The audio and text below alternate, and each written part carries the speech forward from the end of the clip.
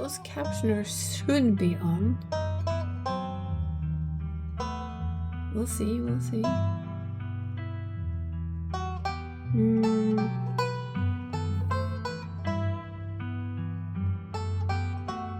I hope. Hard to say. It says that it's on, but I can't see it on this, so I'm just... No, not that one.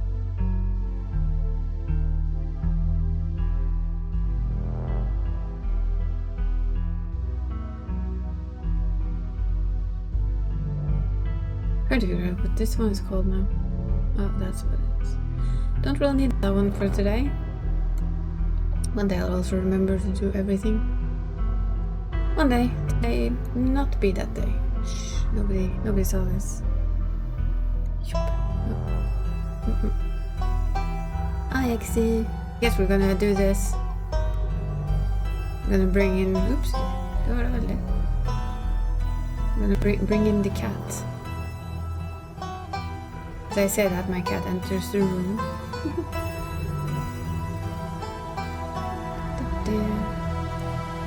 I should be able to see it. Yeah, it's on. I guess it. You have to kinda turn it on yourself. It is there. It's not picking up everything, apparently, like it never does. Hello, Connor. Hello. Yeah, we need Connor for this. It's also because I watching my side when I started. There. Wonder, does this actually have?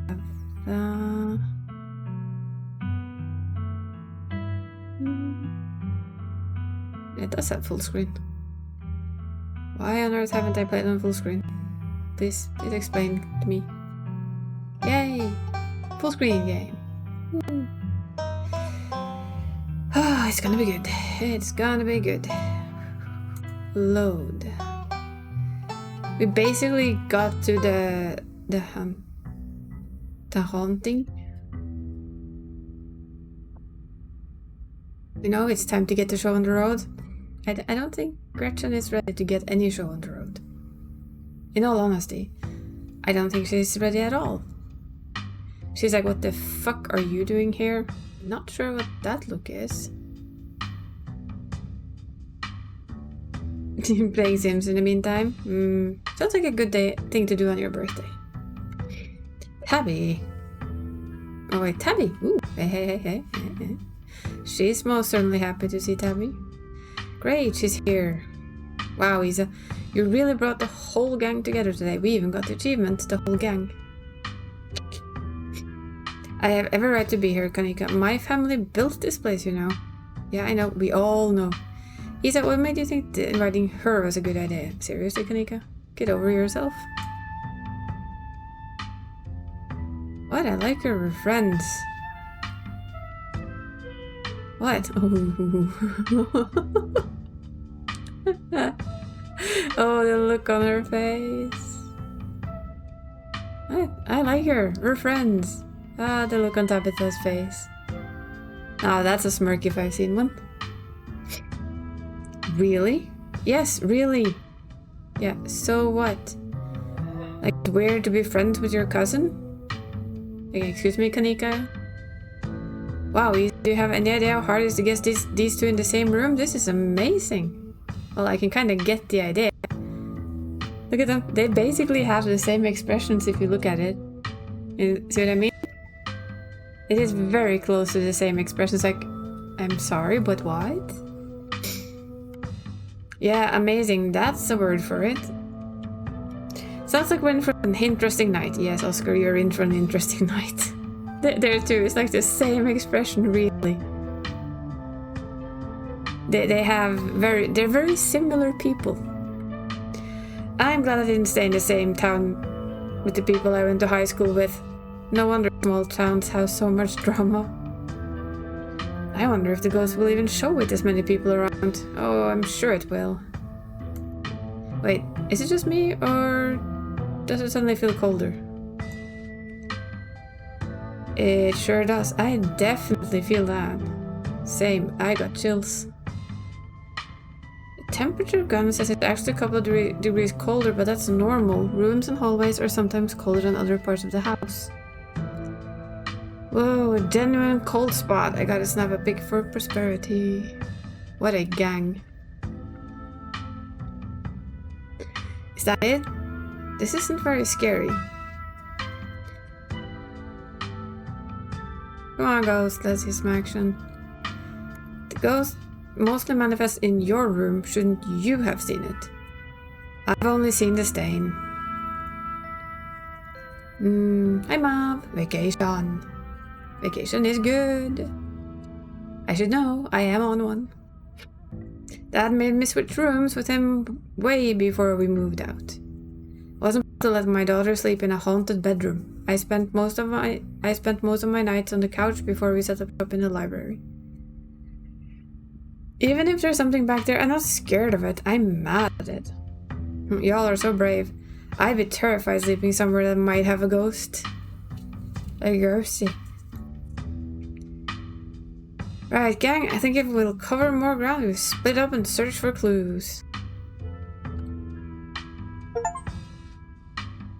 Is Oscar's house really haunted?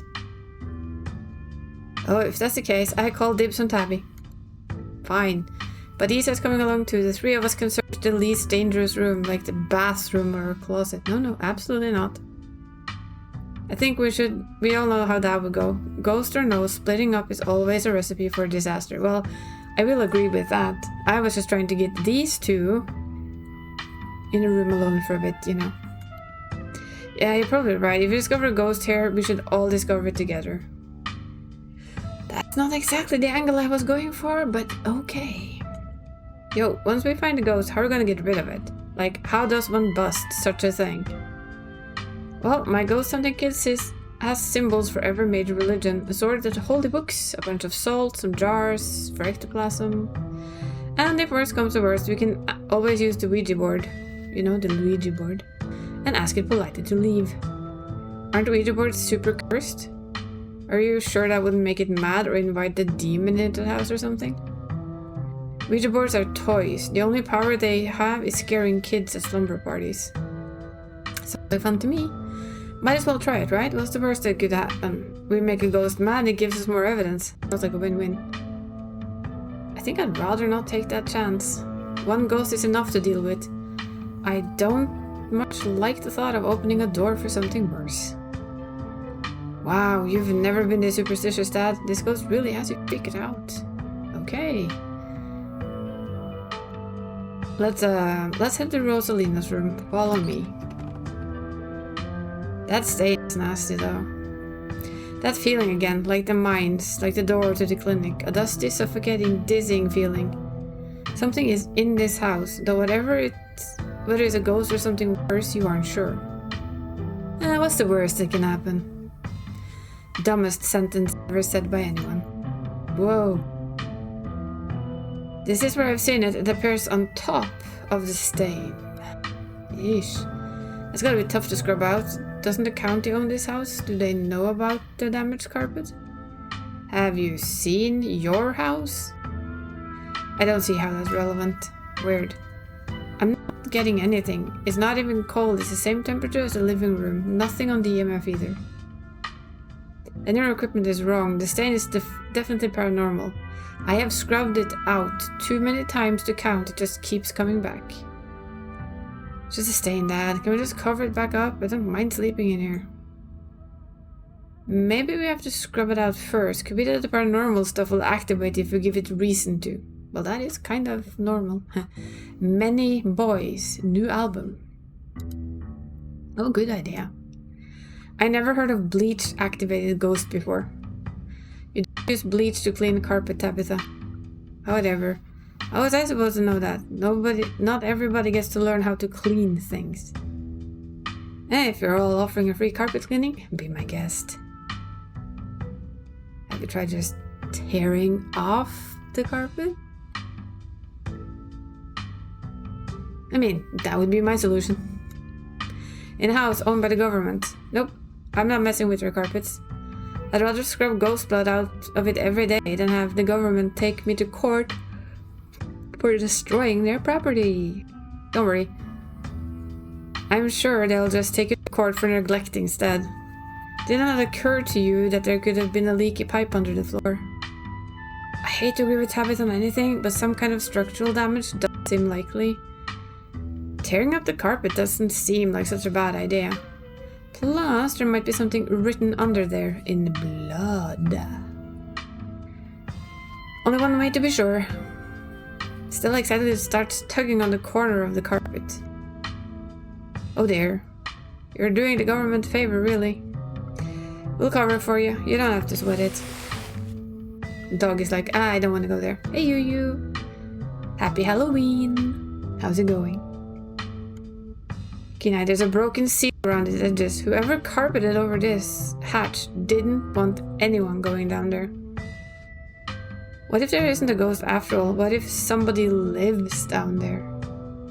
Well, what if somebody lives down there? Okay, maybe I don't want to sleep in here. There's a broken seal around its edges. Someone doesn't want us down here. Yeah, but how long ago was it sealed up? Whoever did this has gotta be long gone, right? Look at her face. Isa is good.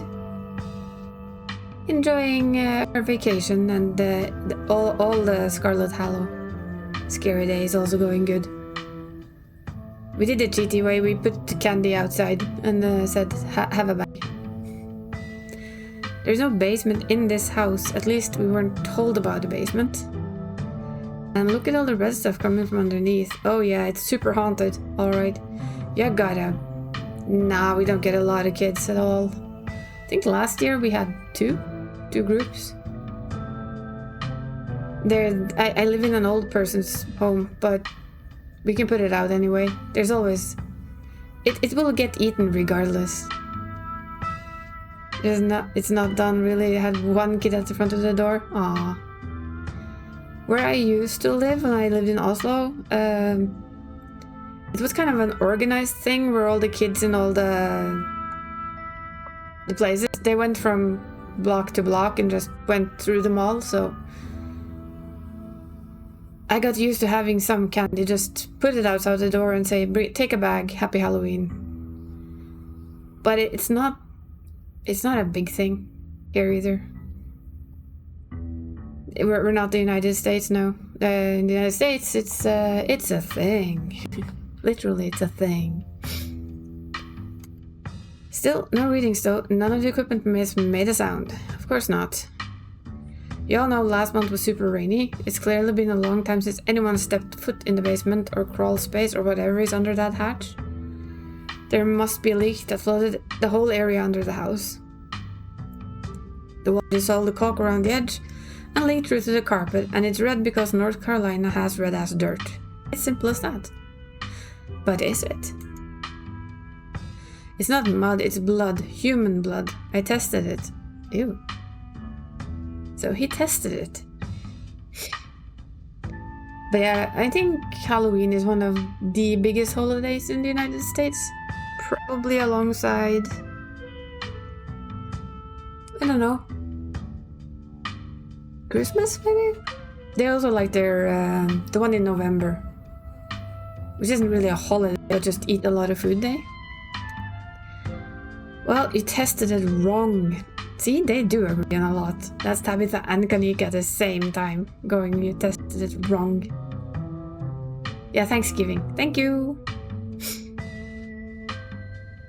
And then it like, God damn it, God damn it. Ugh, why are we the same?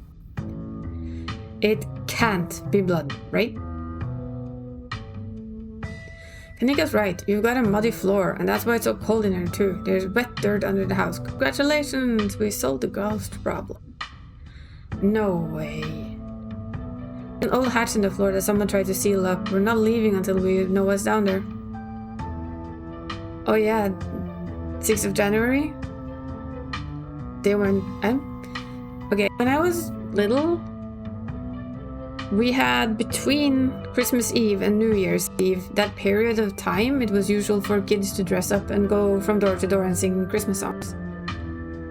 To get cookies and candy, basically. But you had to sing a song.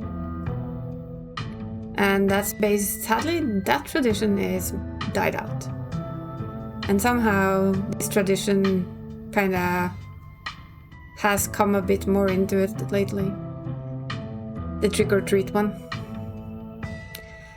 Was that to sing a song for Three Kings? Yeah.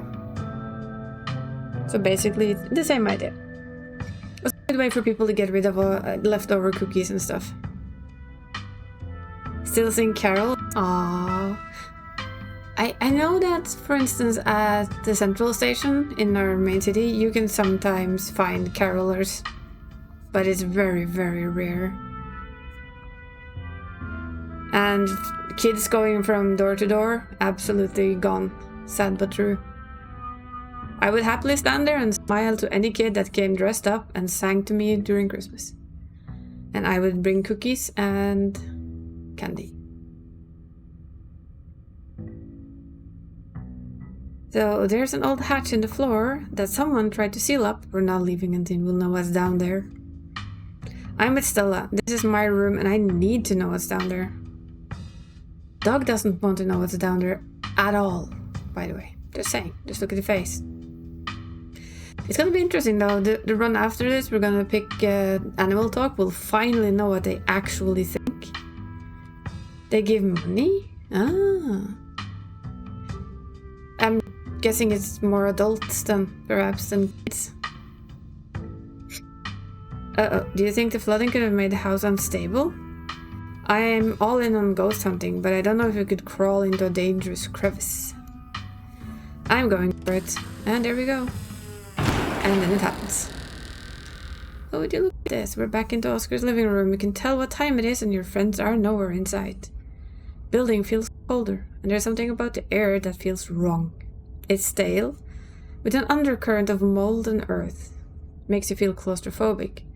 As though you're in a coffin, each breath depleting what little oxygen is left. Hi Tabitha. How did we end up back here? Where is everyone? Did we pass out again? Was there a gas leak in the basement or something? How should I know?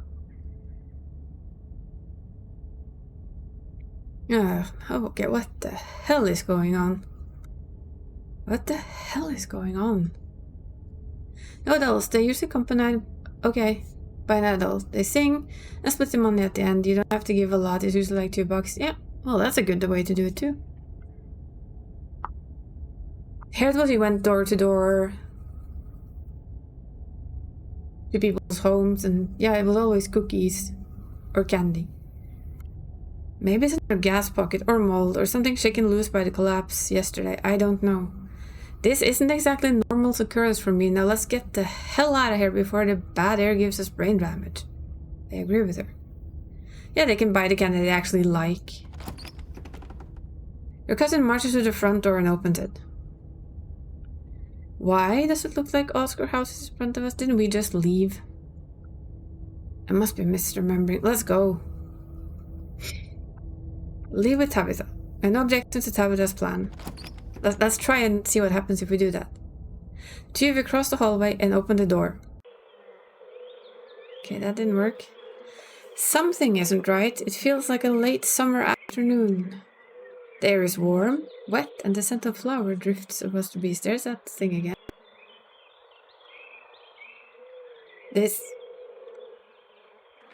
Tabitha, please tell me I'm not the only one seeing that scratchy shadow in the distance. You're not. What the hell is that thing? Am I having a stroke? Are you having a stroke? Are we both having the same stroke at the same time?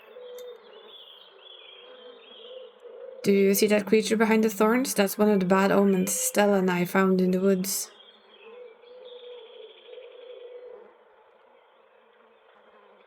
Ew, yes, basically.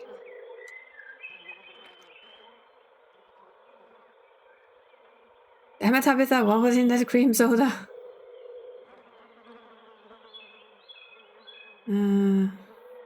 Let's call the cops? Think this might be above the pay grade. I have a better idea. I like the fact that she's like on the side right next to that thing. Going to connect. It doesn't look like she should be able to stand there, and yet she's standing right there. Hey, it's... What? No, it's Tabitha. Did you see the caller ID? Stop interrupting me. Can you hear what I'm... Your cousin is cut off by the dial tone of a disconnected call. Great, you couldn't hear a word I said. Looks like we're on our own. There's gotta be an exit somewhere. We just have to look. Wait. Do you hear music? Oh, boy. Oh, she has her dog. Hi, Stella. Stella? Who are you? What are you doing on my property?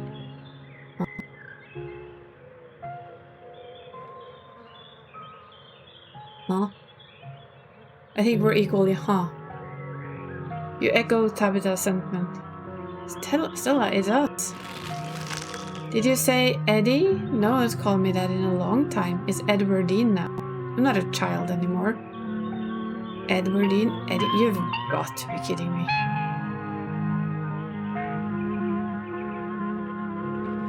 Okay, this is definitely a dream. I hope so. Quit trying to scare us. This ghost hunt thing is over. I'm taking my cousin home. Now. I wish I could say the same. You should have stayed gone. And you absolutely shouldn't have shown up here. Of all places. If you're caught, I don't think you understand what father might do.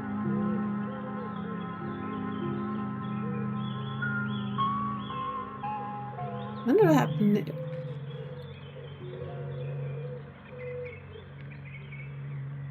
Just listen? Because if we've done that, I'm not scared of father. Instead of responding, you're trying to stand back and listen instead. It's like she's got some kind of script. Maybe when it's done, she'll go back to normal. Keen eye. A flash of pain in Stella's eyes tells you she's keenly aware of everything that's happening now. She's in agony. Oh dear. I can't. It's not that easy for me. My brothers were sent to Normandy, and now I'm the only Scarlet left beside my father. I have responsibilities, Charlie. Shut up. Shut up. Play along then. Now she can't. She's clearly possessed. By what? Edwardine Scarlet? Tabitha tenses.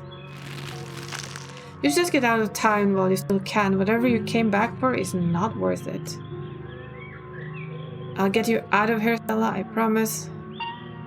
Let her go, please. Oh, there she goes. She's gone, along with the shadow in the corner of the room. Come on, we must have taken the wrong door out of the annex. We're getting out of here before anything else happens. I don't... Make sure to hold hands for safety, not because either of us is scared. Yep. Actually, that might be a good idea, but only because I don't want us getting separated. If you take your hand, it trembles slightly in yours. Let's go back, alright? I don't think we can go back. The two of you turn back the way you came. Where did the annex go? Let's turn back. Yeah, maybe we just got turned around. How many times can we turn around? Two of you turn around, only to be met with the same door. Where's the annex? Where are we? Maybe we turn 360 degrees instead of 180. Let's try again. You both turn again. The door is even closer. Screw this. She storms up the door and throws it open. Oh yeah, we're here again.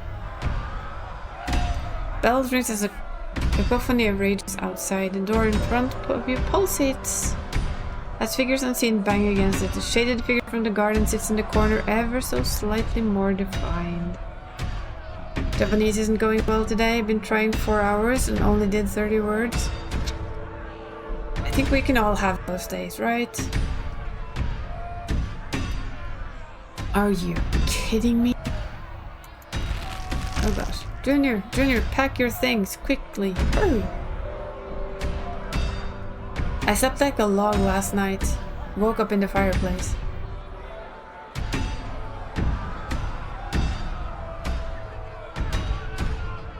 Didn't quite get that one, to be honest.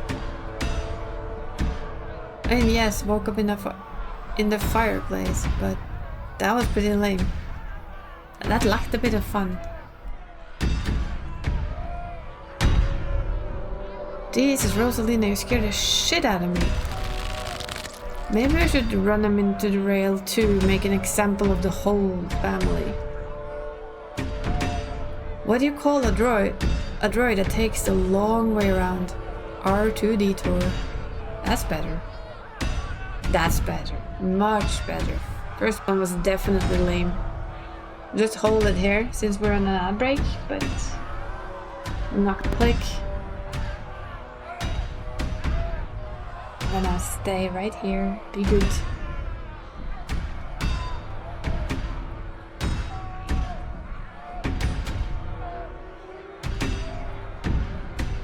We're gonna be good. Okay, food and more Japanese. Yes, yes.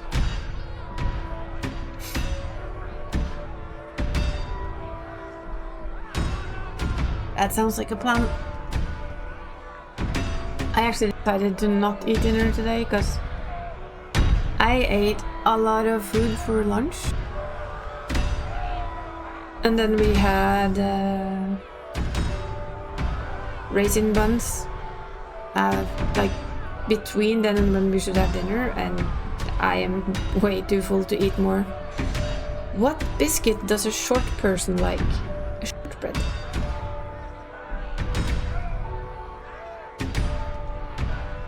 But is shortbread a biscuit?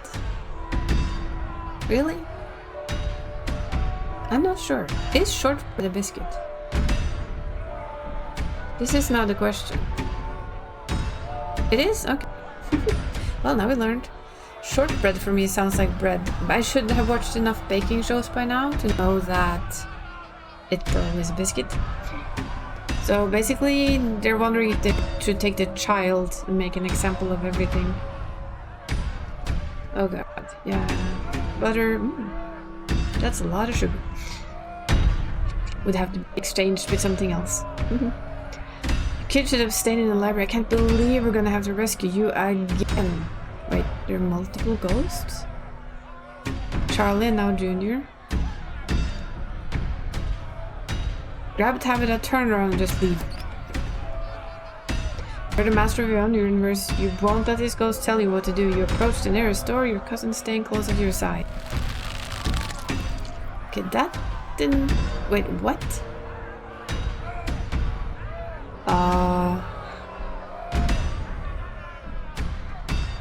Why do we have two Tabithas?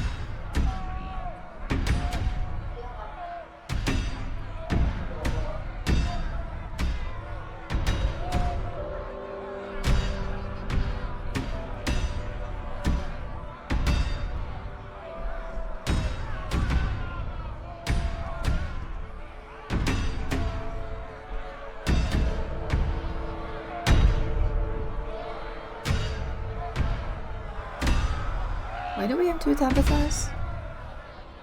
This does not look comfortable at all. I don't know, because both of them are looking at me. But that one looks like completely different to that one. That one looks more scared. That one looks more sad. Right? This is making me sick. It's like being inside a pleasure painting. You better close the door before I hurl. Okay, so basically it feels like we're splitting her up.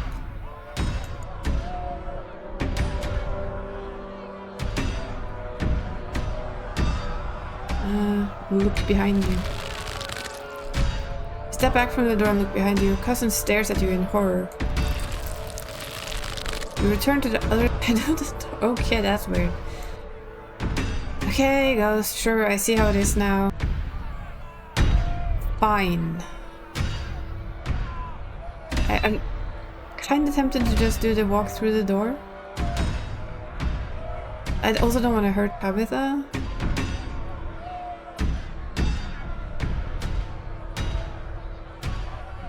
Shall we do a sneaky save and just see what happens if we walk through the door? Like, we can do this. save there. Yeah, this part seems to get different every single time we do it. I'm just gonna slams behind your fence back right where you started. Okay, please, he's only a child. We'll leave peacefully. Just give us a little time, so we just get pulled back there regardlessly. There were only children too, my boy was in there. Why should I give Junior here all the time in the world to gather his little toys and fancy clothing? My boy didn't have that kind of luxury. Oh. The collapse. Junior leaving, Charlie returning. It's starting to come together. Great, Mr. Sold. You can let us go now, Ghost. I don't think he wants to. Don't listen to him, Charlie. Just keep packing. Looks like the others are on their way. Better hurry, boy. Or you and your little doll's hair might get burned up.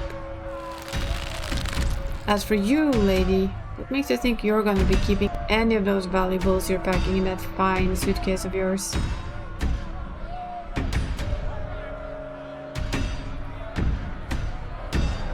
We have played along a couple of times before, so...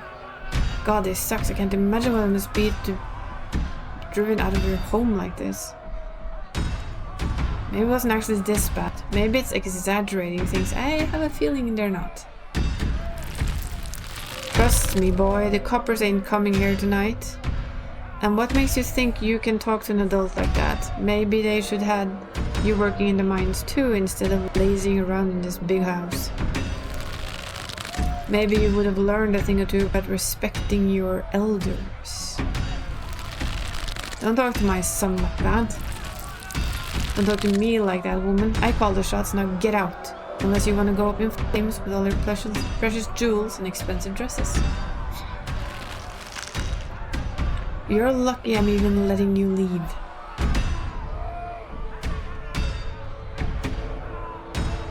People keep talking to us. Who are we supposed to be? We've been called Charlie twice now. We're probably supposed to be the same person we were in the last room. So we gotta be playing the ghost, right? Back when he was alive. This must have been right after the Shaw mine collapse in 1918. Oh, it's okay, Charlie. You can make new ones even better than these. It's good for him. Shouldn't be playing with dolls anyway. Now we're gonna have to earn your keep just like the rest of us, boy. No more big inheritance for you. Alexis and Rosalie are whisked away, leaving you and Tabitha in the empty room. As they depart, the front door stops pounding and opens into a beckoning white void. We're in hell. We both died and we're in hell. Am I supposed to be Charlie? Is Charlie the ghost? Your guess is as good as mine. Who did you call on the phone earlier? A friend of the family. Not that it mattered, though the call didn't go through, so we're on our own. Okay, let's put our heads together. What do we know?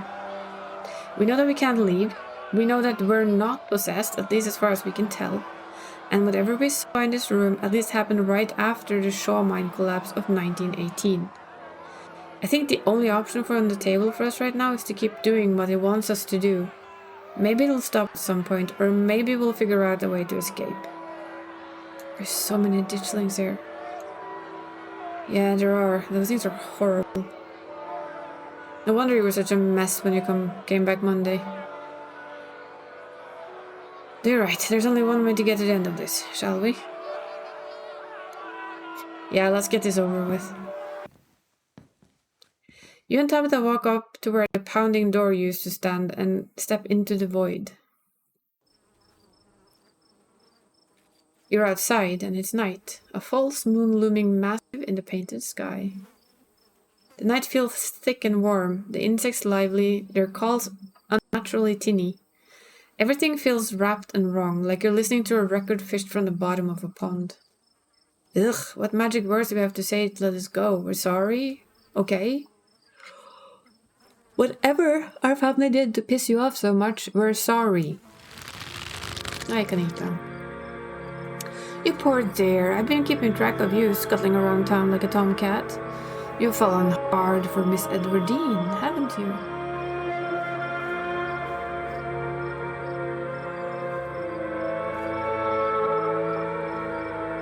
Is it just me, or is that shadow getting closer?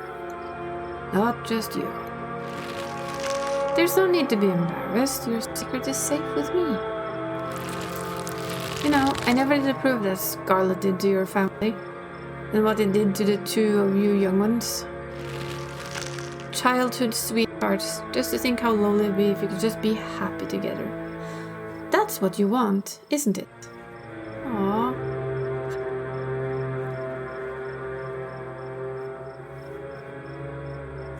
It looks like there's more to this haunting other than the collapse. Don't think I want to know so much as about some fling my great-grandmother had. I dream. This is definitely too much information. It's not wrong. How old are you?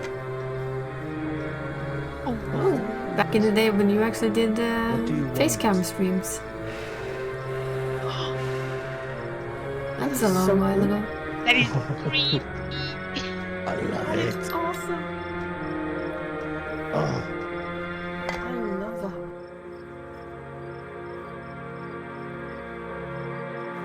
And it really has nothing to do with me, does it? You sure? I'm sure by now you realize the young lady doesn't plan on leaving with you. But it's not for the lack of desire, as you well know. It's Enoch. Even if you dragged her over the town limits, its hold over her will make sure neither of you were ever happy again. That will be deleted soon. Well, it will be on this stream now, so it sticks forever. Just think of what happened to your poor mother and father. Do you want that to be the two of you? What do you know about Enoch, Tabitha? Our great-grandfather, he was in charge of the mines when they collapsed. Besides that, I don't actually know much about the man.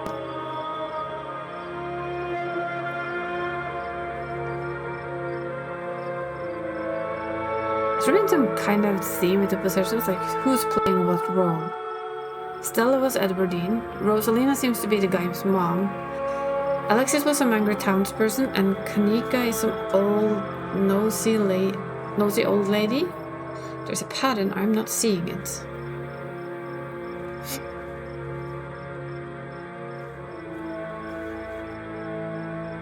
Maybe it's clearer once you see the full ensemble. Yeah, maybe. The powers at work here are stronger than even your love could withstand. You need to break the bonds holding her here. Then you can both go free. No more misfortune. Not for you, not for anyone else bold enough to step foot outside the holler. Kanika mimes handing you something, though her hand is empty. Everything you need to know is on that map.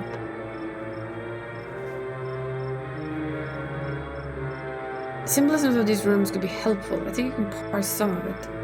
The flies on the flowers could symbolize something that looks like it could be sweet, but is actually rotten. You know what some of this other stuff is?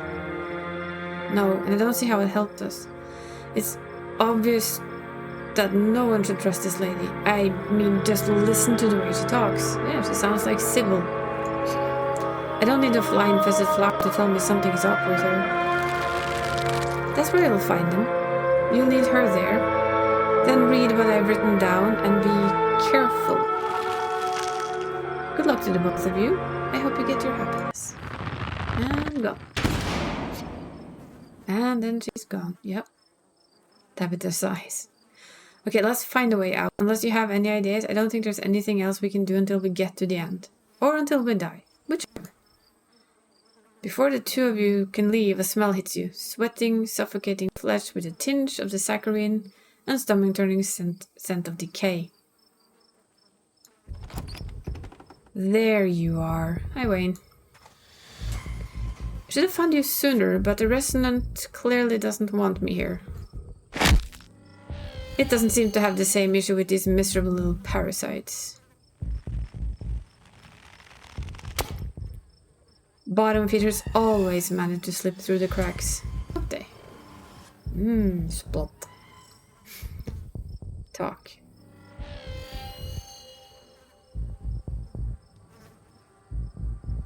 How did you get in here? You said it like it would be hard. Creatures like these are all smoke and mirrors, no substance, no real power. Just enough to keep you both going in circles. Tabitha grabs your arm, her grip tight and nervous. We're getting out of here. What an unfortunate situation you've been dragged into, Isa. Why can't you do as I ask and stay out of trouble? But that girl won't let you, will she? Stella? Is that her name? Perhaps I should pay her a visit soon, if she makes it out of this alive. Tabitha bolts for the underbrush, desperately pulling you along. Stella?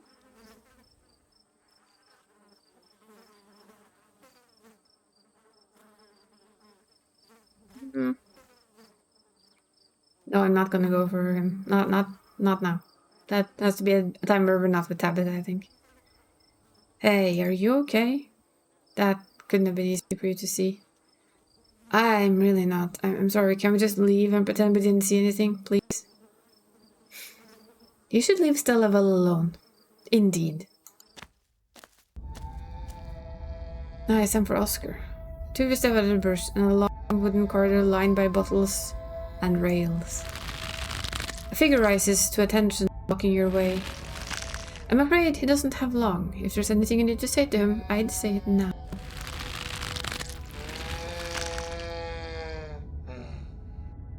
Oh look, he's close now.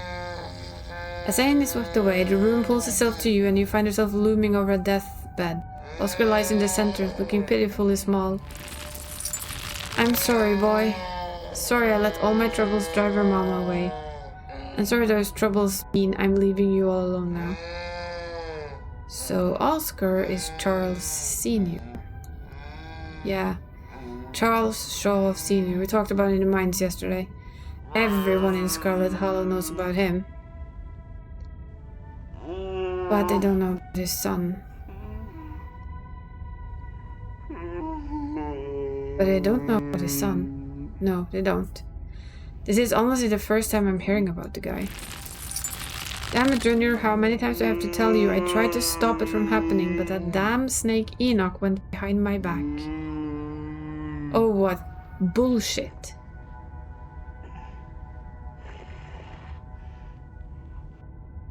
Here we go with this whole Enoch thing again. Spiteful to the end, wasn't he? You're right, I've been using that excuse for too many years. At a certain point, a man has to accept when he's dug his own grave. They may have run me out, but they didn't put the bottle in my hand. Still, they destroyed our legacy, boy. Both our names are cursed with that history. I'll be dead and gone soon, but I won't be able to rest. Not until our name is cleared. Not until you can pass on this name with pride. This is my only request, Charlie. Go back there. Tell the people the truth. Try and find proof. I don't know what you'll have to do, but please. I know I ain't the best father, but I am no murderer.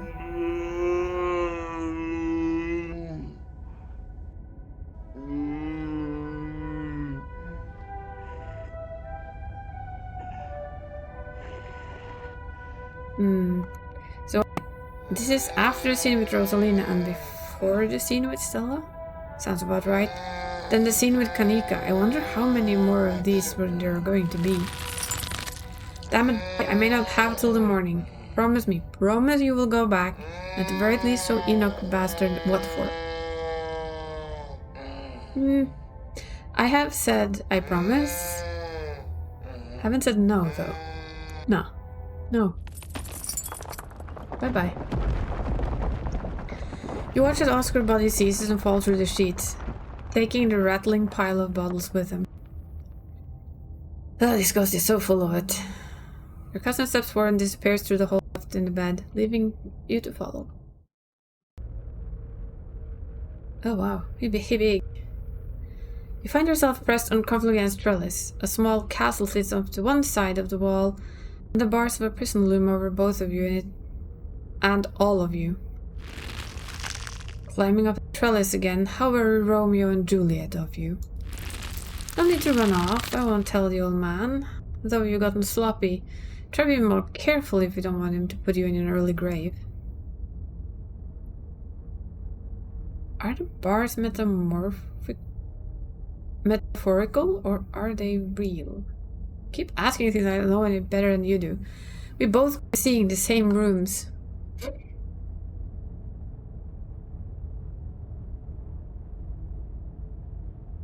You're the one who grew up here. I thought you might recognize stuff.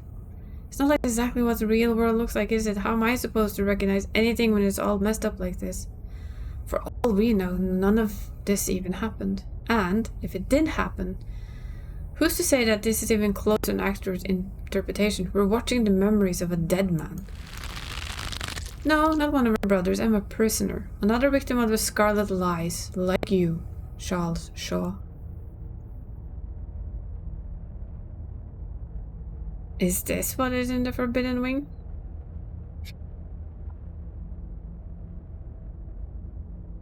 Ooh, I don't think we had that one before.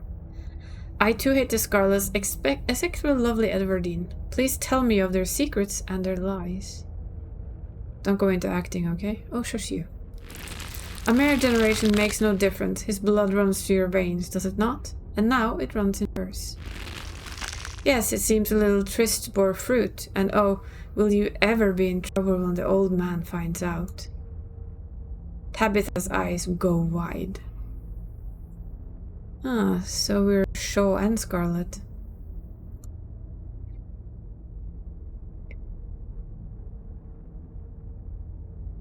Fruit, as in... Shh, let it talk. I think it might be important. You know you don't have to keep dangling there. Come inside. You'll be able to hear me through the door just fine. The world around you swirls, and you and Tabitha find yourselves pulled to the other side of the wall. A door bound by countless locks and chains pulsates before you.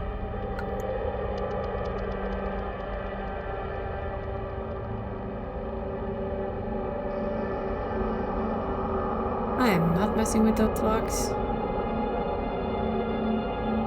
Let's just leave this scene. I don't want to be here.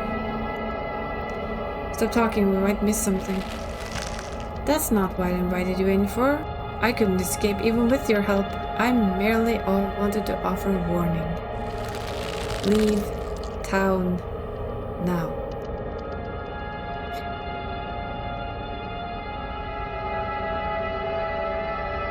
Why? Why should I leave? This guy's nobody to blame but himself. Do you hear that, ghost? You were given every warning. You could have just left. You can't take her with you. It's not possible. You can always stay and die. But if I were you, I would use my healthy legs and run as far away from Scarlet Hollow as possible. I hear the beaches are nice. Why don't you take a permanent vacation here?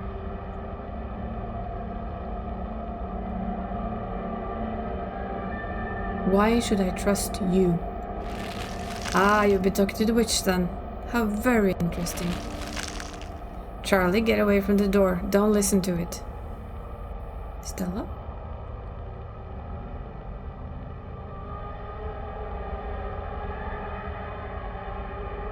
This is like being stuck in some sort of soap opera. Yeah, it is. What the hell is going on here? How does it know that? This is too much. I just want to go home. Do you feel sick? I feel sick. Can we talk now? What do you know about this place? I mean, this is almost certainly the estate. And whatever we just saw probably happened in the Forbidden Wing, just based off the location of the windows. That half of the house has been off limits for over a decade. I don't know what we saw, okay? And I know what it sounded like here, but Charlie isn't related to us. I know that much, I think. Ooh, we need a playthrough of Street Smart and Super Strong. And if you're wondering why, it's because when we went into the... we can lockpick with Street Smarts, and Super Strong, I think you can lift away what kept us away from the side there. Oh, I'm so gonna have to do that. Come on, the quicker we get through this, the quicker we'll be out of this ghost place. Hopefully. You and Tabitha walk after Stella into the darkness. Oh, you and your cousin find yourselves crouched under a large table. Stella stares through you as in insufferable murmurs and shuffling feet echo from the end of the table. I don't know how, but this feels so much worse than the last room. They're so lovely. Are you sure I can keep one? You must have worked very hard on them. Gotta be near the end, right? That music is the same song that started playing when Stella first showed up. Yeah, I think you're right. What creepy scene to end things on. I can't believe the girl is making Stella humiliate herself like this by doing a baby voice. It's embarrassing. I'll try to keep away from my brothers so don't smash it, though I wish I could make it move like yours can. You can even do voices. You know you should probably make real money if you put it to show for people. Also, that's why everyone is moving so weirdly when they're being possessed, right? You got a thing with puppets. He sure does. A traveling show? And you want me there too? Oh, could we go into the towns along the beach? I've heard the Outer Banks are the most beautiful place in the world. Again with the beach. I wish we could go back in time all those years and tell them what we know. Me too. Thank you, Charlie. I've always wanted to see the ocean. You can see the tiniest shimmers of tears in Tabitha's eyes. She blinks, and they're gone. There. Are you done now, Charlie? Can we leave? Probably not. Everything crashes to a thunderous black before you and Tabitha can get in another word. And the show's over. That's creepy.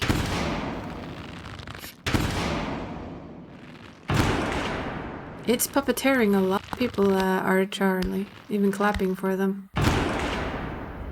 A single spotlight remains, illuminating a trapdoor in the center of the stage. You feel drawn to it.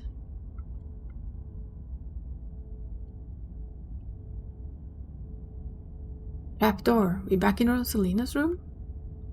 We must be. Which one is going to open it? I'm opening it. You carefully step towards the trapdoor. It creaks open all on its own. Oh god, this is so much worse than opening it ourselves. You and Tabitha are shoved from behind and tumble through the hatch. Goat and wolf, right? It took some digging, but it's here. It's there. Charlie, the map was right. That means there's hope, Eddie. Whatever it is that Enoch did, we can undo it. I wonder if that's what we're gonna have to do. We're gonna bring them all, smash them, and free the town. We can be happy together now. She doesn't want to be happy with you, Eddie. She's crying though.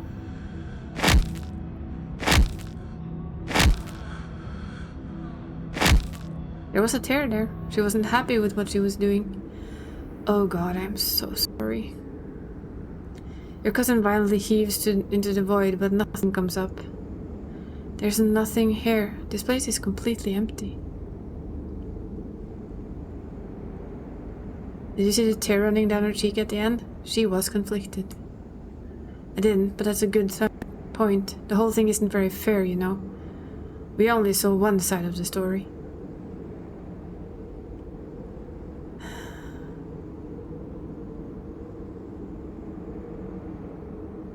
True, maybe this has more to do with Enoch than Edwardine. He was mentioned in passing quite a few times. Yeah, maybe. There we go. Ugh, what now? We're gonna save it here. Because I think we can get two very different outcomes here. Do you repent? Oh, do you repent for your crimes? I haven't done any crimes.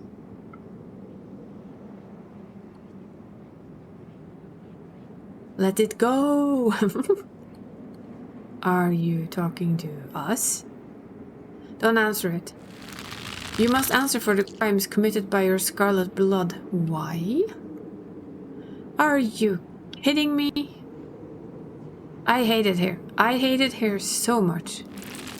Until you do, I cannot die. I want to die, please. I have been alone in the dark for so long.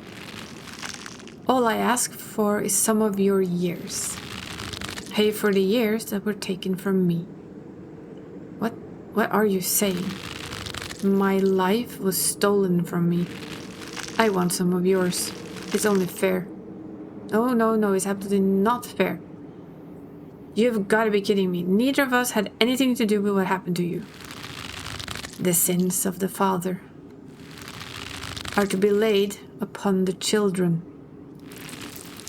One of you must forfeit. It doesn't matter which.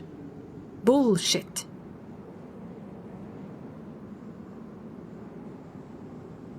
We're saving.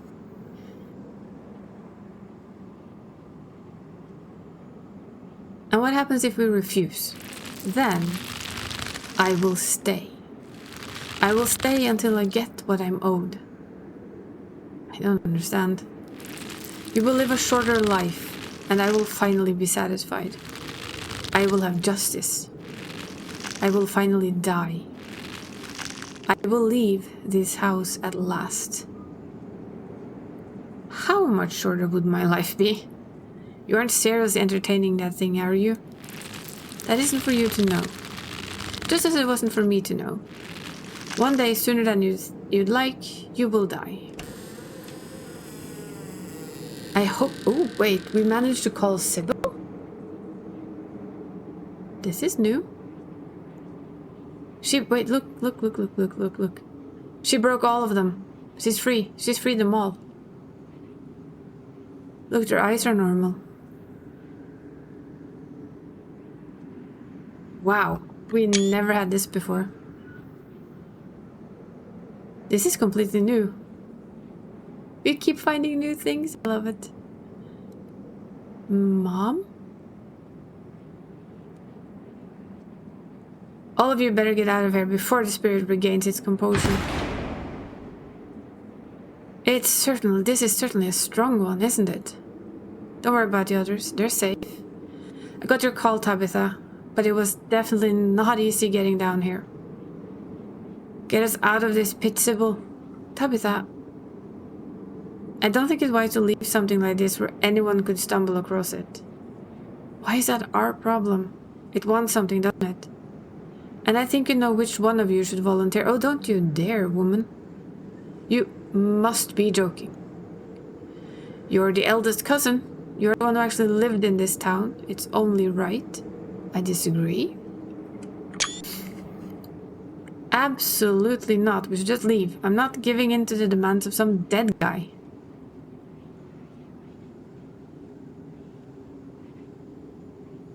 I'm with Tabitha. Neither of us owe the ghost a damn thing. We're leaving. I want to see what happens if we... I'm not leaving before I put this thing to rest. Take a step forward to the spotlight. As you move forward, you feel Tabitha's hand on your shoulder. He said, what are you doing? What if someone murders into the annex and gets stuck in this labyrinth? Impossible rooms. Then we'll close up the library. It might go away on its own, who knows? Why give up something like years of your life to some ghost who might not even be telling the truth?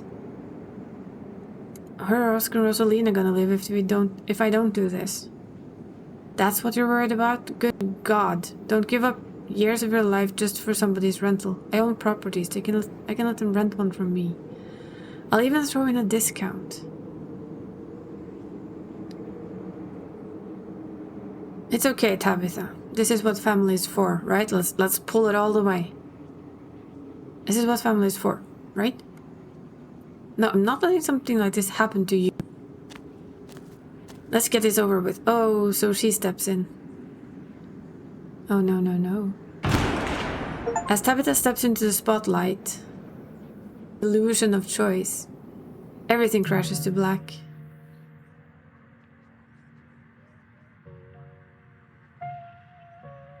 Okay, so with friendship high, Tabitha takes it from us, regardless of what we want to do.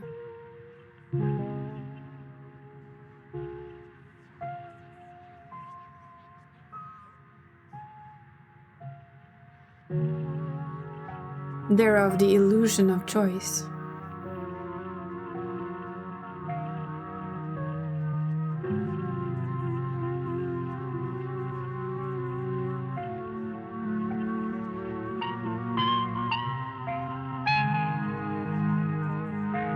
don't want us to lose Tabitha for this, to this though. Look at his puppeteering hands.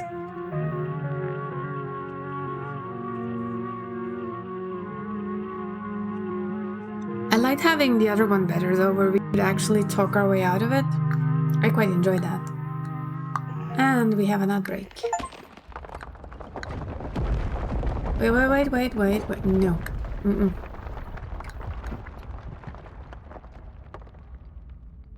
Come into the base. You come to in the basement. It's cold and wet, and a mound of dirt sits before you. Okay, she's not dead. Tabitha's hands break through the dirt. She claws her way out of the ground, gasping for breath. We're just saving that there. It's for the best there. Tabitha, are you okay? Cousin doesn't say anything in response. Is she okay, Sybil? She's in shock right now. Having a spirit rip out a part of you isn't exactly a pleasant experience. She should recover, though. Mostly. Don't talk about me like I'm not here. Oh, I feel bad. See? She'll be fine. Tabitha mutters something under her breath. You'll be fine, dear. Just be sure to drink plenty of tea. Ugh. Look into the pit. I'm curious. You step forward and peer into the pit your cousin clawed her way out of.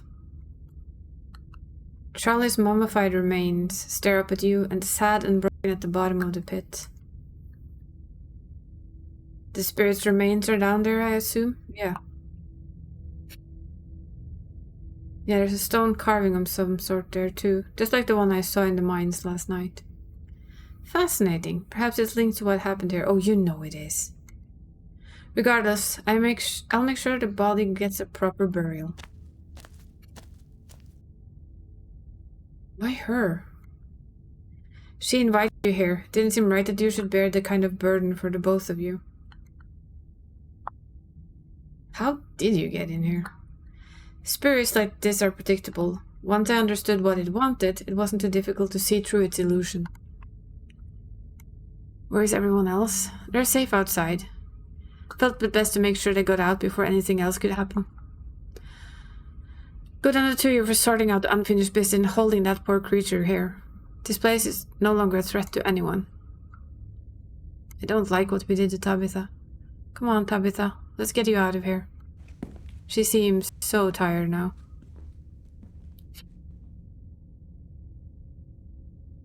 Tabitha stumbles to her feet and walks with you to the stairs. The ghost wasn't lying about wanting years of her life. The lines on her face now mark your cousin on the cusp of middle age. Oh, you're outside. It's real this time. A cool autumn breeze blows small piles of dried leaves across the steps of the library.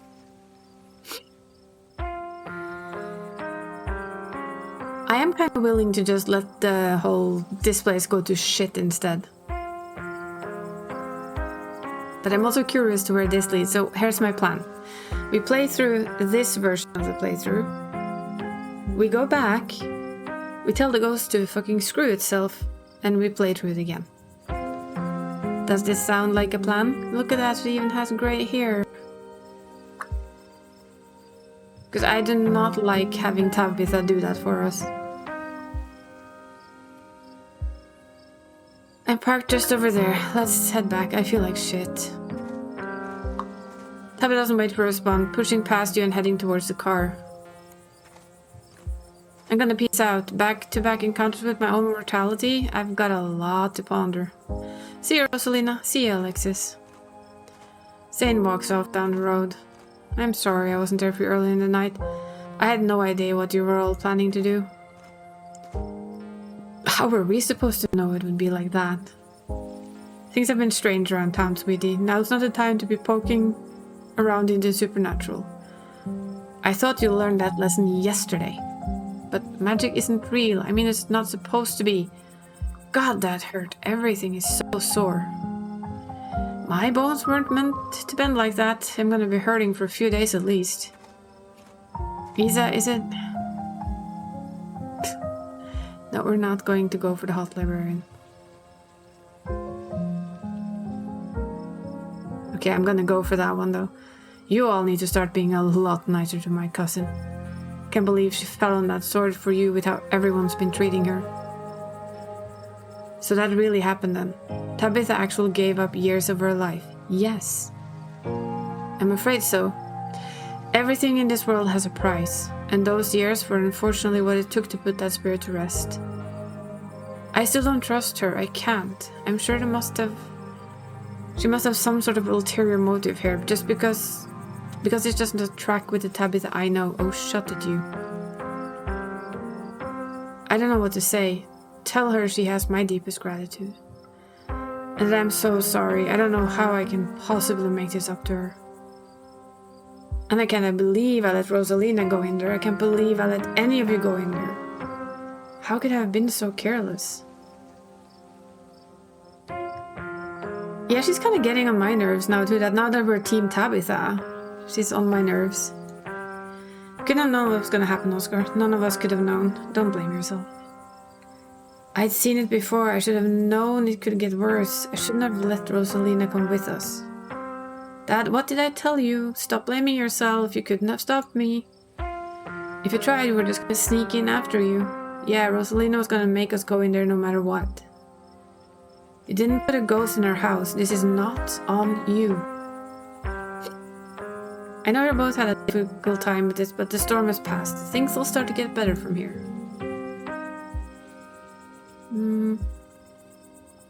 There was another carving in there. They keep giving me visions. I wonder if those things are tied to everything supernatural that's been happening. Yeah, I wonder. One is a coincidence, but two of them back-to-back nights? I'm sorry, I'm a little lost. You've been finding carvings around town and me giving you visions? This is news to me too. I'm sure everyone here could stand around theorizing about this all night long. There'll be plenty of time for that tomorrow. How about no? I'm not gonna drink your tea this time. Please, if you have time, I'd love to discuss the visions over tea. After you had a chance to get some rest. What's up with Stella? She's standing off by herself. I was wondering the same thing. We just saw a ghost. She's just standing off by herself. It'd be a normal reaction from anyone else who just seen the ghost, but this is Stella we're talking about.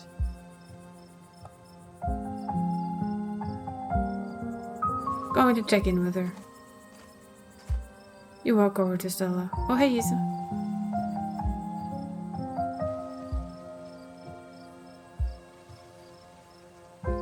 There was another one of those carvings in there. Sorry, can't talk right now. See you later. So she basically says that no matter what you tell her.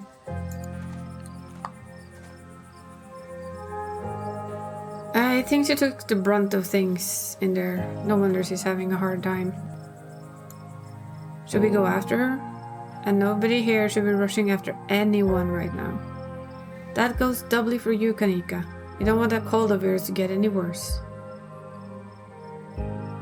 Were you all conscious the whole time? None of them gave of any of their years away. You can see how exhausted they are, how unsettled. Yeah. It was awful. Kind of fun too, but mostly awful.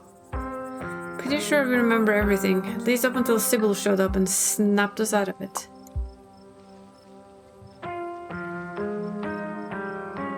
Any of you know who you were supposed to be?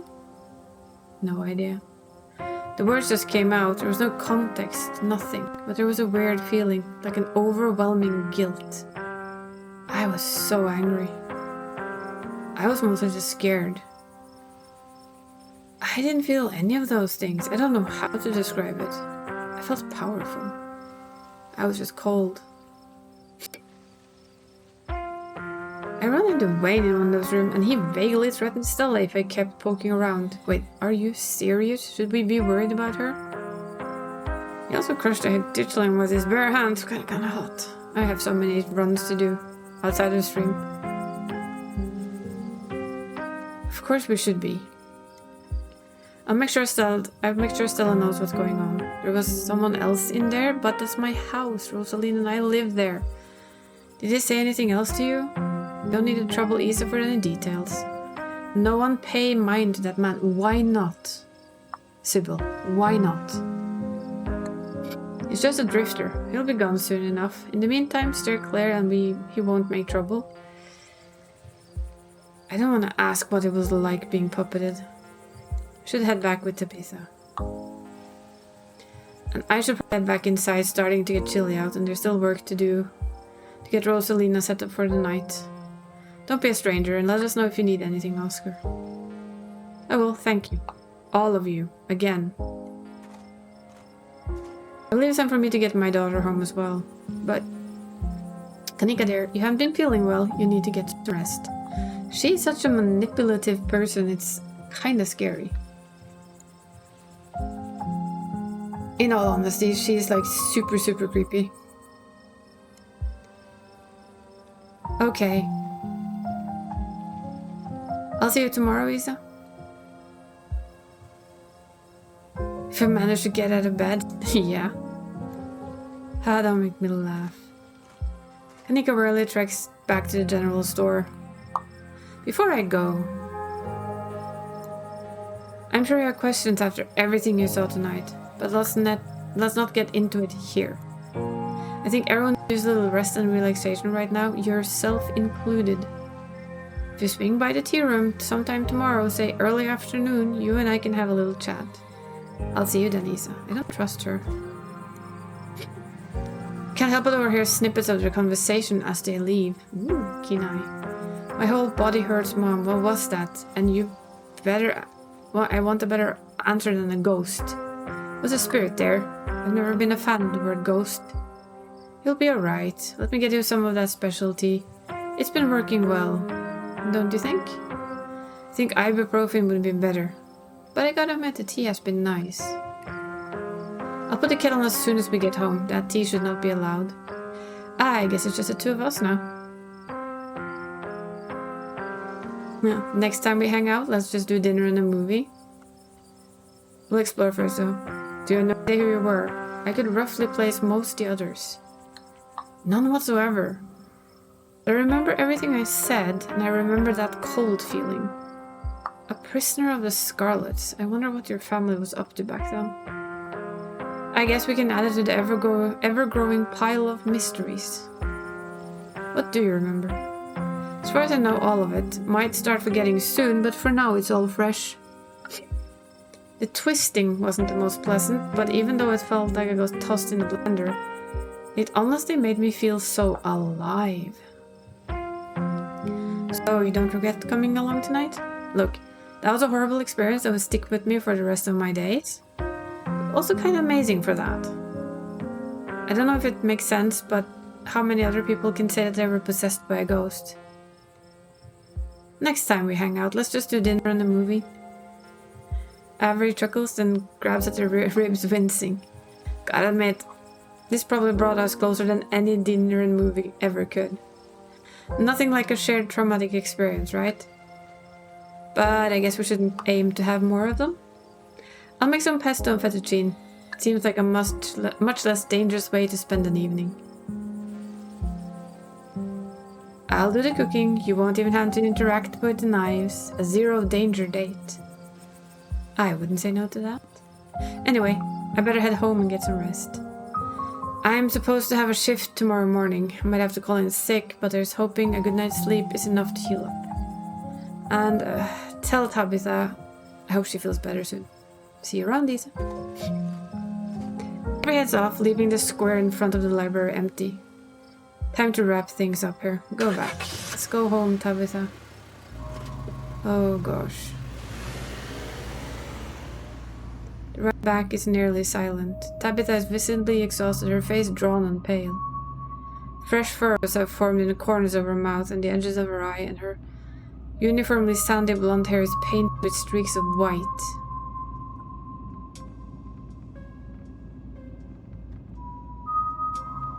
I should have been the one to take that burden. Why did you step in? Sybil was right. It wouldn't be fair to you.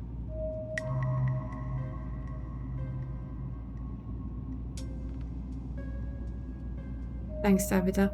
I mean it. We're family. We do things for each other. No need to thank me. guess ghosts are real. Yeah, I guess so.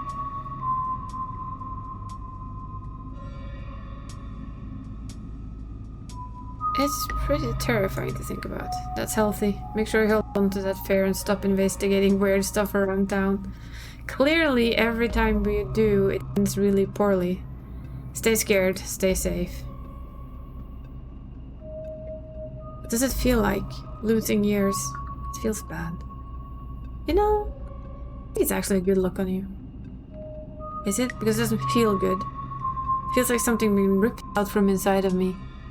I'm sorry, Tabitha. I didn't want you to take my place. I really didn't want to. As the car pulled up to the estate, you and your cousin Burleys make your way to the foyer. Tabitha noticeably strains to open the front door. Aww. I've never been so tired in my life. I'm going to bed. Please don't get sucked into any more ghost dimensions before I can wake up and rescue you again. I want to talk about Wayne. Really talk. Ita, I'm so tired. I'd rather not. Do you think he's actually gonna hurt Stella? No, he's a creep. I don't think he has it in him to hurt her. And I don't know if you noticed, but Stella is irritatingly resourceful. She'll be fine. So Wayne's a he no. Back in the ghost realm, he wasn't it. Does it really matter? I was scared in there, and right now I'm so exhausted I can barely think straight. Who cares if Wayne is a he or an it? He's bad news. Stay clear. You really don't want me to talk about... What are you afraid that I'll find out? I just know him. Please trust me when I say he's bad news. Have I not done enough to earn your trust? Yes, you have, sweetie. Oh dear. How many more years of my life do I need to offer up to get you to believe in me when I warn you about things? Look, I can barely stand right now, but if you're going to keep bringing this up, and if people are going to talk behind my back, I at least want you to know my side of things. Perlan didn't like it when I dated someone for too long. She pressured me to break up with them, and if I pushed back, she'd find a way to handle it herself. Oh no. Perlan's a piece of shit. If you want to know what's went wrong with Wayne, you're better off asking her, but that is a doornail, so unless we're stuck dealing with 2 ghosts in 1 week, that's not happening. Case closed. Whoa, what a bitch. You said it, not me. Be glad. The first time you're meeting the woman is at her funeral. I'm sorry. Don't think I can handle any more talking. I gotta go sleep. Don't keep poking around looking for trouble. Just have to make it to the funeral. 4 more days, that's all, and then the bus comes. And I'm taking you with me, Tabitha.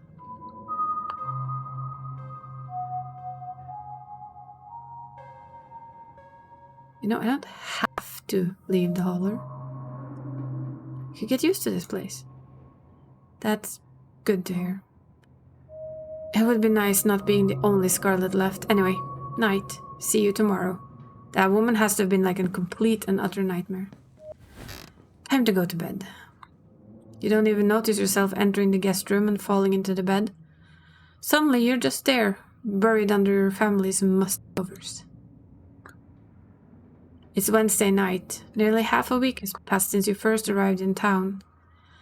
Little or half a week remains until the bus comes to take you home. The spirit of Charles George Jr. has been put to rest. At the expense of an unknown years of your cousin's life, the specter of the night's event will linger over her. For every day she has left, a grim reminder of the price she willingly paid for the crimes of her great-grandmother she despised.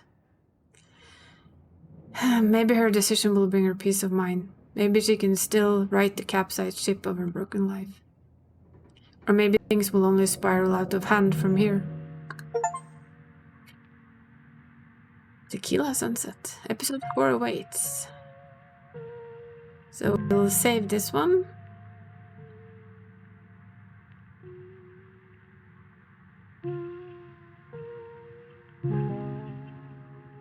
Should we go back and play up to this on the other one, or should we finish completely the next chapter first? What do you think?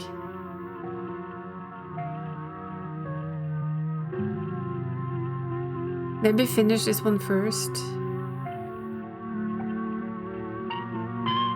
We are so not gonna end up with pets talking today, are we?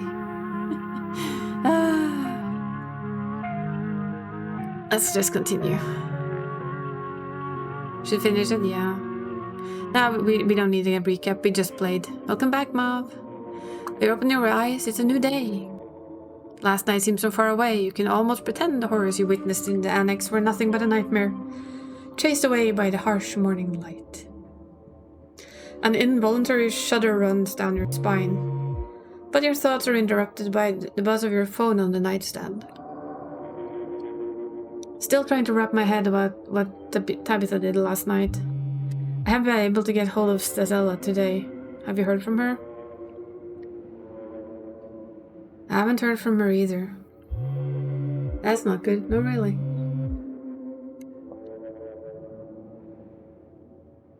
Let's see. Let's visit the opossum. Hey, Nora. Hi, opossums. Both are bred now. That's nice. Wave at them.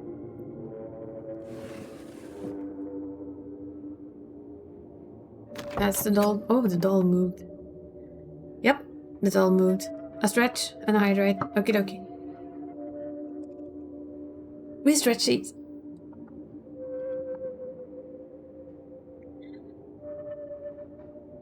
Someone was in here. And hydrated. Thank you. And judging by the residue that was left behind, you're pretty sure you know the culprit. That means he was in your room. But was he there while you were out the previous day? Or did he enter while you slept? Unawares, just a few feet away. Well, that's creepy. Something to mull over for the rest of the day. And time for a shower. Let's grab it. Feels good to wash away the grime over last night's haunting, but eventually have to leave this place and confront the rest of the day. In the meantime, you...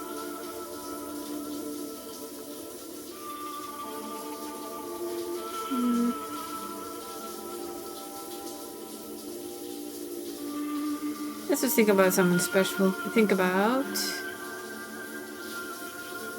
Avery and their thrill-seeking attitudes towards the supernatural. Maybe they're less chill than you initially thought, or maybe they're even more chill. We're done here. Head downstairs. Oh. Please don't be super old. That would scare the shit out of me. Okay, you're the same age still. In the light of day, she looks even more physically worn than she did last night. Her blonde hair is streaked with white hair and fresh creases line her features, accentuating her frown. They're striking. This week, of all weeks, as if I didn't have enough on my plate already. Your cousin's posture is unsurprisingly much tenser than usual. It's possible the strike is even worse than she thought it would be. Probably won't be long before she bolts out of here.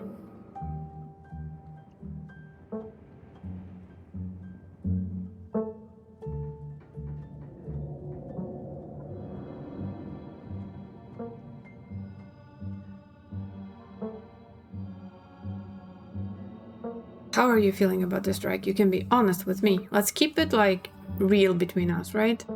Conflicted. It's going to be tough, and despite what a lot of people have to believe, I'm not relishing the opportunity to pick a fight with my men.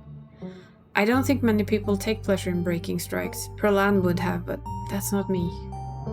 I don't know, it's complicated. Everything is so complicated. So that's why the ditch slugs are here. They were predicting this strike. Those doughy things we saw in the library yesterday? Look, I get it. There is weird stuff happening right now, but let's not muddy something as mundane as a strike with the supernatural. They're two entirely different things, I agree with you. Usually I'm pro-union, but...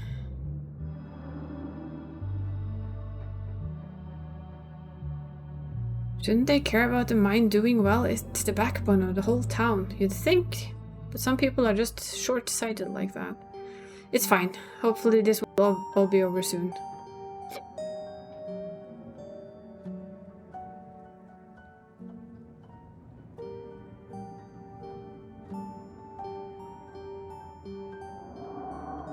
I can't believe the gall of these people. After everything you've done for this town, some people will never understand the burden of leadership.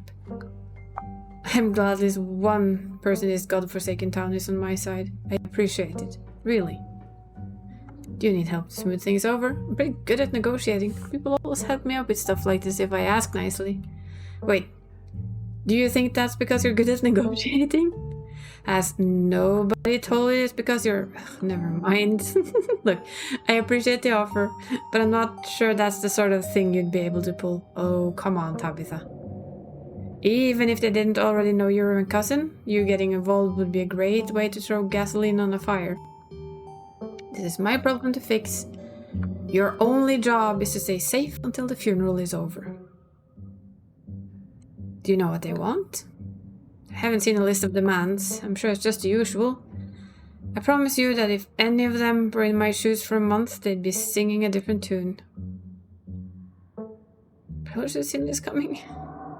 Who's to say I didn't? It wasn't ever a question of if, more a question of when. Forgive me if I didn't expect them to walk out a few days before my mother's funeral, and even wait until Pearl Ann was in the ground. Sorry.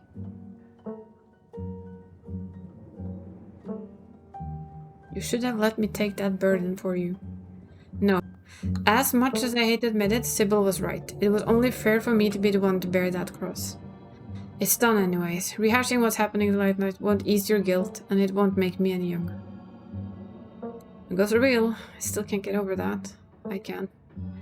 It doesn't actually change about anything. I was probably going to die young anyway, and I still have a mind to run. I hope other people in town finally start treating you better. They already made up their minds about me. Yeah, that's true. Doesn't matter what other people think, though. They don't know me. How are you holding up? You look, well, tired. Drop it, Isa. Okay.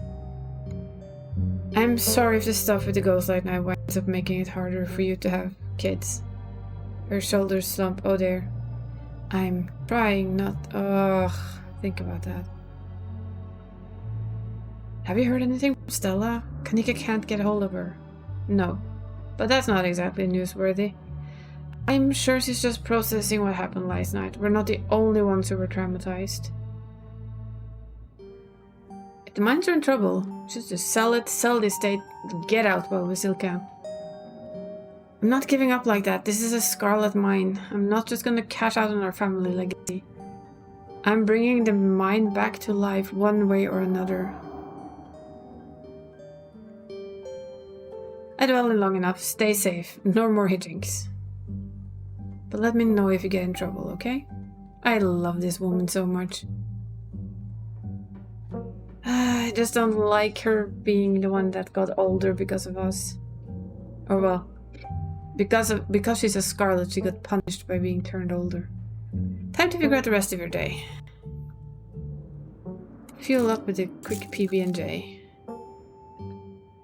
Stella's Mia, who knows when you'll get the chance to eat. Make yourself a PB&J in anticipation for a long day ahead of you. And that's that. Head to town. It's time to head to town. Woo! There's gonna be a lot of ditchlings from memory. Yep. The sun shines down a thin layer of clouds, illuminating the path in a watery grey. Glimpses of pale figures dot your periphery. You haven't seen ditchlings in the middle of the day before. They're getting bolder. I agree. To your surprise, you find a familiar face making its way up the path towards you. Hey, I was just coming up to see you. I hope you were getting some sleep after what happened last night. I hope Tabitha got some rest too. How is she today?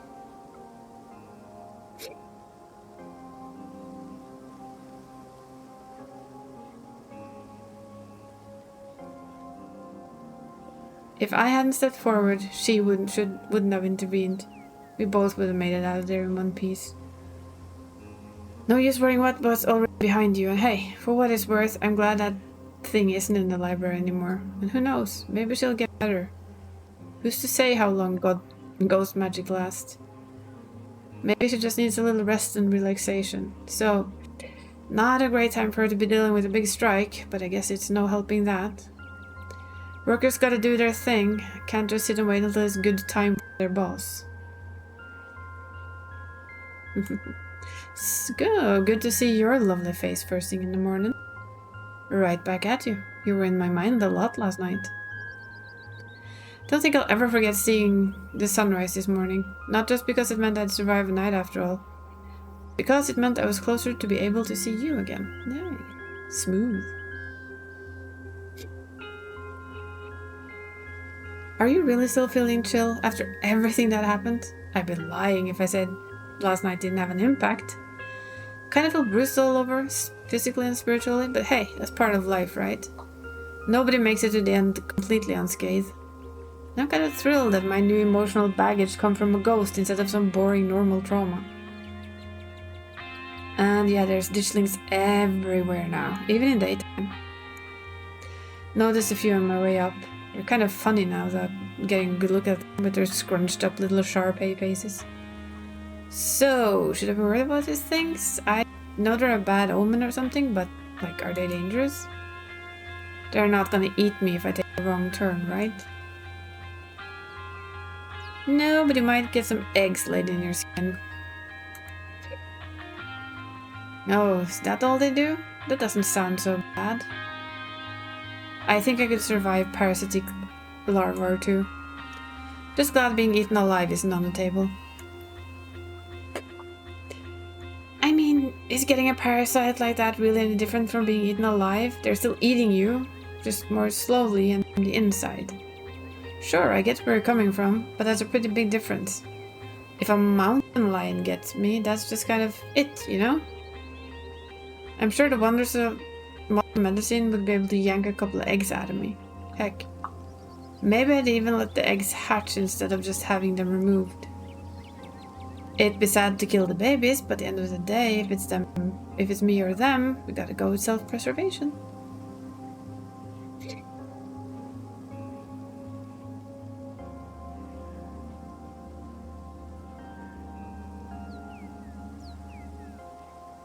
I was wondering when you'd finally say something real weird. I knew you seemed too normal to live here. Normal is boring. Hope that's not a deal breaker. How are you doing today? I'm great. Something like possession, I kind of feel like there are more upsides than downsides. There aren't a lot of people out there who can say they've been through something like that. It's a pretty cool badge of honor as far as I'm concerned. Have you heard anything from Stella? We go through all the options. I haven't heard from her, though we don't text much, and I haven't checked with Winnie to see if she came for an early breakfast or anything. But if you haven't heard from her, that doesn't sound great. Seeing her like that last night was awful. She's usually so unflappable. We're looking for Stella. Want to come? Absolutely. I told Winnie I'd be coming in late today, so we got time. Let's head to town. Yeah, good idea. And we're off to town. We found Kanika. You made it. You picked up Avery along the way. I hope you're both doing okay, like, emotionally. Yeah, I'm not too bad. Better after seeing Isa. That's good. I felt like I was crushed by a steamroller or something. Joints all out of whack, totally exhausted and super foggy. We're gonna blame some of that on the tea, Missy. Mom has been insisting I caught a cold and I wasn't buying it. But as of this morning, I've come around. It's definitely something beyond exhaustion. I even considered a ridiculously stressful week we all had. But I'm not gonna let that stop me from looking for Stella. No, thank you. Do you still think there could be a rational explanation for all of this? Kanika sighs heavily.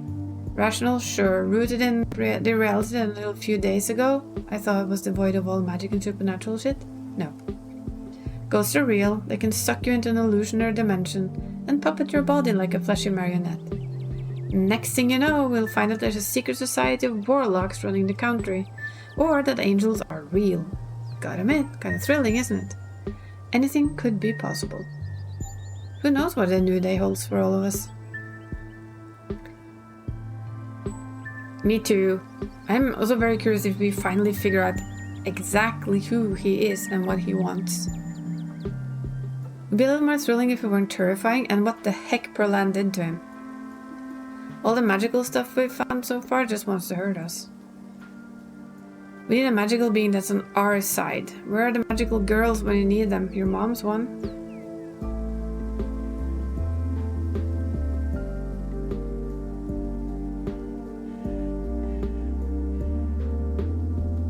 Anyhow, your mom's totally a witch, right? Maybe she is a magical girl.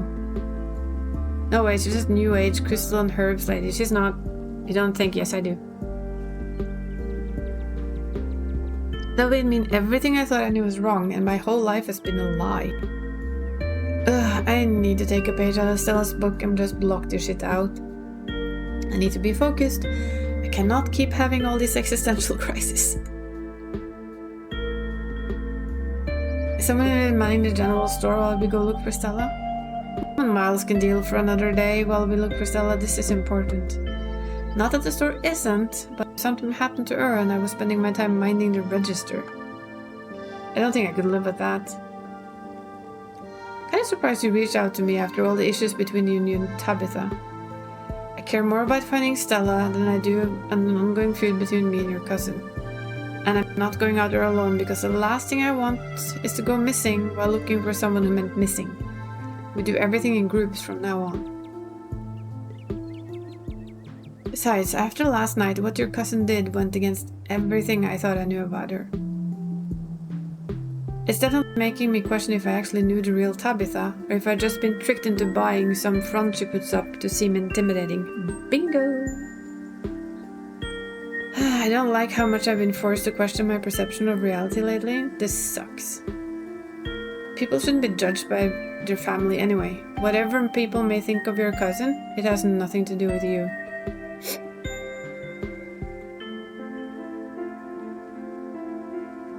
I suppose it's your mom at some point today. Maybe she'll finally shed some light on things. I'm not sure what she's planning to tell you today, but she couldn't have told all of us last night. Maybe she's gonna read your fortune. After last night, I wouldn't doubt that she actually could. Your mom has always had a bit of that Glinda vibe going for her. Yeah, maybe I should stop making fun of the whole New Age mage mystic thing. A lot's happened in a couple of days. Okay, let's get started. I don't want to waste another minute. Where to first? We should go to the cops, right? Are you sure? Nothing is after Scarlet Hollow, but you've met them, right? Do you think it's worth the trouble? Let's at least check her house first. Okay, let's go to Stella's house. Good place to start. Maybe she's just sleeping in. We know she isn't. That's what I'm hoping. I would have gone already, but kind of nervous of doing anything about myself today, just in case I run into yet another one of the horror from beyond the veil. To her house.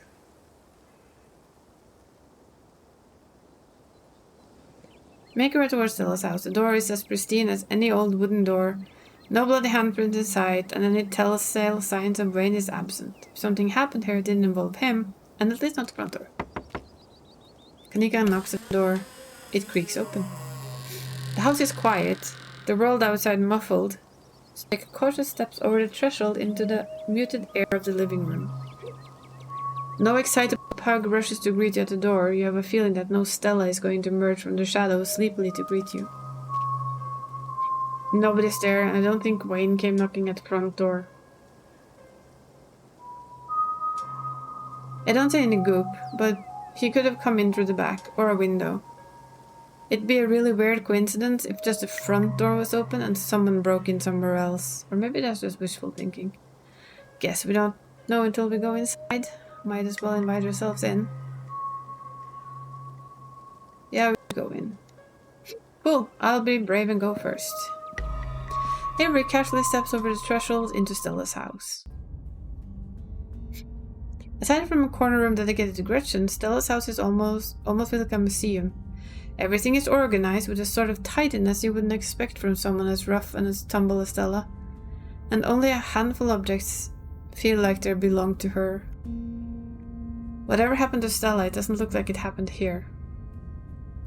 Doesn't look like a struggle or anything, unless it happened in another room, or maybe someone or something caught her off guard. Didn't have to add the last part. I am going to forget you said that and just be thankful that this doesn't look like a crime scene.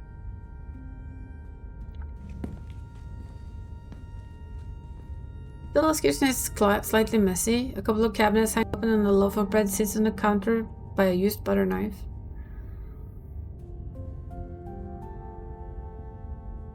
The crust of the bread has gone somewhat stale, about as much as you'd expect after being left out overnight. Whoever left it here left many hours ago. A little messy, but it doesn't look like anything violent happened here. It's possible she came out, grabbed food, and left in a hurry, right? Did she have somewhere she needed to be? She didn't say anything about it having to rush off. Maybe she just had a panic attack after being possessed, but that was over 12 hours ago. I'd hoped she'd be home if she was, yeah. Still the sort of person to stop back home to make a snack in the middle of a mental crisis. Yes. And it's comforting to think that that might be all that had happened. Panic attack is much more manageable than a rotting ghoul or parasitic doughboys.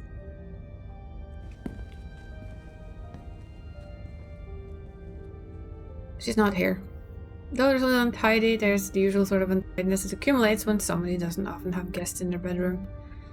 Little streaks of blood and pus might belong to a certain phantom miner. He hasn't been here. You do notice though that her jacket is nowhere in sight. It isn't in her closet. It wasn't on the coat rack in the other room. Stella's jacket is gone. The Letterman one wasn't on the rack in the other room. It's not in here, and she definitely didn't have it yesterday. Okay, I'm sold. Between this and the kitchen, she must have come home last night. And it seems that was the one who decided to leave. No struggle, no nothing. I don't think there's any clues here. I don't think so either. That's what this room has been like for pretty much the entire time I've known her. The only thing that's changed is the computer getting fancier. Could use a few more houseplants. I'll put together some trimmings after we found her. Ah, she still does those corkboard with string things. She loved putting strings on there. I don't think they actually mean anything. I think they're more for decoration. I'm not so sure.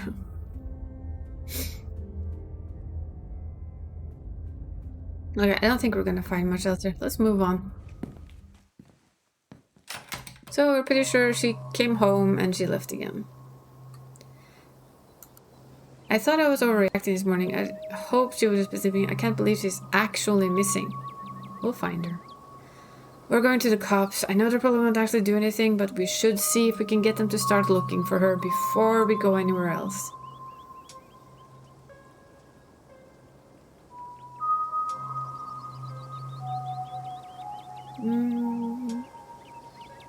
Let's go. Make sure the police know Stella is missing. The police station is exactly what you would expect from a town the size of Scarlet Hollow. It smells strongly of coffee and faint of aged furniture and paper. And the general tidiness speaks of the department that doesn't get much of anything done. But you're also not alone here. You enter to find a worried Beau standing between you and the officer behind the desk. Big Betty wasn't just a pumpkin. She was gonna be a prize winner. Raising her was the last thing me and my daddy did together. She's important to our family. The Scarlet Hollow police are spread pretty thin at the moment, young man. Any property disputes will have to wait. If indeed there is a dispute to be had. Are you sure it wasn't some animal that took your vegetable? Sir, you know Mr. Tremaine thinks that the land belongs to him. Probably thought Big Betty was his to take. He ain't coming to his door. For all I know, he might as well be on his way to State Fair by now with his pumpkin. Ain't there something you can do about it? I still wonder if... He's not coming to his front door because he's taken by those creepy things. Hey, I remember you from yesterday. You're the mayor security guy. We also met on Monday. I'm a man of many hats, and all of them give me authority over you, so you best watch yourself. Stella ran out last night. She's still missing. A missing person? Apologies, Mr. Calloway, but I'm gonna have to handle this first. Deputy Franklin pulls out a few forms from the front desks and hold them out. Fun if you could please fill out these? I can take care of that. Thank you so much for taking this seriously, Mike. I know Stella has a tendency to go on hiking trips, but this feels different. She can't be in her right mind going back into the woods after what happened to my daddy. Let's just say thanks for taking it seriously. Take everything seriously. Now, is there anything else we can help you with? It doesn't have pickups. Where are the other two? Haven't you heard? There's a nasty strike going on at the mine. Miss Scarlet asked us to try and bring the temperature down a bit. And I'd read a short straw for being stuck on desk duty. Bring the temperature down? I'm sorry, are Earl and Dennis working for the town, or are they working from Tabitha? I'd rather not get into it right now, Miss Forsyth. Forsyth? Bo, did you manage to find your dad? Bo's stoic expression breaks, and for a moment you can almost see tears forming in his eyes, but he blinks them away. Yeah. I found him. I gathered what there was to gather. We're giving him a proper burial in the family plot. It's been tough going through trying to dig the hole while the family's crawling with those hairless things, but it needs to get done. Do you think they'll go back to where they came from soon? Mom and I have tried to fight them back as best we can, but there seems like there's more every minute. I am personally doing everything I can to send them packing. I'll do my part to help. I'll kick as many of those nasty little faces as I can. But I don't know how many I can send scampering off. It seems like there's no end to those critters. So what's all this about a pumpkin? You're part of a cult like devil worshipper hippies? Nah. Frank Fuller's on it once again. His just mental gaze tells he's considering whether you're fully sane. Weird stuff only happened when we came into town. Nah, I had no cult. There's no secret cabal runs the police. There's no outside influence trying to sow chaos in Scarlet Hollow office. Just calm down. Big Betty! Julius Tremaine stole Big Betty, and I'm trying to get the police to talk to him. And I've been telling Mr. Calloway there's no way to prove who the vegetable in the question belonged to. If there's no documentation, it's your word against his. The Calloways and the Tremaines have been at it for a long time. Some feud over a century ago split the families, and they've been at it ever since. Why is this pumpkin so valuable? She was gonna get us a blue ribbon. Daddy said she was near 2,000 pounds. That's one heavyweight vegetable. We were supposed to be at the State Fair by now, but it doesn't look like that's gonna happen this year. And Mr. Tremaine ain't even coming to his door to answer what he's done, just holed up like the coward he is. At the very least, we'll give me back the seeds from what's left of her, so I can try again next year. She was an important pumpkin to our family. You know, I haven't seen him since Tuesday. He's usually at the dinner every day. Not necessarily a big deal for a lot of people, but he never misses his morning joe. So maybe he isn't a thief. Maybe something has happened to him? If he ain't a thief, then who stole our pumpkin? It's me. I just don't think folks around us be so quick to jump to conclusions. How do you even move a 2,000-pound pumpkin? It did it. It could have been easily a bear or a mountain lion, any large animal. We're no bear. We're hunting folk. We know the signs. This was a man's work, and that means it was Mr. Tremaine. He's been claiming Big Betty was his in day one, on account of things that was planted on his side of the property. He'd never been good about the property line, same as every Tremaine that came before him. We get our fair share of calls from Mr. Tremaine as well, not that I'm at liberty to discuss confidential police information. I was hoping we'd get a reprieve from this nonsense after what happened to Daddy, but don't look like he's willing to give us any time to grieve. You know, Julius is a friend of mine. He's a lot of things, but he's definitely a bit of a curmudgeon. But I never pegged him as a thief. Didn't know Julius ever talked to anyone. Talk is a strong word, but I'd like to think we have an understanding. Classic Southern family dispute. I don't think I much appreciated you saying that. It made me feel a little small. Sorry, Bo, I don't think Isa meant it like that. Actually, she did. They probably don't know what to say. You know, Mike, sounds like Bo has a real case here. It's not just two neighbors getting angry at each other, property is being stolen.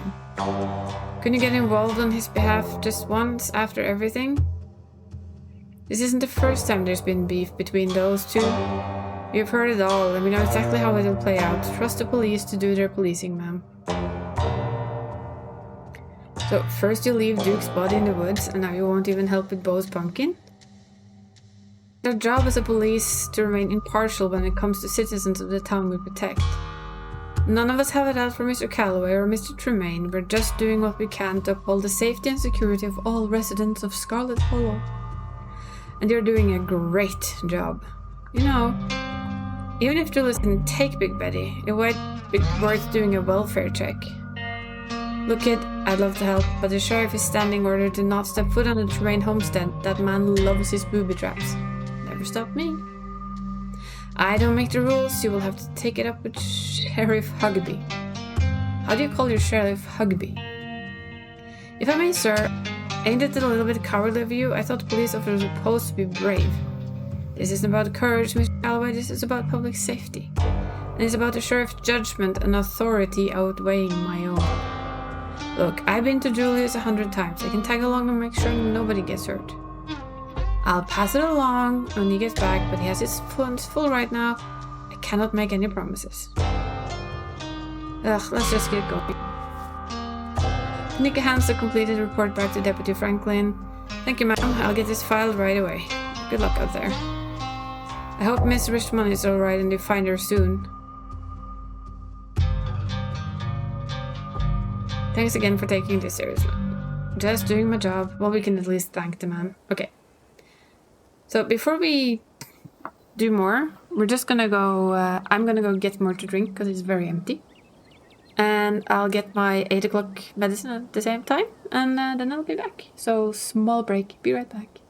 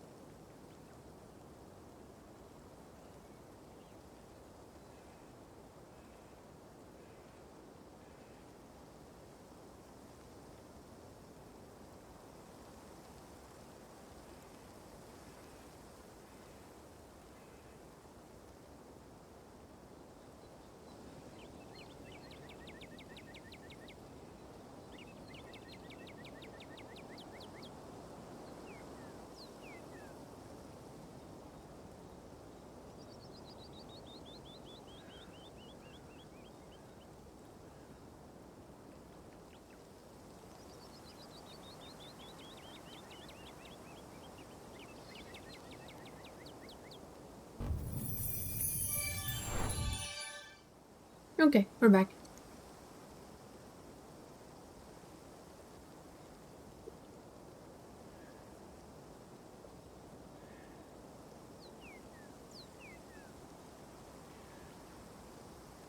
So, someone lived in town for almost my entire life. There's no way. For one thing, cult activity, like what you're describing, just doesn't happen. Really? Are you sure?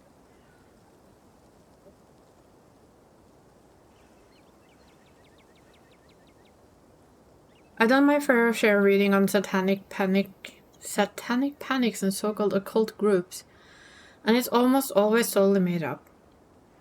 People constantly freak out about Satanists without realizing they're just a bunch of debate club nerds who listen to heavy metal. So instead of not being able to rely on the cops because they're part of a cult, what secretly runs the town? Secretly runs the town? We can't rely on them because they're just not that good at what they do. That's so much less exciting.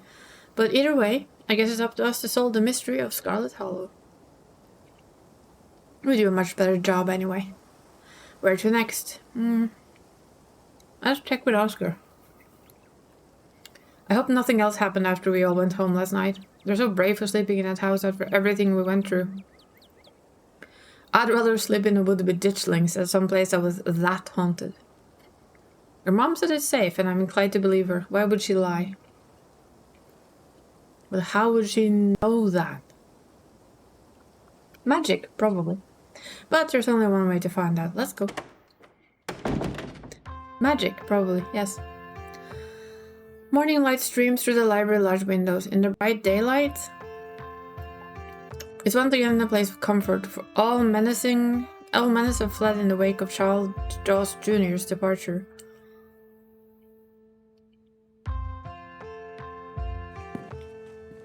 No ghost, thank God. I was not up for an encore. Yeah, it's gone, just like your mother said it would be. I guess Oscar must be in the back. I know that's where I'd be if I finally got my house back. I've always been surprised at how unsupervised this place is. Sometimes I feel like anyone could just walk in and do whatever they wanted. And what, steal books? I mean, they could, right? I'm not saying anyone would. I'm just saying that people in this town trust each other a lot. It's nice. Let's go find Oscar.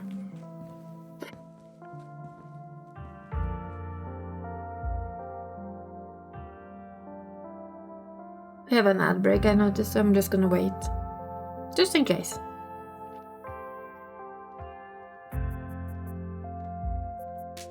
The music is so nice now, though. Light and fluffy.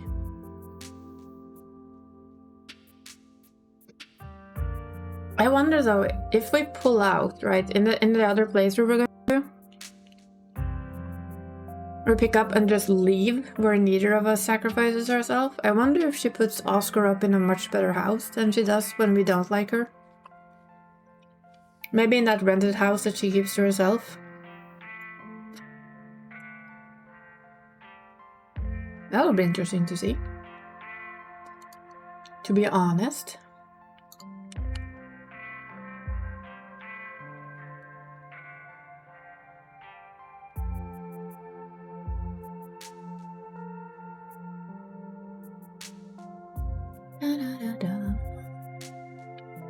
This always really takes me back. Yeah, this always really takes me back. It feels like it was only yesterday that we were last here, blissfully unaware that our entire lives were about to change forever. It was only yesterday. I know. Knock knock. Good morning, it's so good to see all of you. Please, come on in.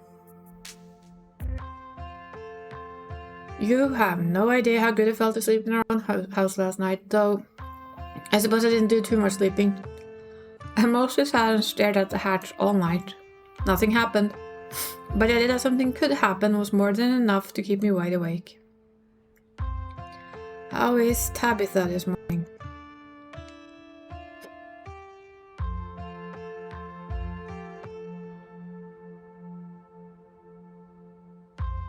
She seems tired. I suppose she would. Do you think she'd enjoy a fruit basket or something of the like? I feel terrible for letting this good deed go unpaid, even if I know whatever I'm able to offer is nowhere near what she's owed. I'll donate some stuff from the general store. I think I know what she likes. We can put a little basket together that she might not hate. I can throw some freebies from Winnie too. I never seen her in the diner, but that doesn't mean a free breakfast wouldn't be unwelcome, right? She'll probably wind up throwing it all away anyway. But at least it might make me personally feel less weird and conflicted about her saving everyone last night. Yay, we're warming up the Tabitha. The entire town is warming up the Tabitha. What brings you here? Stella's been missing since last night. We're trying to figure out if anyone's seen her. She hasn't gotten in touch with any of you? I'm guessing that's a no. You'd be right. I haven't seen her since she ran off last night. I should have done a better job warning her. Stella was practically barging down your door trying to get evidence of a ghost. I don't think you were gonna be able to stop her. There was no way I could have known how we would react when she found it. I don't even think she knew how she would react. And besides, you didn't know how bad it was gonna get. You can't blame yourself for everything, man. I know you probably feel like your responsibility to make sure everyone around you is okay, but sometimes that's just not gonna be possible. You're only one guy. Now I'm really starting to worry. It sounds like no one in town has seen her. It doesn't mean something bad has happened. But it doesn't exactly sound like all sunshine and roses for her either. Sorry that can't be more helpful, especially after everything you all done for us. I know time is of the essence right now, but while you're here, I want to let you know I'm determined to do whatever I can to help investigate what's happening in our town. I was hoping we could compare notes. It might help me narrow down where I should start my research. As far as I'm aware, there was nothing paranormal in Scarlet Hollow before very recently when I came along. Now we're suddenly surrounded by weird little goblin creatures in the woods and plagued by angry ghosts. You think there was an inciting event, right? I do. That's my thought too. It was never like this in the Hollow before. Something must have happened that kicked off all this magical stuff high. I mean, it's obvious, right? Things only started to happening after Isa got here. You're not wrong. Exactly. If there's a catalyst for all of this, why wouldn't it be a lost Scarlet finally coming home to Scarlet Hollow? If I may, Isa getting into town is the only major event that happened lately. Perlan died over a week ago, and those creatures in the wood were already reproducing by the time they arrived. Not to mention, I started seeing things in the house before Perlan had passed. I think I never thought to make note of exactly when the spirit made itself known. If there's a root cause for all of this, hopefully there's a way to put the genie back in his bottle. I'm gonna do my best to find out if there has ever been any similar events, and whether there's anything special about Scarlet Hollow that might explain what's going on. Well, I'll fill you in with a little bit now, so at least have some place to start. I have every reason to believe it is. There wasn't so much as a creaking door or mysterious draft all night. And I certainly hope this isn't wishful thinking, given the toll it seemed to take on Tabitha last night. So brave for sleeping in there. I would have left the place and set it on fire behind me if I were in your shoes, and no matter if someone wound up putting it to rest or not. I suppose I felt I'd done enough running. I seen the worst I could do. I was willing to risk it if it meant Rosalina wouldn't spend another night sleeping in a cot in the back room of a library. We've been finding this weird stone seal. There was one in the mines and another one in your basement. There might be more. These are those stone carvings you mentioned last night, right? Do you think there was something like that under my house all this time? And to think someone must have put it there. But who? Sybil. This gives me quite a few threads to follow, thank you, Isa. I was also thinking about filling the basement with cement and pretending it was never a part of this house, but if we're all here, maybe we should go down and take a closer look at the carving seal, whatever it is. Oh, heck yeah. It'd be like checking out a little behind the scenes of a haunted house the morning after. I mean, I know you're joking, but that's what we'll be doing, right? Now that you mention it, yes. It's been bad enough going into a haunted house and abandoned coal mines at night, but there's something that feels much worse than going down in the middle of the day. Can't say that I'm thrilled at the thought either, but we need to do whatever we can to start getting ahead of things. I really don't think this is a good idea. I get it. I don't want to go back there, but we have to check it out. Are we sure nothing will happen if we open that hatch again? I can't imagine Tabitha would be happy if we started a new haunting after she already took a bullet for us. You can't just spend the rest of your life worrying that that room in your house might be a gateway to ghost dimensions. It'll be better to clear out the demon and make that space your own. Besides, that thing is gone. We don't have to second guess ourselves. You're right. I told myself I'll stop letting my fears get the best of me, and I'm going to hold myself to that.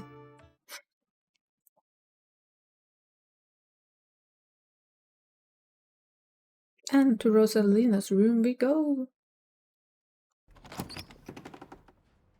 Oh hey Dad, what are you all doing in here? I'm going back into the basement, Rosa. I'm afraid there's something down there that might help us figure out what's going on in town. It's probably best you go to the library. No, if you're going down there, I'm going with you. Remember what you said? No more secrets. We're in this together. Well, it's gonna bite you in the nose, no, Daddy? You're right, Rosa. You can come with us. No more secrets. Am I the only person in town who doesn't have a death wish? Sybil said the ghost is gone. I really don't think there's anything to be afraid of down there.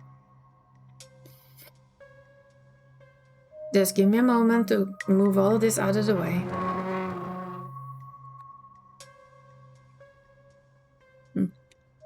Hint, hint, huh?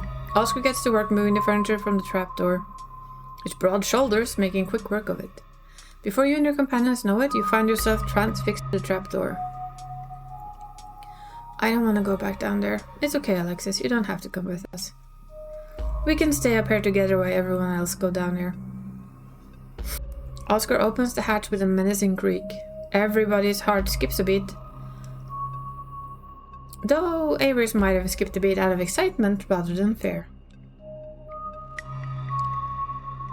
None of you are swept up into a ghost nightmare puppet show. The sun continues to shine. The birds continue to sing outside Rosalina's window. See? Nothing to be worried about. The slight tremor in his voice tells he's mostly saying that to himself. Shall we? If you sure want to do it, I must have it. I do not like the vibes I'm getting from that pit.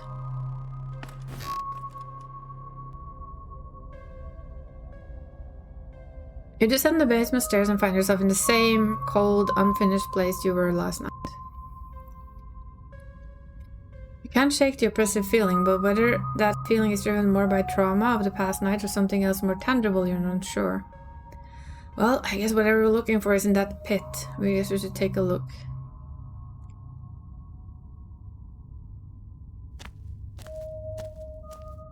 The eternally screaming remains of Charles George Jr. exactly where you left them the last night.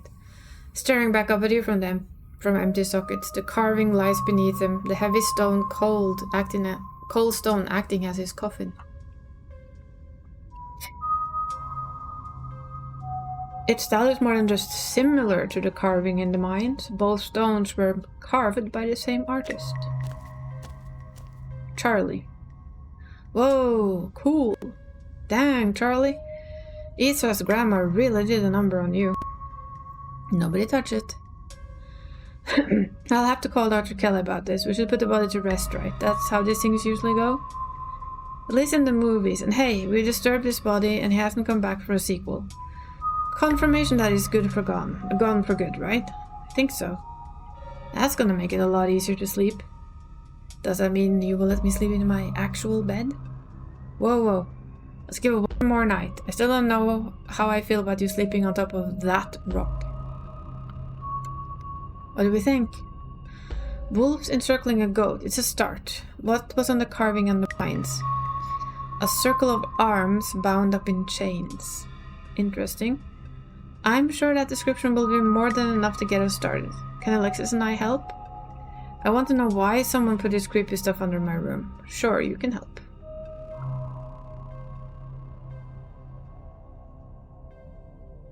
Should destroy this thing. Are you sure about that? The carving is one of the best leads we have. Dad, that thing stole our house. Suppose it did. We do have photo reference to work with. Okay, I'll give it a go. I'll do some research. Maybe we can use some sort of acid on it. You and others make your way up to Rosalina's room.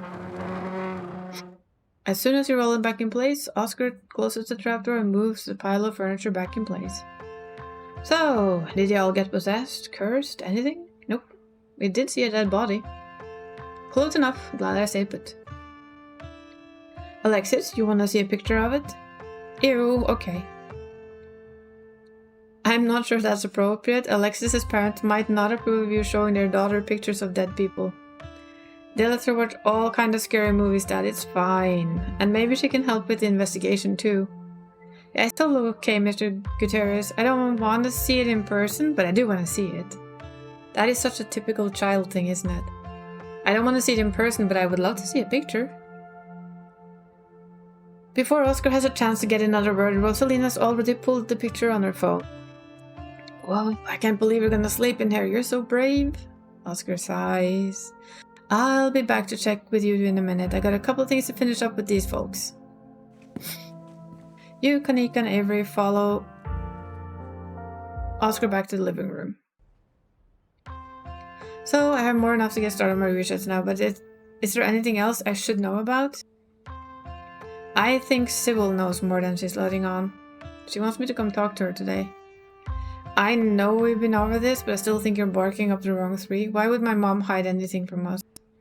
Still, she did seem really calm and confident last night. Weirdly so. I hate this. She did seem strange last night. She kept shutting down the conversation like she was rushing us all along, trying not to let us linger on the supernatural long enough to reach any conclusions. Still, I'm inclined to agree with Kanika here. Even if she does know something, why would she be hiding it? I'd be interested to know what exactly she intends to tell you that couldn't be discussed in front of the rest of us. Make sure Pixel stays inside or might be grabbed by ditchlings. The ditchlings are those things from the woods, right? With the faces? Yeah. The anguished doughboys. I kinda like them. They're like a hidden object game out there today with all the weird little faces peering out of the bushes. Like them? Are we talking about the same creatures that have been laying eggs in the local wildlife? Probably yes. I don't want to get friendly with them or anything, I just think they're kinda interesting. To each their own. I will do. Can't imagine how devastated Rosalina would be if something were to happen to him, especially after everything she's been through. Wonder if this could be the work of some cult. You're really not letting the cult theory go, are you? No. I don't know, I'm just throwing out the possibilities here. Let's not get all satanic panic just yet. I know it's not looking unlikely at this point, but having lived in this town all my life, I feel like I would know if there's some cult that ran the place. Gotta agree with Kanika on this. I feel like I picked up on something.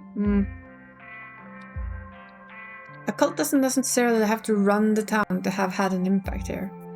Doesn't need to be active. From what I gather, those carvings you were talking about are old, and whomever left them is probably long gone. See what I can find. You never know. I there's something at the clinic. There was this door yesterday. I could feel something pulling me towards it.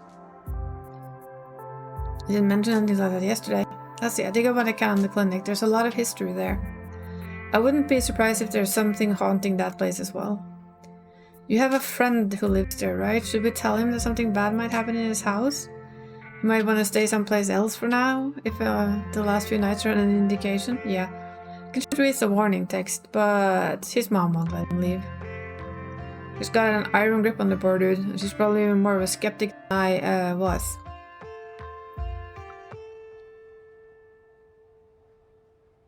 Reese mentioned the movie night, right? It's a perfect cover for an investigation. Who knows if that will fly with Dr. Kelly, though. After last night, I'm pretty sure she's not gonna let anyone near her house.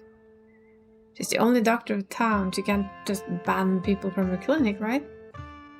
Don't think so, but hopefully nobody gets sick or hurt enough to justify a visit over the next couple of days. If we were going to investigate the clinic, I think we're gonna have to break in. Whoa, that is unexpected coming from you. It's what Stella would do, and she's been 3 for 3 this week when it comes to finding spooky stuff. She's also been 3 for 3 when it comes to finding her way into mortal peril. This is why we need to find her as soon as possible. Shouldn't fall on me to suggest we do something dangerous. I'm terrible at selling it. It's not that I don't think we'd figure out what was going on in there, we just need to be cautious about what we do next. We don't want anyone to get attacked or possessed by any more ghosts, even if it is to help a friend. I don't know if we have time to play it safe. This is very different from last time, to be honest. Just give me a day or two to do some research before you do anything rash, okay? Whatever we're doing next, I feel like we're missing a vital team member. We need to find Stella, and fast. I agree. We need her brazen energy before we do any serious sleuthing. See you around, Oscar. Let's know what you find. Yes, I will. Okay, that was a long talk there. So that's Oscar. Any other ideas? Let's check out the church. The church? Why? See what you're thinking. Stella was confronted with evidence of afterlife, so we might try to get into all that religious stuff. It's worth checking out. I think we've been barking up the wrong tree, but I guess you're right. There's no point in not being thorough. I mean, we're looking for someone. I wouldn't mind stocking up on some holy water while we're there. Seems like a good idea to cover all our bases at this point. Don't think Baptists do the holy water thing. But I'm sure Pastor Daniel would pretend to bless some water if it meant keeping us around a little longer. I'm pretty sure he'd do that too. That's good enough for me. Let's not linger though, I don't want him thinking we're possible converts.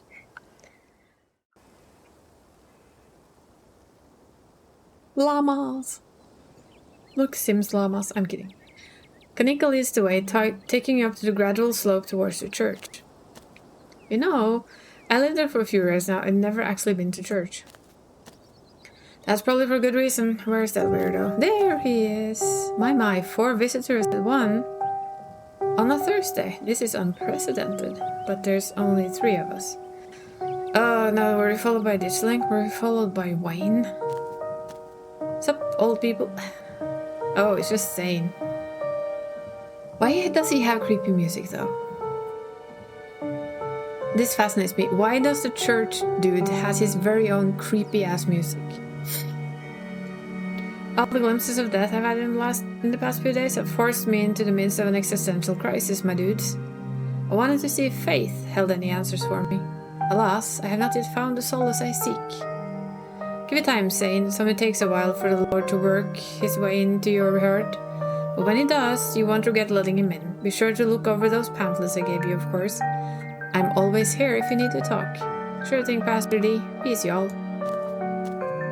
Anyway, we're looking for Stella. She wandered off last night and no one has seen her since. We're starting to get pretty worried. I hoped maybe you or Janie had seen her. Can't speak for Janie, but I'm afraid I've seen neither hide nor hear of Stella. If you'd like, I need to talk to my wife. She's just over by the alpacas. Though Isa, I was hoping we might be able to talk in private. How about no?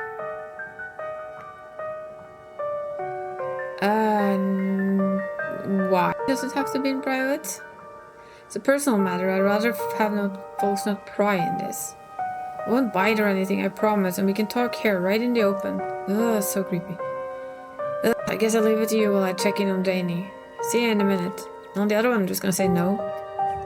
Your friends head off towards Janie and the alpacas, leaving you alone with the nervous pastor. I didn't come to visit you. So many young people these days seem to think they can solve all their problems on their own. Meanwhile, God is right here ready to help them. If only they'd let him into his hearts. Yeah, I wonder what happens if we say a hard no and if we say yes. The pastor's eyes dart back towards the alpacas. Okay, they're gone. You're new in town. What kind of impression did I make on you? Am I creepy? I think the problem is that you keep telling people what to do instead of actually treating them like human beings. Like, have you tried inviting folks fishing or hiking? Have you tried throwing a party? Or do you just hand out pamphlets and tell them to think about the big man upstairs? And the music is unsettling too. They're giving him unsettling music, which is cheeky. That would require people to want to do things like going fishing with me. I have put the effort, you know. Jane is excellent at making friends, but they have all made it clear they're her friends. Try to avoid me whenever possible. I'm sure they even suggested she divorce me. I don't know why it's so hard. I don't know what's wrong with me. Oh, I sound bitter. I'm sorry. She's never been like this for me before. I had plenty of friends through school. It's like Scarlet Hollow itself just wants me gone. Probably does. Sounds of a snapping twig and a high-pitched giggle, partly muffled by the underbrush at the edge of the property. Tulip, come out of there. You're not supposed to go play in the woods. Tulip glances back into the woods, quiet as she hesitates. Tulip, are you going to be good, or are we going to skip story time tonight? I'll be good. You don't have to skip story time. I won't go into the woods, I promise. I know you won't, Tulip, because you know it's too dangerous for little girls in there. Why don't you go help Mama with the alpacas? It's just about time to get fed. You can give them hay. She's a cute little girl. Tulip smiles, but I still wonder what she was looking at over here. Tulip smiles broadly, seemingly excited by the prospect, and hurries off. Sorry I had to have a firm parenting moment just then. She's been trying to run off into the woods a lot lately. And it's really dangerous, even for adults. There's this massive trash dump not too far past this tree, but we must be at least 50 years old, so it's all grown over and looks like it's part of the landscape. But if you accidentally walk in on it, you might find yourself falling through a hip-deep mountain of rusty cans and broken glass. Tulip made up some imaginary friend and keeps telling us that they want her to go out there. Like the word of some fictional creatures they made up, just going to invent this good idea for her to play in some old garbage. But she's 7. Of course, she would get some funny little idea like that. I'd love to get the community to rally around a big cleanup. It's about time somebody got rid of all that junk. Well, you know, that's perhaps something you could do, Mr. Creepy Man. Oh, Tetanus Lake. Stella told me about it. Tetanus Lake? That's an accurate name. I wonder if Tulip would stay away if I started calling it that, if it only would make it sound more alluring. How big a trash dump it is. Maybe if we had construction equipment and a team of professionals. It's a big area and I have no idea how deep it goes. In the meantime, I'm just making sure Tulip knows not to go near it.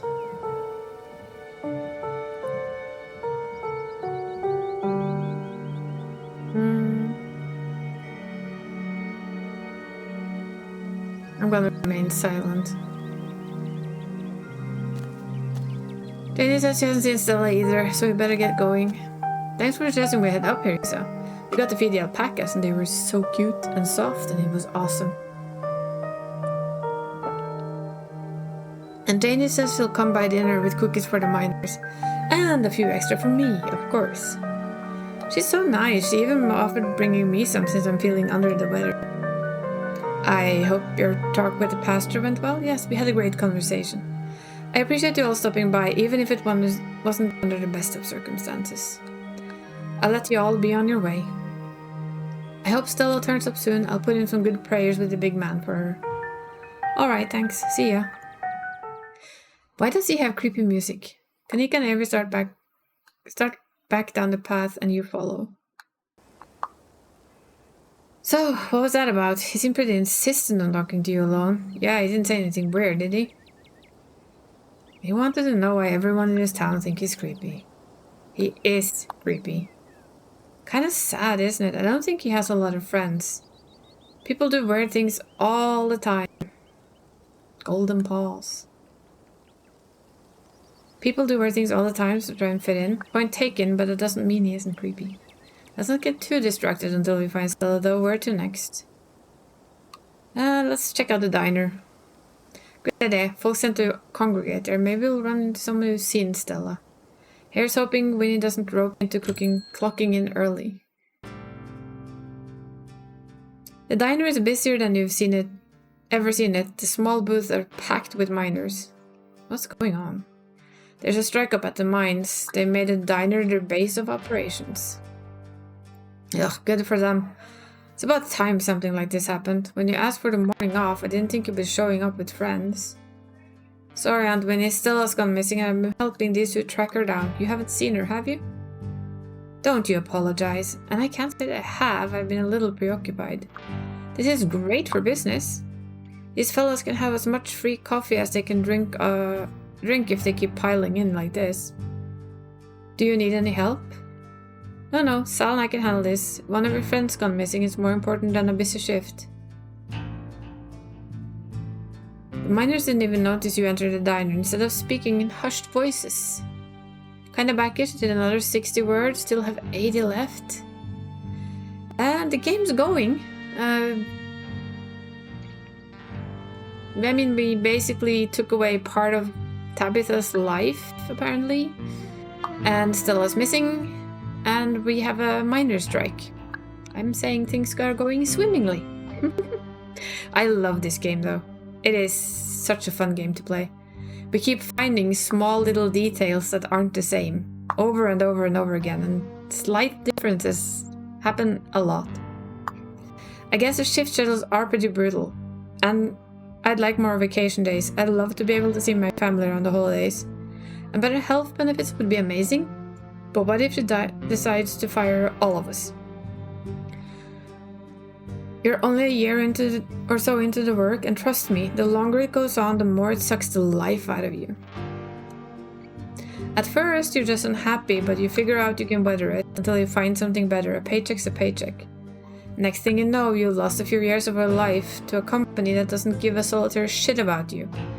That uses up every free second it can to suck out of its workers and pays us just enough to survive, but not so much that we can ever save enough to get the hell out. But we could get fired for this. I really need the paycheck. I can't get fired. And the company housing, that makes a big difference for me. Right, the company housing. How generous of Tabitha to put you up in a company-owned shack that ain't had maintenance done in decades. Taking a big chunk right out of your paycheck to make sure that shit ain't going towards property tax and that sure as shit ain't going towards property tax and upkeep alone. Oh, we have another ad break. We'll wait then.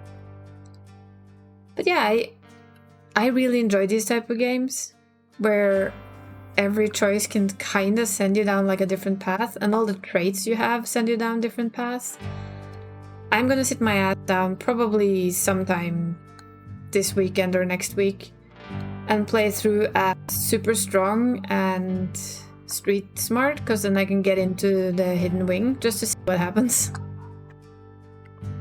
So there's like so many variations you can do, and it seems to change the game itself so much.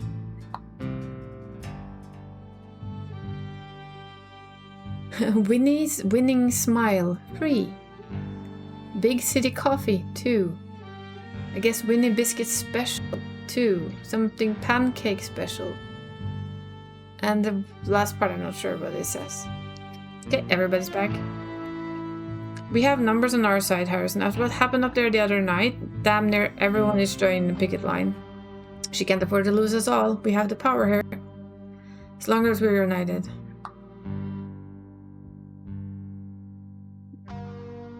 Have any of you seen Stella? She's missing.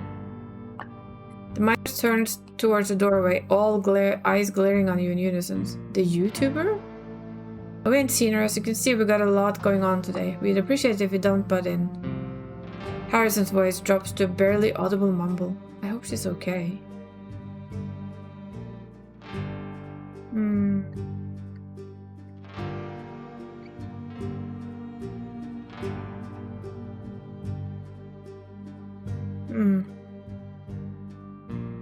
Don't let them pressure you, Harrison. Didn't do that last time. Don't let them pressure you, Harrison. Isa. Oh great, the boss even has a pukey going around strike breaking. Get out of here before we drive you out. You're not welcome here. I don't care if you all stand for good cause. I don't even care how much bacon and eggs you bought. If you start a fight within my establishment, you're out. Let's handle this like civil adults. You heard a lady.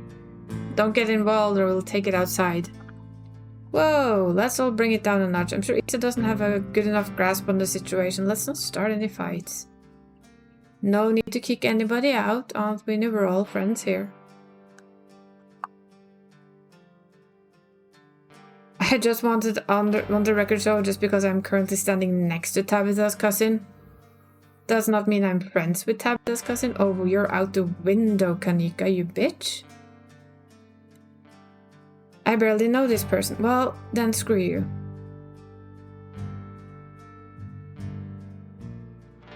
So about the strike, you really think you're gonna talk to you, Pukey, after you just tried to pull with Harrison? I don't care. We're not fools and we're not gonna talk shop with Strikebreaker. Look.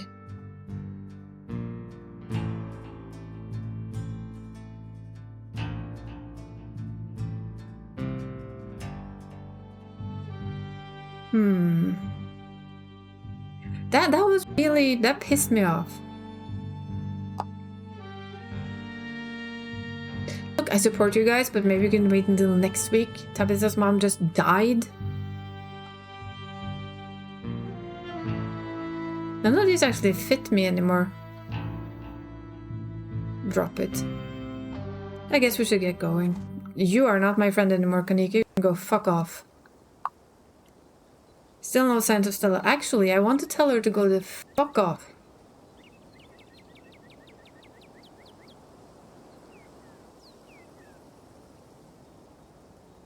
Yeah, it really shows how important, because she like went and backstabbed us in 10 seconds there. We should go to the mines.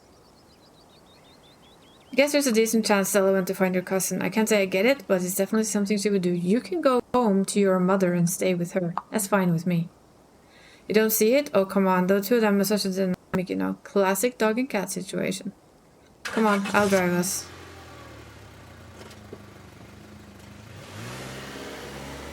She's quite rounded and consistent, but the fact that she just went from you're my friend to I'm sorry, I don't actually, you're Tabitha's cousin, I don't like you. Well, actually, I don't know you, which is true.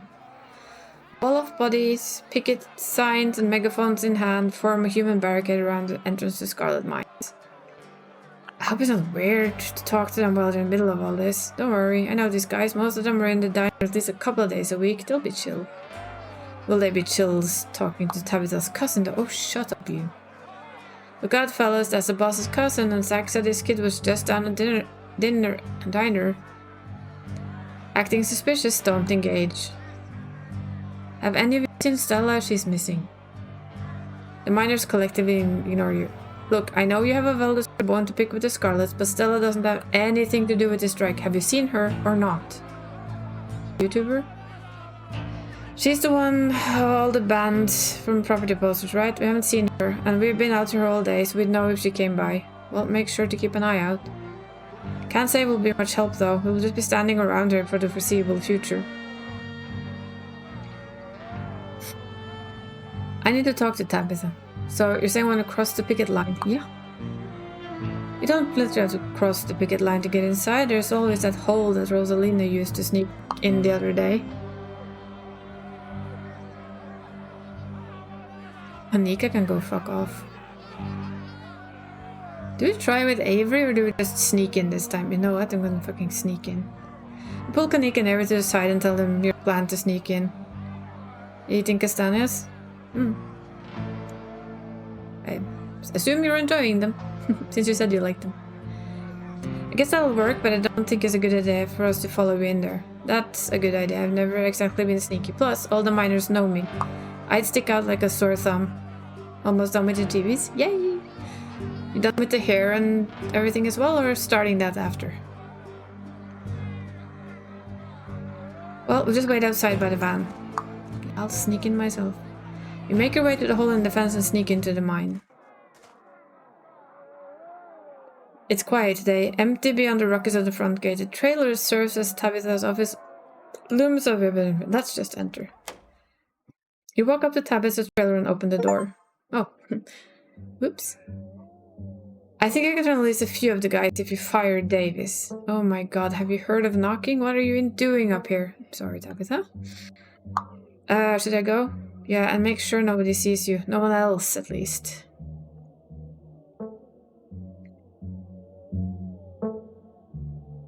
Don't worry, I'm on your side.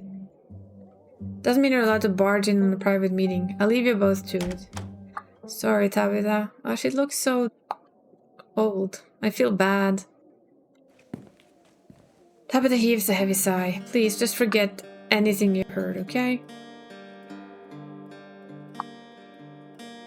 I'm not gonna undermine you. We're good, Tabby. Thanks. I'm glad we can have each other backs. This whole thing is kind of new to me.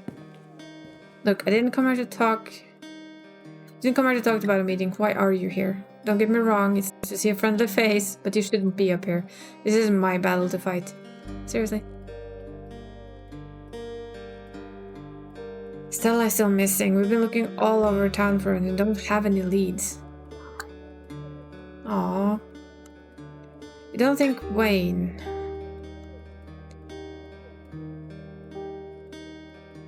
There wasn't any evidence that he'd been in her house, sign of a struggle or anything. How do we know she even went home last night? She ran out in the opposite direction. She did. It seems she at least went home to grab her jacket. Stella's been known to disappear for days while doing her videos, but I think we both know that's not what's going on. I'll see if I can figure something out. Do you have time to hang out later? I miss you. You do? You're not cooking? There's so much on my plate right now, but I'll see you tonight. Maybe we can have some ice cream or something if you want to spend time together. Yes! She's offering ice cream! Oh my god! I'm happy. She's offering it, and look, that's a tired but soft smile. I better get back to work. Stay safe out there, Isa. Call me if you run into any more trouble, but please don't go looking for any today, okay? I don't need you going missing too. She cares. You leave the office, closing the door behind you. You find Kanika and Avery waiting for you outside. You don't look like you find any new leads. We're not gonna tell. We're just gonna keep that to ourselves. Feels like we've done our due diligence here. Come on, let's drive back to town and figure out what to do next. Where to next? Before I can say anything, you're interrupted by Kanika's phone buzzing. Oh my god, Mom! My mom's calling me. Where did she learn to text? Give me a second. Hey, what's up? No, still no signs of her. We're going to keep looking for a while longer. I'm feeling okay. Android versions are named in alphabetical order. True or false? I shouldn't push myself. I'll come home. There's a point. I'm not feeling well right now. I'm gonna go back to the general store. Maybe some tea could help. So apparently that is true. Now we know. Well, now we know. Now we know that Android versions are named in alphabetical order. I didn't realize that you were that sick. This really crept up on me. I was doing fine until... Nika starts to sway, losing balance in her leg. I must have been running on adrenaline. Android A, B, C, D.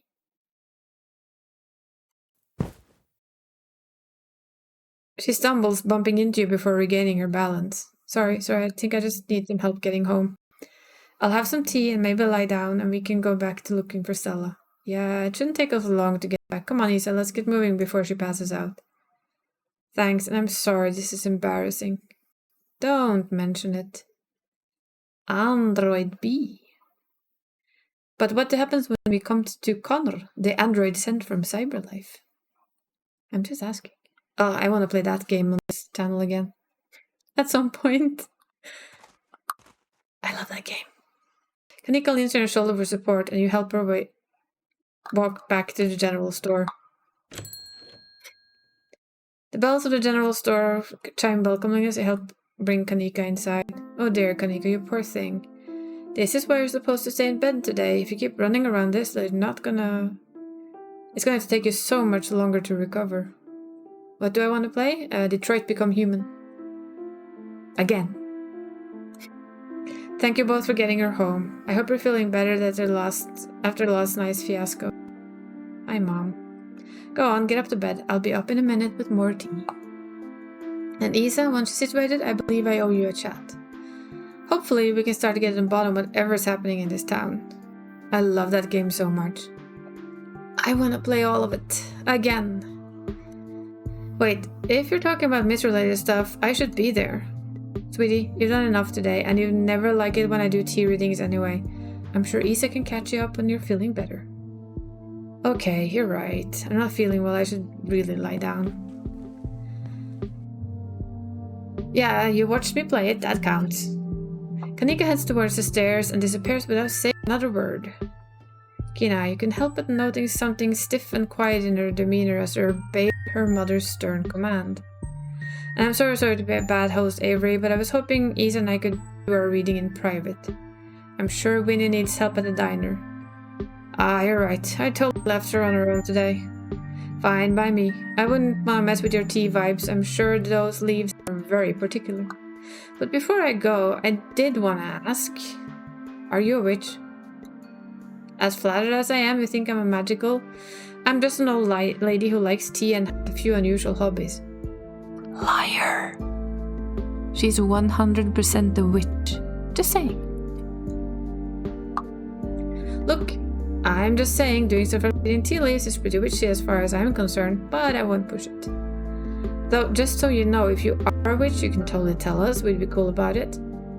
I'll leave you all to your not supernatural private tea leaf reading. We'll catch up tomorrow, Isa. They make their way out of the general store, disappearing down the street in the direction of the diner. Shall we? Sybil motions towards the tea room. Kanika didn't seem like herself just then. You're right, she hasn't been feeling exactly herself the past few days. All the stress she's been put under, plus that cold of hers. But I'm sure it will clear up soon. She just needs to take it easy, drink some tea, and not be running all over town until she feels better.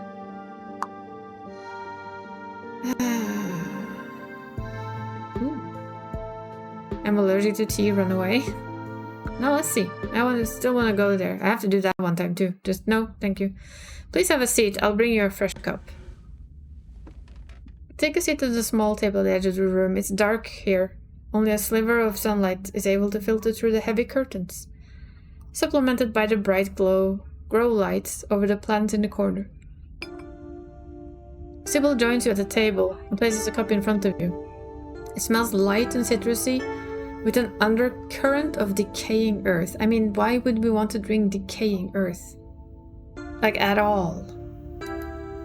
I'll be able to do a reading once you're done. Until then, how about we just chat?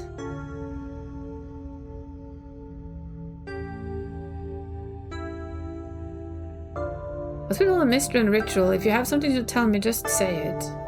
I'll need your tea leaves first, and I have a piece of the puzzle, but the tea leaves should help to give me the full picture. So, how did you wind up in Scarlet Hollow? Oh, my family's been in this hill for a long time. But it shouldn't taste like decaying earth. Everything I've learned was handed down from generations of hill folk. There's always been a reliable doctor up here, especially not one most folks could afford. They had to figure out their own medicine.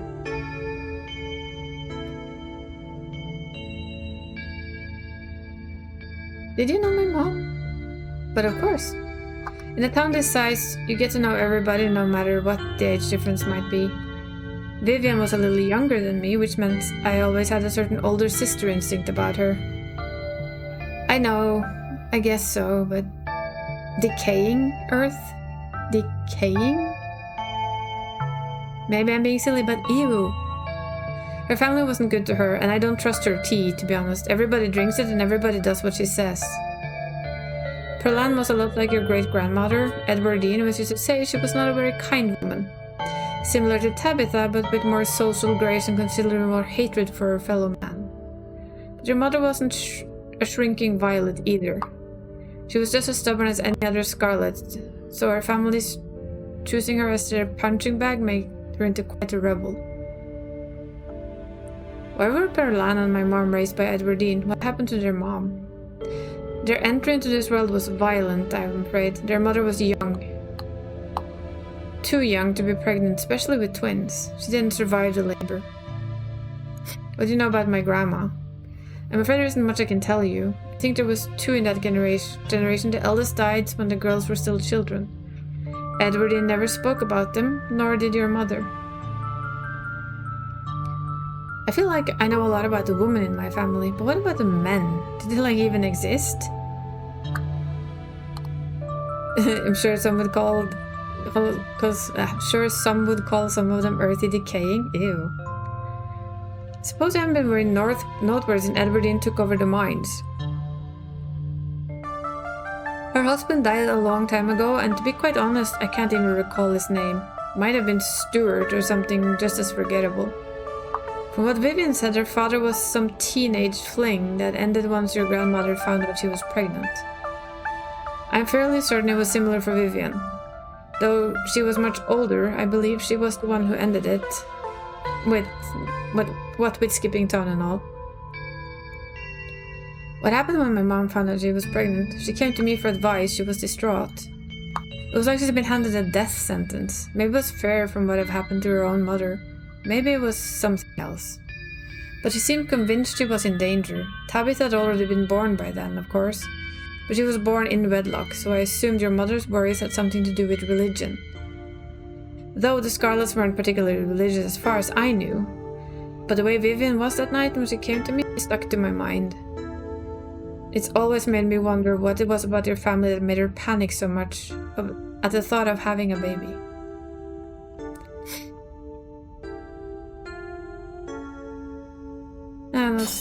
Sorry. We did not want tea today. What was that for? I thought we were going to have a civilized conversation. As you stand up from the table, you pull at the back of your mind. You see a flash of the door inside the clinic, and some of the answers you seek are waiting for you there. You can find Stella later.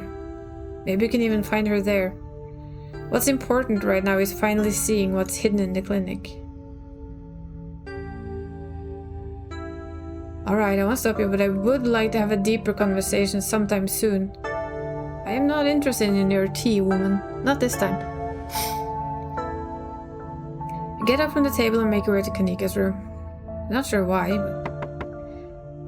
Mom, I don't need any more tea. I'm just gonna lie down for a while. Not your mom.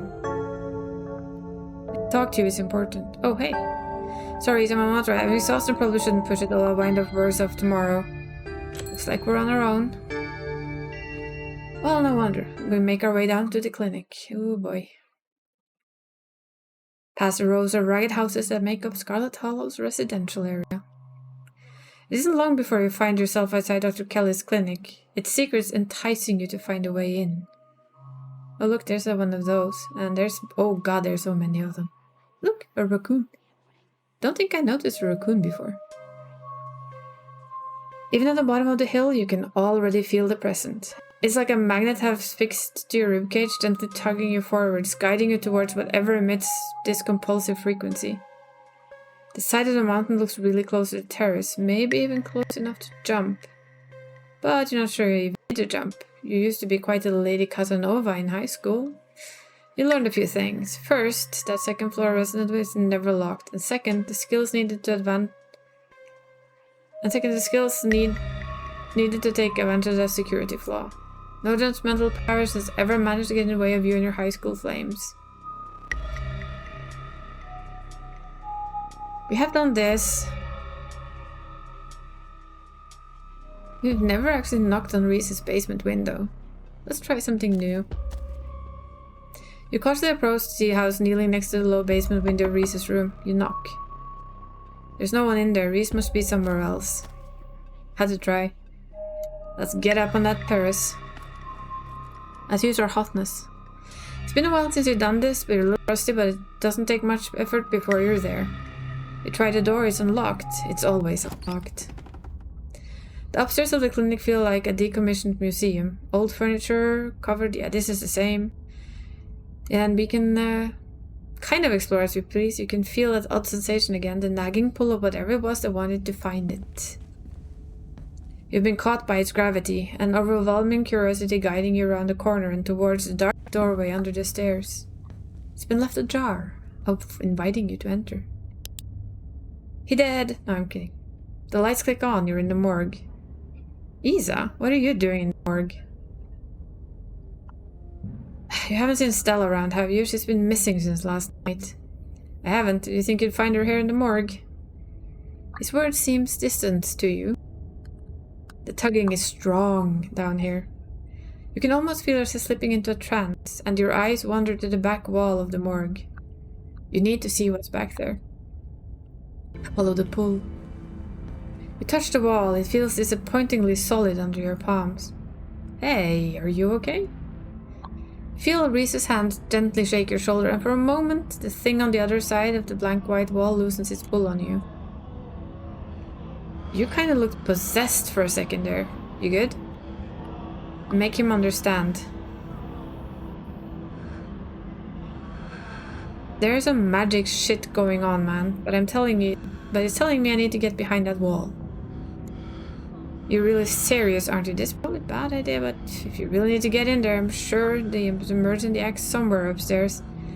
Just need to get the dog out of our hair. Should take about 2 seconds. Get the dog out of our hair? Yeah. If I say I'm sick and I need something, she'll drop whatever she's doing and do it for me. Surefire way to get her out of the house. And most of the time it's true anyway.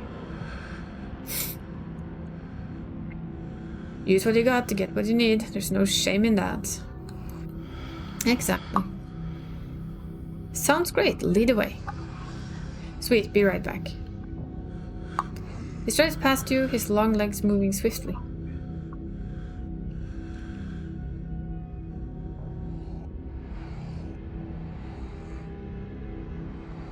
He seems excited, his usual dour demeanor replaced with an uncharacteristic pep when he faced with the prospect of sneaking around and tearing down walls. You hear his soft voice filtering through the open doorway, top of the stairs, and a hoarse and sickly edge added for effect as he speaks to his mother. Hey, Mom. He coughs gently. Reese, I didn't know you were awake. Still feel like shit, but I think I can finally try and keep some juice down. It looks like we're all out, though. Really? I thought I just picked up some. I've got an errand to run Main Street anyway. I'll pick up some orange juice and some ginger ale too. That would be awesome. Sorry to ask, I know you're probably busy. It's no problem, it doesn't take long. Don't do anything too strenuous while I'm gone, just lie in bed until I get back. Thanks, Mom, take it easy. You hear footsteps move through the hall, the front door opening and closing. It worked. The theatric rasp has left his voice, excitement rising in place. Come on up, we don't have long until she's back. As you step out of the morgue, you relax. The extra space between you and the carving has weakened its hold on you, and with your desperation to claw your way through the wall and unveil it. One of those emergency fire axes should be pretty obvious where it is, though I'm not sure where she would be keeping it. I'll show you around. Let's try the doctor's office first. You make your way to the doorway of a non-vacant office. I don't see any axe in here. He's right. A cursory glance reveals nothing but stacks of papers and cabinets of medical supplies, but something on the desk catches your eyes. Some sort of records with your family name on them. Oh, we're gonna read them. Reese stops in the doorway, turning to watch you leave. Leave? Leave through the document? Okay. Find something interesting? They're your family's death certificates. Cause of death, sleep apnea. Discovered by her daughter Tabitha Chrysanthemum Scarlet. No autopsy performed. Tabitha's middle name is Chrysanthemum? Wonder who cursed her with that mouthful. Oh, I think it's pretty. Edwardine's death. Scarlet, born 9th, 1913, died February 12th, 2003, age 89. Cause of death, heart failure, signed by Perlan. Pretty normal, or almost made it to 90.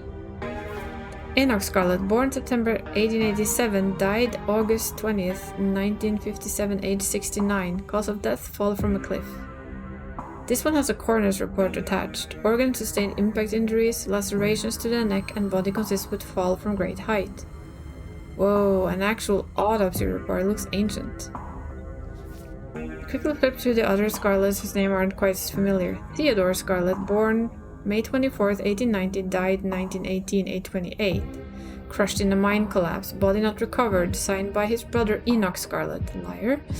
That's the one I'm thinking that took his brother's place. Theodore Scarlet took his brother's place there. Joseph Scarlet, born April 1914, died June 7th, 1944. Louis Scarlet, born August 1920, died June 16, 1944. Those died in Normandy. Certificate of fetal death, infant boy, Andrew Charles Scarlet, delivered April 3rd, 1945. Stillbirth mother, Edwardine Scarlet. Cause of death, complications during birth. No doctor present, home burial. Alexandra Scarlet, born December 12th, 1947, died August 20th, 1957, age 9, missing, presumed dead. I wonder if we find her somewhere. Mary Bell Scarlet, born September 3rd, 1946, died October 30th, 1963, age 17. Cause of death, complication during childbirth. We just heard about her. Wow, that's a lot of kids to outlive. Reaches I flick up at the doorway, and a second later you heard the sound of the front door handle being turned. His hand is on your shoulder, and before you even register what's happening, you're pushed back and out of view of the front door. Shit, I'm supposed to be in here, we gotta hide. He hurries to the closet door, motioning you inside. You slip past him and squish yourself into what little space is available, and then hide. We'll let him in. He manages anyway. Together you listen as the doctor makes her way some room deeper into the clinic.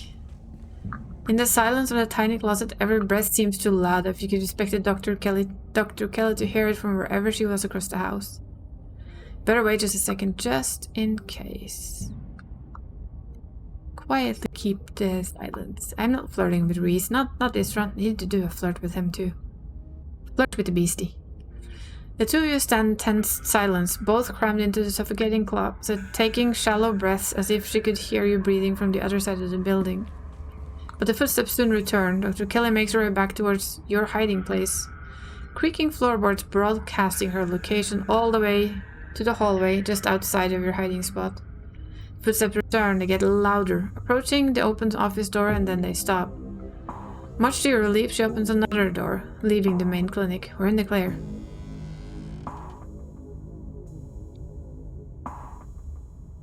Medical supply room? Full of chemicals? This way. Motions through down the hall, slipping through the slightly ajar door while you assume to be the supply room. Yes, there it is. The keys. Here we go. He rushes over to the cabinet that contains a bright red axe, pulling the glass door open. Your axe. Keen eye. A splash of brown clutches your eyes. There's a small sprig of what almost looks like furry berries, with a wide 8-pronged leaf still attached to the base. The end of the sprig is leaking sap onto the countertop. It's fresh. Now we can... Reese stops mid the sentence as you notice you staring at the plant. He stops to pick it up. Does she make her own medicine? He puts it down, but not before breaking off a berry and sliding it into his pockets. I don't think she's allowed to do that. She's not a pharmacist. This room is just for storing stuff she orders for patients from pharmacists in Brevard. Why would she be making her own? And it's time to give Boss Cat his treats. So I'm just gonna be right back. I'm gonna get me some treats too. So a little bit of Halloween treats for everyone. Stretch your legs, you know, all the good things. Boss Cat awaits, yes. That he does. So we'll be right back. Because Boss Cat needs his... the U-Cat some treats? Sure, U-Cat can have treats too. Be right back.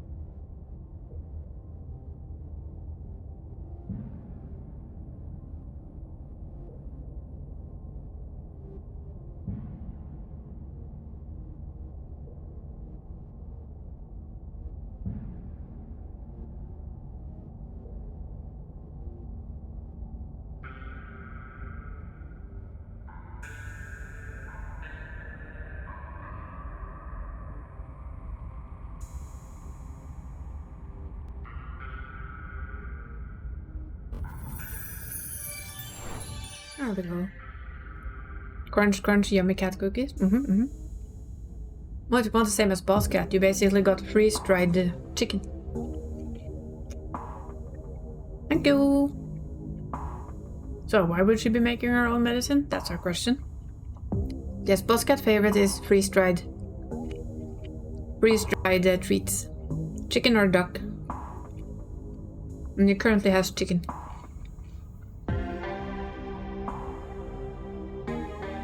Before you can answer, the two of you hear something in the distance and turn to listen intently. Well, it's the front door from the house. Come on, if we hurry we can get back downstairs. I'll run the interference, go downstairs, quick. You can hear reporting now. Floorboards creaking in the hallway at the other side of the office. Curious, you freeze chocolate treats for yourself. Well then. I like frozen chocolate. It's nice. You follow Reese's instruction, once again starting down the basement stairs, letting the pull of the stone carving guide you back to the morgue.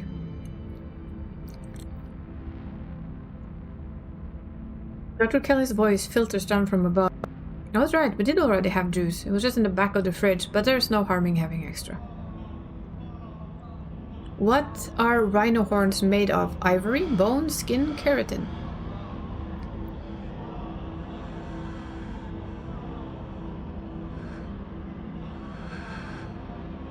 Bone? Nah, isn't it ivory?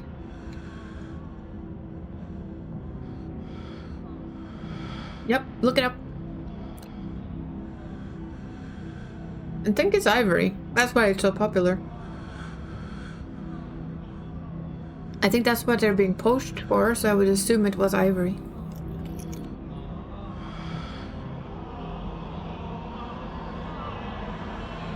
What are you doing in the clinic?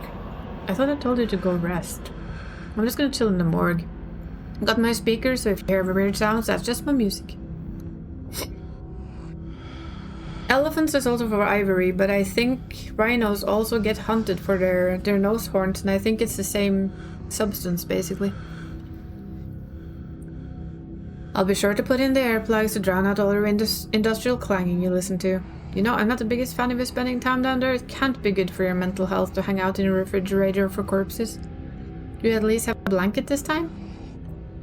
It's keratin? Oh. Yeah, I'll be fine. It's just a change of scenery. My room feels too claustrophobic right now. Okay. I'll let you know when it's time for dinner. Their horns is made of the same thing that our hair is. Yeah.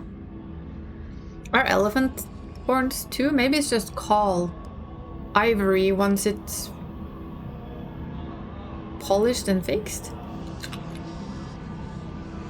Or just a random thought.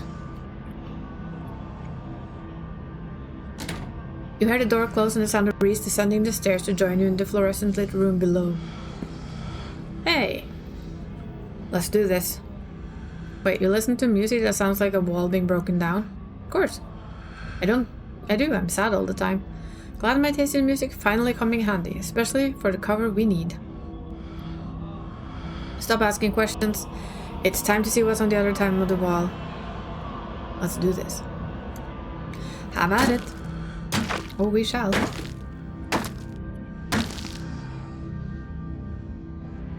First cut offers a surprising amount of resistance. There's some structure behind it, some wood frame holding it in place, trying to stand between you and what awaits from the other side. You stagger back from the massive hole in the wall and admire your effort. Holy shit. The splintered edge frame a dark passage, seemingly cut deep into the side of the cliff, cold seeping from a forgotten place in an already frigid morgue. Reese coughs to take a better look at what lies beyond, the wound in the wall. There's a whole hallway back there. Thick, stale air leaks from the hole, filling the morgue with an earthy mildew smell, like the room is slowly filling with dirt. And with the stink of the grave-like room beyond comes even stronger compulsion. You step forward. And you climb into the hole. This is wild. I had no idea any of this was here. An entire hospital rotting away from decades behind some flimsy drywall. His voice sounds distant. Your sole focus is finding it. Your feet move without prompting, and you stumble down the hallway towards the far wall, barely registering the antique clutter as you stagger past it. Ivory is hard white material from the tusks, traditionally from elephants and teeth from animals, that consist mostly of dentin. Difference between ivory and just teeth is mineralized collagen. Whoa, are you okay? No. You don't respond. And you don't bother to retrieve the axe. The wall is rotten, water having damaged and eaten away at the wood. Over the course of an unknowable years, the planks are nearly reduced to sawdust. Yes, you can type dentine. We tear into it. And that's the snakes and the lions.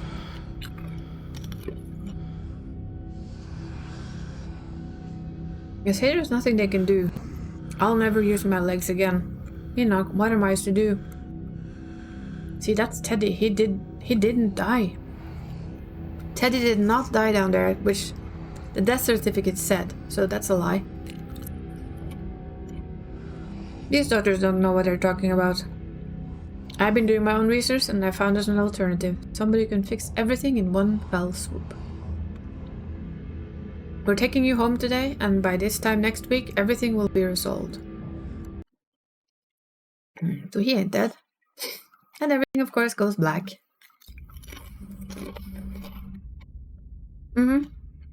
That's true. Teeth have enamel. Tusks do not.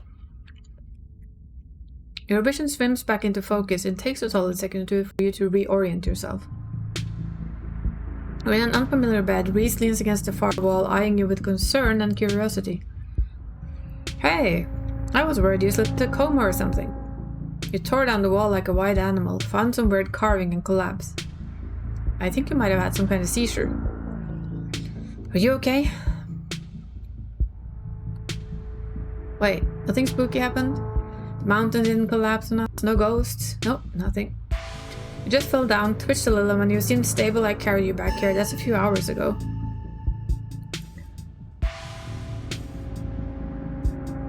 Whew, that's great. Maybe these carvings aren't all bad. Too bad with your track record, I was kind of hoping we'd run into some unimaginable horrors. At least I know there's an abandoned hospital wing in the morgue. I'm sure there's plenty in there to get creeped out by.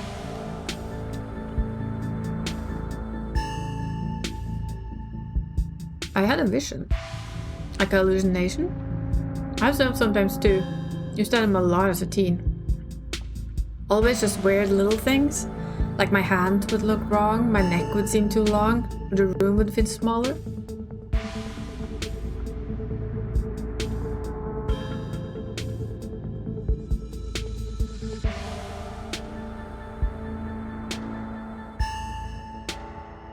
I think these are visions of things that actually happened. Whoa.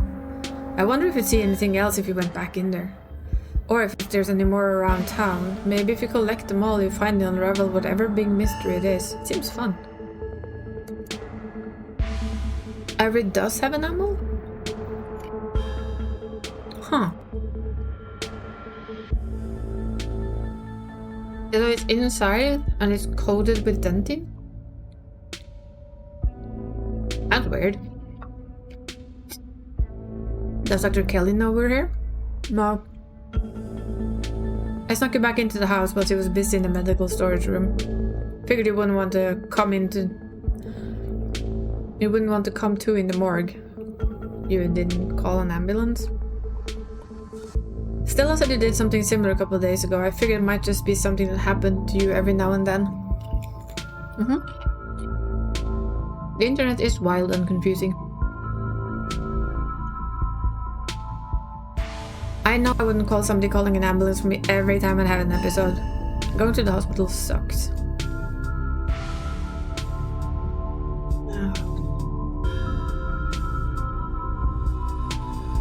wonder what that does. I think Dr. Keller should look me over. These Caesars can't be good for me. I I don't think you'll want her to do that. While you were out, I looked these up.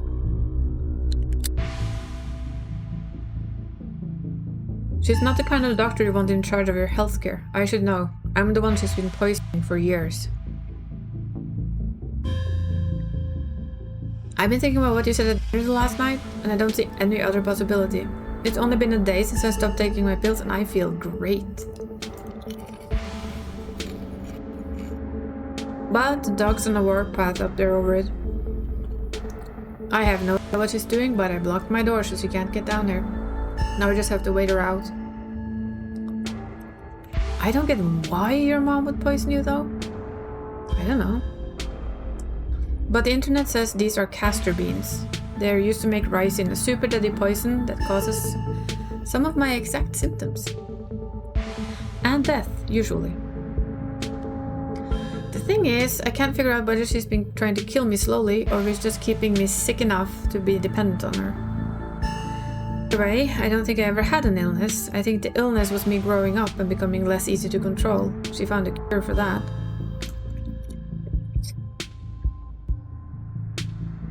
Ricin is really bad. How are you not dead? I don't know. Maybe it's in low enough doses, or maybe I've developed a tolerance. But I think the fact that I feel more alive by the minute is enough proof that she was keeping me sick. I don't even need solid evidence. But cops? What kind of writing is that, sweeties? Your evidence we should be able to go to the cops. Not the local cops, but at least cops. That used to poison me. Possibly because my just think we snapped and turned out even worse for me. And I don't think she has committed to keep her whole. You need to get her out of here. Who knows what she'll do when you find out that you know. Where would we go?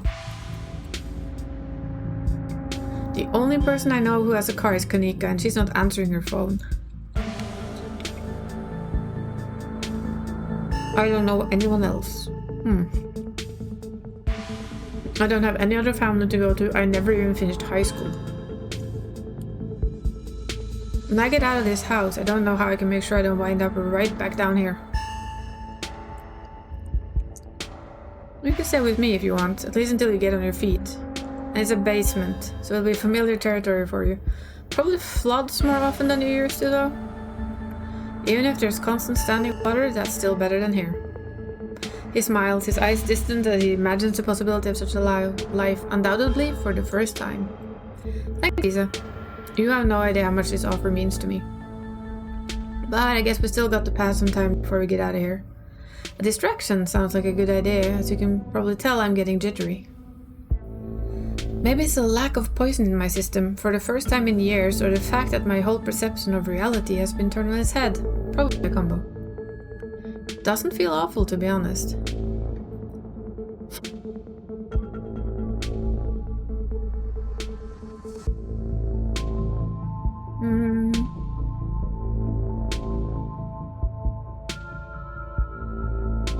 I believe you owe me a showing of Shino-Chi Death Blood. I believe I do. I just got the movie set up and drained to the bed. I mean, I know it's get too much for you. I'm not a great judge of how other people react to the sort of things I watch, but I definitely don't want you to feel uncomfortable. This is a slow burn movie, but the dread is managing to build and is palpable. I'm being the best out of him? Oh yeah. Or maybe it just feels like that down here all the time. What with the grisly paintings, lack of lighting, cinder block walls, and of course the fact that the woman currently lurking upstairs has been poisoning her son since her early teens. I've seen a couple of directors' other films, they're all interesting, though this is probably the best introduction to his work. The way jump cuts to seemingly unrelated TV show recordings and then wind up tying them back to the narrative adds a level of realism and depth to the world that I find really engrossing. It's found footage used to its fullest. He seems a little high. I can't believe I'll just be able to do things from here on out, like watch movies with another person. Or talk to people, ever. You can hear the difference in energy now that Reese hasn't had a daily dose of poison. He's uncharacteristically chatty, clearly not used to talking to another person, let alone when he has the energy to carry on a long conversation.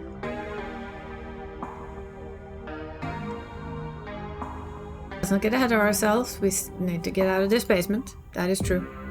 Shouldn't be counting my chickens. We still have to get past the woman upstairs. He tenses, his back straightening, his muscles clenching as he is reminded of the obstacle. I guess super strong would actually, an animal dog should work well to flirt with Reese, right? That's a suggestion. We can beat the shit out of him if needed. Hopefully we can just wait her out. If not, he trails off. But his features soften as he once again immerses himself in the film. A man on the screen yells portents of doom to the camera, trailing off into a wordless scream. The plot is really heating up. I love that there's all the distinct sort of vignettes, the little pockets of horror that affect a small number of people.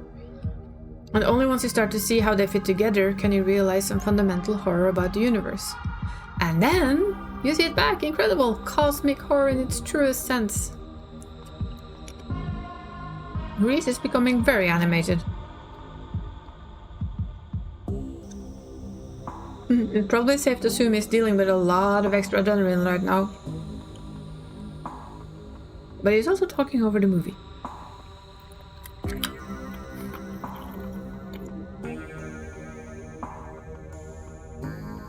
Reese, are you feeling okay? I'm just jittery. I've had a really weird day. And I think being down here is making me anxious and I'm all hopped up on adrenaline. Maybe waiting out the dock is a bad idea. The longer we wait, the more likely to figure out that we're onto her. And it would be easy for her to lock me up again and be thorough about it this time. There's a knock on the window. Oh, hi, Wayne.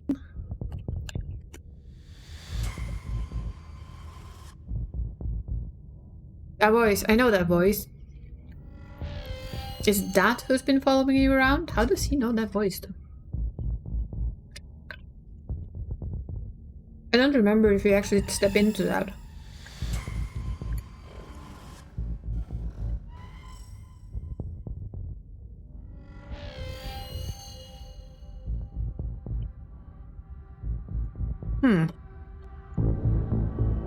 Doesn't mention that, does he?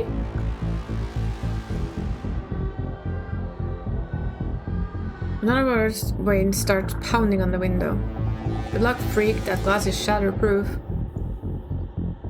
Enemies upstairs, enemies outside, we're surrounded. Even if I get out of this house, I won't be safe. You won't be safe.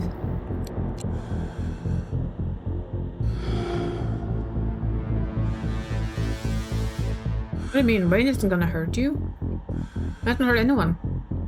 Yes, he will. He's furious with me. Can't you hear it?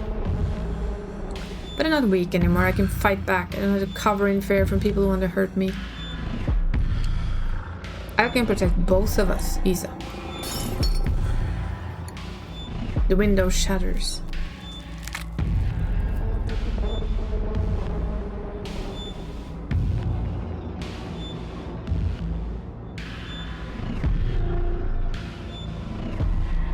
As Reese tears at his clothes, paint bubbles from the canvas, his ghoulish figures peeling themselves from their two-dimensional worlds, invading yours, crawling up the walls. Grab my hand, I pull you out. Leave us alone. Now he has the same color. Hello.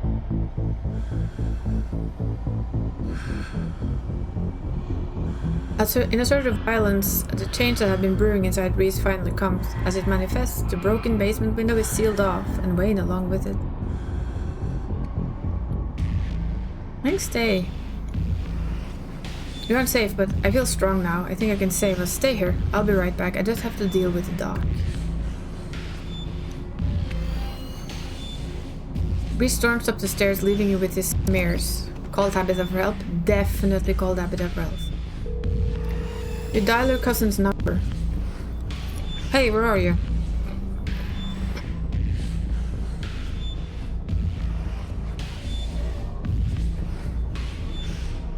Somebody was absolutely dashing. Yes, you know what? I mean, if we flirt with him, I wonder where that will take us. Clinic emergency is scary.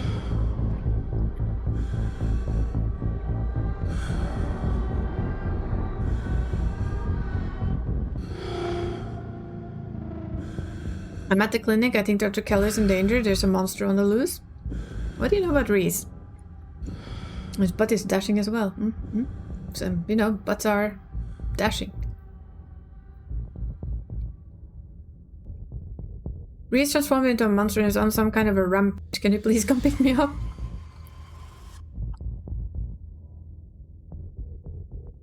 Reese is gonna kill his mom is also a werewolf, vampire or something.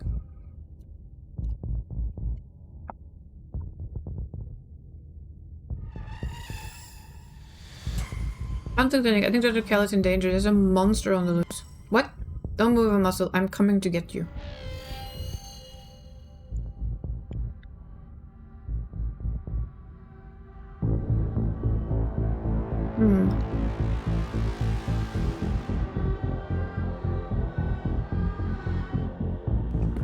Let's explore that one. Back to the door. Where it leads, and you know that secret is stone was. Tabby! I know, the last option was like, Clinic? Scary. Help. Hi, Sondre. Hope you're doing well.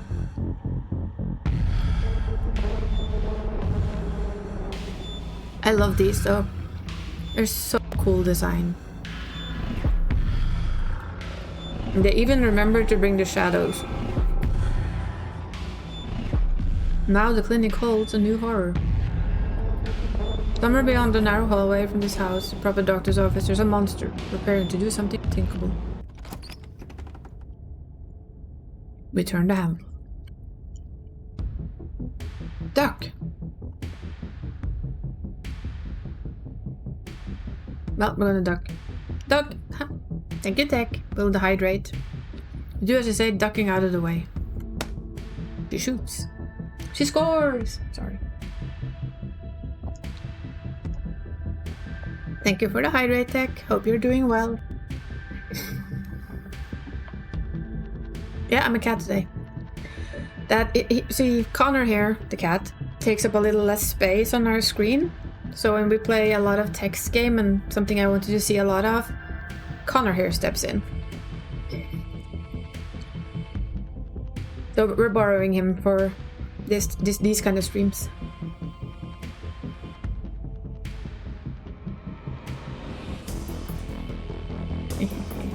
I fixed that. Oh. Auto shoutouts. Alright, Bobby's You're okay? How am I? I'm also okay. I found a vacuum in the freezer! Fuck you, Tax. Fuck you. Now you gotta find We're a blurs humanoid with dragon. vacuum in it. Wow.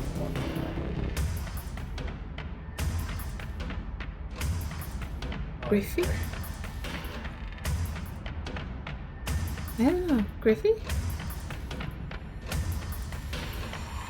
Yes, you see, I have a bot that I can auto shout out people in. The gun is very loud. There's only a pop as a project. No, it isn't very loud. Maybe. Huh. There's only a pop as a projectile leaves the barrel, whizzing through the air. It's from Griffey on YouTube. Ah. It should be a clip from Tech's stream though, so. I know, very rude. But I'll do it anyway. Hello there, sexy demon kinda icky thing, I don't know. You turn to the dart embedded in Reese's chest. He pulls a tranquilizer dart out from between his ribs, heaving heavy breaths as the drug courses through his system. You're going to have to try harder than that, you... How did you? And we have our savior. As if you could stop me, you pathetic waste of flesh. Go, Wayne! Before Wayne takes another step down the stairs, paint flow out between the cracks in the wood. Because we're in a dramatic sequence, of course.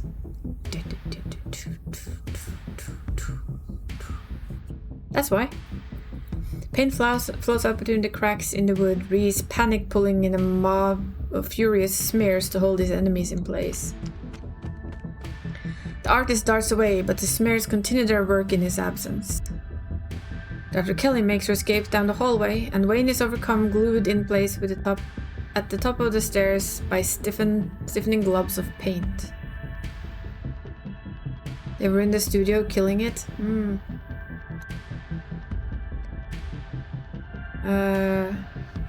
We've done both of these. Anyone want anyone in particular?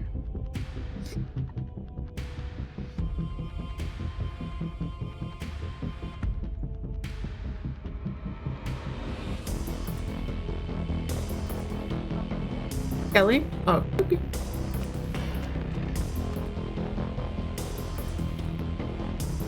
Run forward, breaking the onslaught of the smears, dodging them as best as you can to try and see where Dr. Kelly went. In the front of you is a door. No, the door in front of you is smothered in paint. Hey! Dr. Kelly's voice crackled out of the unseen speaker. You, Isa. I'm stuck in the safe room. I can't help you from there, but you can help the both of us.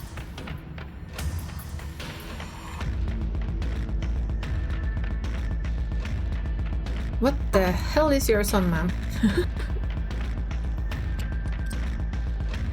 I wish I knew. He was finally hit puberty. Everyone said raising a teen was gonna be a bitch, but they don't know the half of it. I need to get to the medical storage room. I'll give you further instructions when you're there. Okie dokie. Back to the medical storage room. I'm here. Great, now listen to me. I need you to use the black tape key to get into the cabinet and bring me the elephant tranquilizers. It's a bottle labeled carfentanil. Bear tranquilizers clearly aren't gonna cut it anymore. An intercom system, huh, Doc? Good, you should hear this. Isa? You don't have to do anything, she says. I'm not gonna hurt anyone else, just her. If I don't, you and I both know she's just gonna shoot me full of elephant tranquilizers. Did I hear that right? And show me back down in the basement, or maybe someplace even worse, and keep killing me every day for the rest of my miserable existence. I feel amazing. I'm pretty sure he has no idea what he looks like, though. Better than I ever felt in my entire life. I'm not dangerous, she's just scared because she knows I finally have to pay for what she's taken from me. I'm not gonna let you kill someone, Reese. Why not? She was afraid I might die. Does she know those tranquilizers aren't going to kill me? Does she care? Trust me, Reese, I've always been careful with your medication. I want you to live. I love you. Tell yourself whatever lies you have to, Mom. If you want a good relationship, you had the chance. You decided to convince me I was dying instead of just letting me exist. Don't try and spin it like some kind of crime of passion now that the consequences are staring you in the face. Enough. Go, Wayne! Reese cries out in pain. What the hell did you do to my shoulder? You see for an briefest instant something coming out of Wayne's sleeve. Yeah, there. Just a flash of pale yellow, then it's gone, slithering back into Wayne's clothing. I'll handle it. Try and get somewhere safe until then. Just stagger off down the hallway. Quick, grab the tranquilizers and head to the safe room. Tranquil is easy to find, marked with a small square of black tape to match the key. She certainly is an organized woman. And we head to the safe room.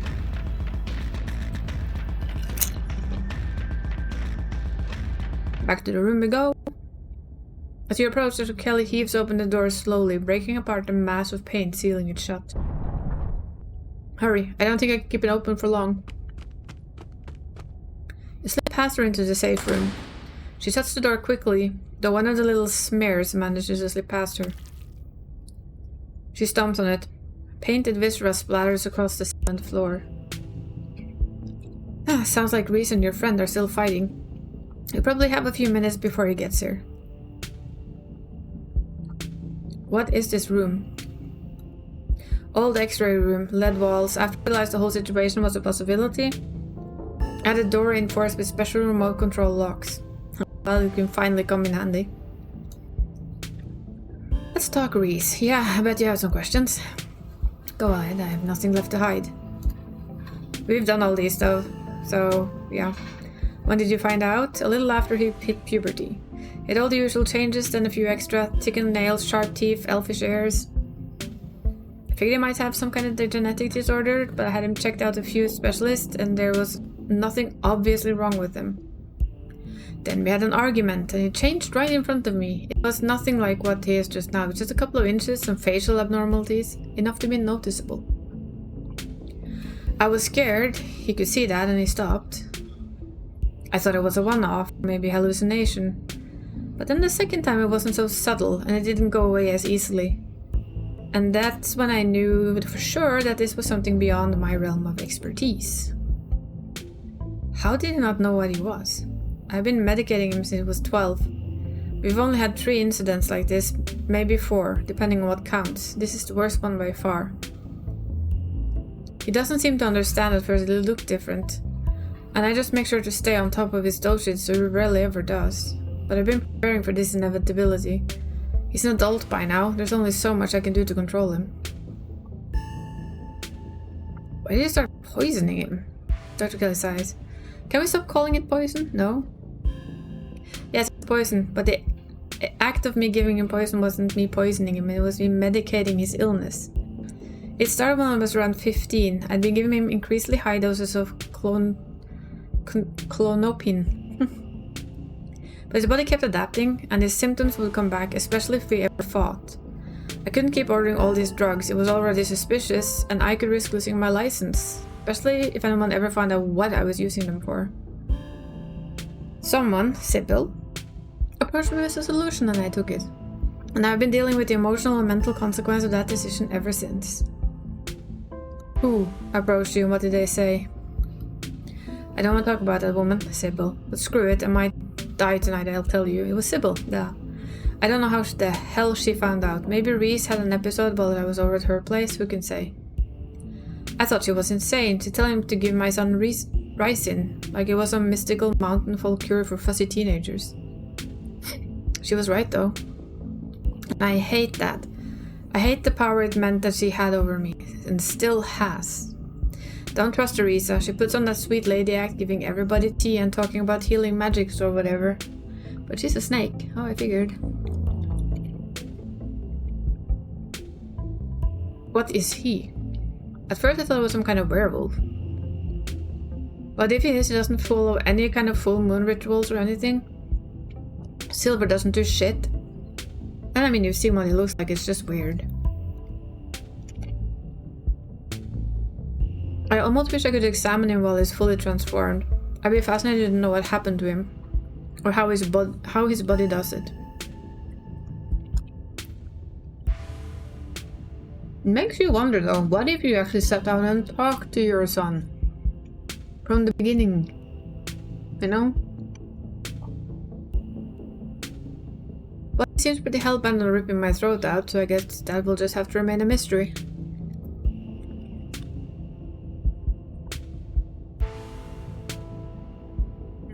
Oh, is his dad similar? I wish I knew. I know. Utter nonsense. And bullshit. My apologies. Reese just kinda happened. I wasn't seeing anyone, I just woke up pregnant one day. I know how impossible that sounds, I'm a doctor for Christ's sake. I kept having these weird dreams. Woo. Almost like sleep paralysis episodes. Romantic sleep paralysis episodes. They were actually kind of sweet. But they were just dreams. I doubt.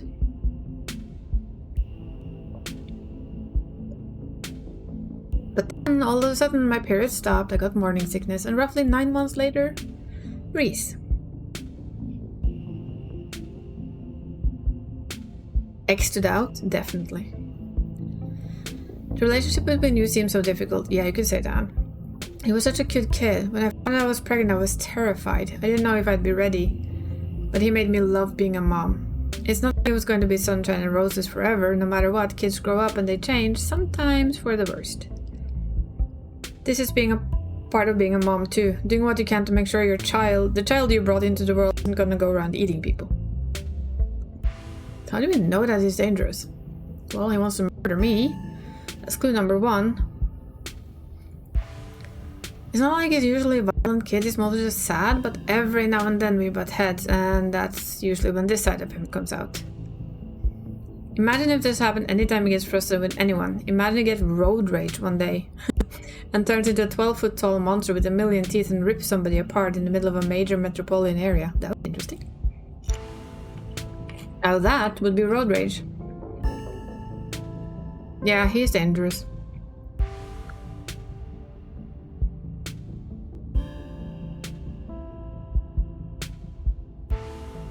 I can fix him? No, I can't. Do you think it might be a self-fulfilling prophecy? Oh, don't preach to me. He's a sweet kid most of the time, absolutely. And Ted Bundy was as sweet to the people he picked up at the street or the road. Didn't mean he didn't go ahead and slaughter them anyway. I know what my son is capable of, so it's my job to make sure he doesn't hurt anyone. I can fix him, yes. What's the game plan? Short and long term. Well, I pump him full of elephant tranquilizers, then I lock him in here, then somehow coincident to see it from my perspective. Then we all live happily ever after.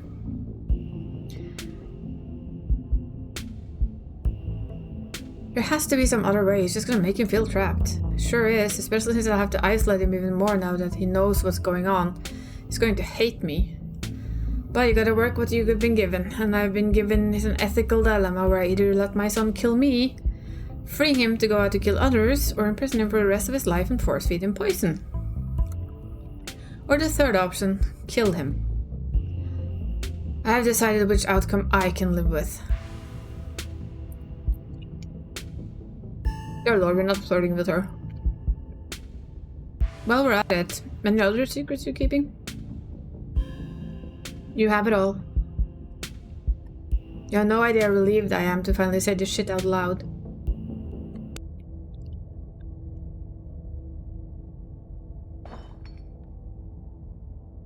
Sound of distant breaking glass cuts through the silence of the clinic outside the safe room. Hot is our trait, so it makes us very easy to fall for. You can basically use hot in any situation, it feels like, to get out of shit.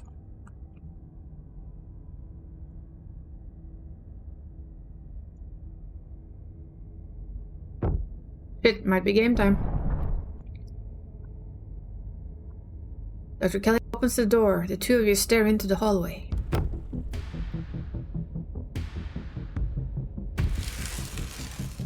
I know it didn't really seem like anything, but... Oh wow. I think Reese is fully transformed. What is he though? Half horse? Half dog? Is this what you're afraid of? Hand over the tranquilizers. This is our shot. We have done Hot. We have tamed the beast. That was fun. That was our last playthrough. We have given her the tranquilizer darts. We have never not given her the tranquilizer darts. I think if we don't give her the tranquilizer darts, Reese kills her. So what do we want to do?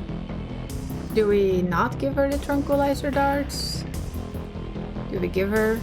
Don't give it. Don't? You all want to see his mama dead. But okay.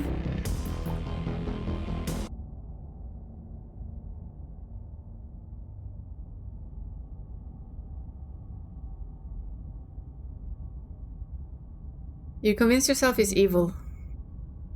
You'll never give him a chance just to exist. You convince yourself he's evil, yeah? Stop messing about and hand him over now. Oh boy! Tabitha to the rescue! Wow, Tabitha. Wow! A shot rings out, Reese's body is thrown to the wall. Shotgun in hand, your cousin rounds the corner and trains her weapon on his writhing body. Tabby! You really are our savior.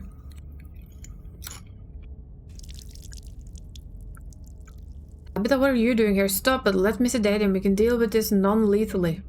I think Tabitha has had enough.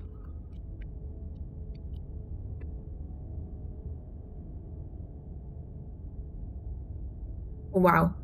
That is an awesome drawing. No, you weren't kidding. Look at that face, though. He's scared. That is an actual scared monster face. Is that an eye sticking to the wall? Sorry.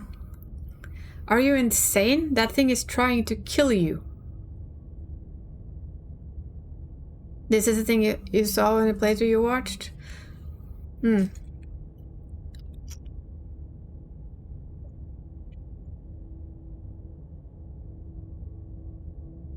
Oh, we have a new choice now.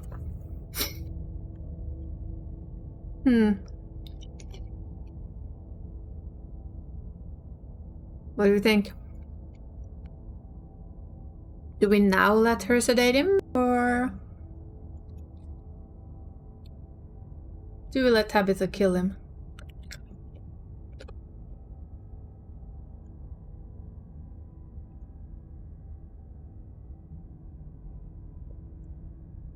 Sedate him?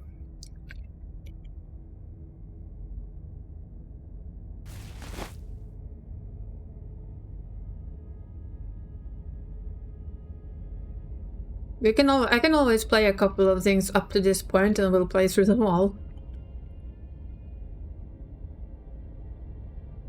He said, what the hell do you think you're doing? Don't kill him. He's still a person.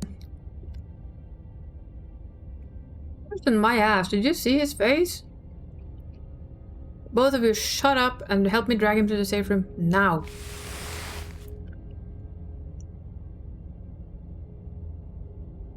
Tabitha's going to come back to back, huffily jumping in to help Dr. Kelly. It's not long before his regenerating body is sealed away behind the door. Not exactly how I thought it would play out, but at least none of us are dead. If you've done any permanent damage to him, you've been the one who's paying for the medical supply, Miss Scarlet. Oh, shut up, you.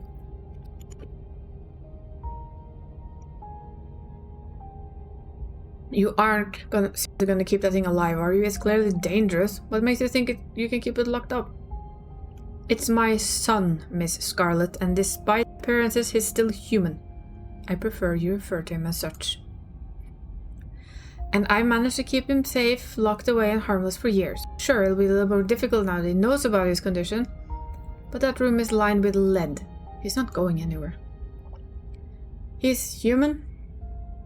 Are you sure about that? Are we talking about the same guy? Trust me, I've done genetic tests. He's human, somehow. And it's my job as his mother to protect him and protect people from him.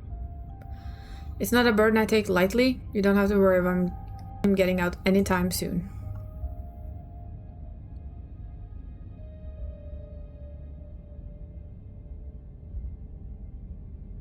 That's a good question though. What about when you die, Doc? What happens then?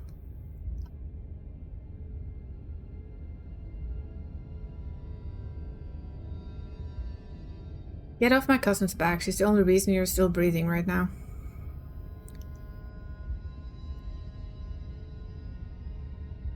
Well, let's not start a blame game right now. A lot of things happen for things I don't... A lot of things had to happen for things to get as far as they did tonight. Please just leave. I have a lot of cleaning to do. You and your cousin leave the clinic. Dr. Kelly slamming the shotgun blasted door behind you. two of you make your way to the bottom of the hill, where Tabitha's car is parked among the sleepy houses of Scarlet Hollow's residential street. She places her gun in the trunk and turns to face you. You're alone right now. Is Stella still missing? I tried calling her a couple of times, but I keep getting stupid voicemail. Yeah. Shit, let me think. It's a long shot, but there's a place that might be worth checking out. Are we getting it? We might be getting it. We're going on a hike. Okay. After a bit of a trek, you and Tabitha stop by the edge of a 2-lane road near the town, and look who it is. There, sitting on a log, staring mournfully out at the asphalt, is Stella. You watch her from the underbrush. She's alive, thank God. She sounds more exasperated than relieved.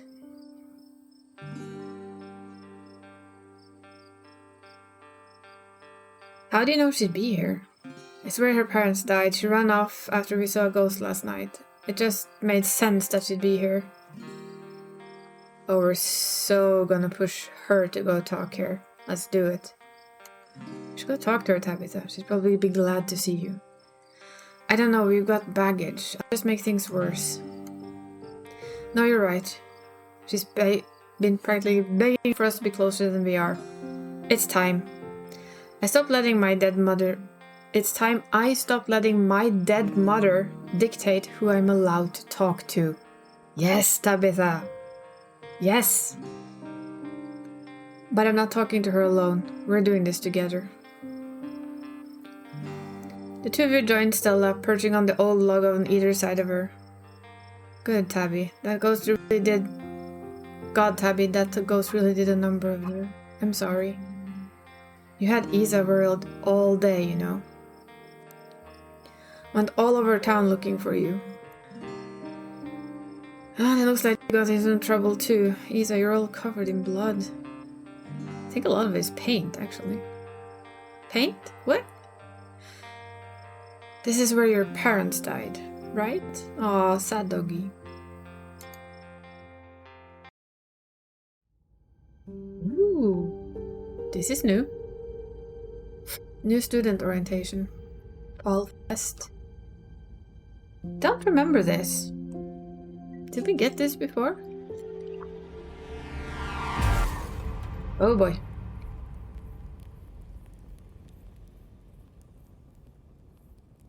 That's not nice.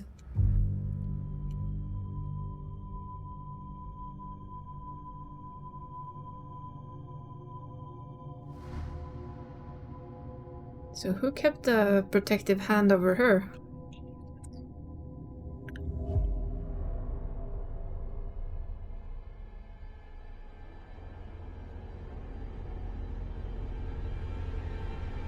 Oh God, that's why she lived. Okay, that's not a nice thing to see. She survived because she was lying down.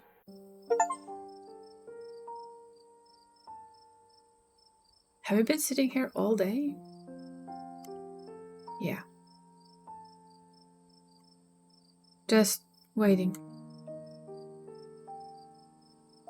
Silence fall over the three of you, wind rustling in the leaves and sound of night insects carry on around you, muted in a still night. Nothing happened though. That's probably for the best. Tabby, did I do something wrong after the accident? What? Just whole years of my time, I feel like it just never happened. Like every time I try and remember them, it's blank. I have all these videos sitting on my channel I don't even remember filming. It's scary.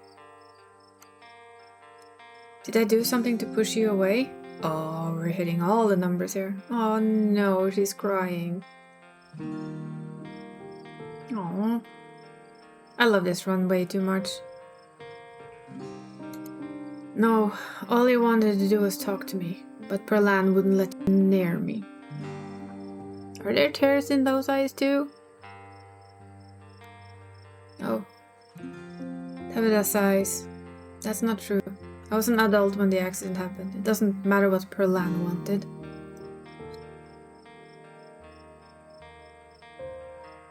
I need to stop hiding my mother's coat every time I make a bad decision. Good girl, Tabby. Good girl.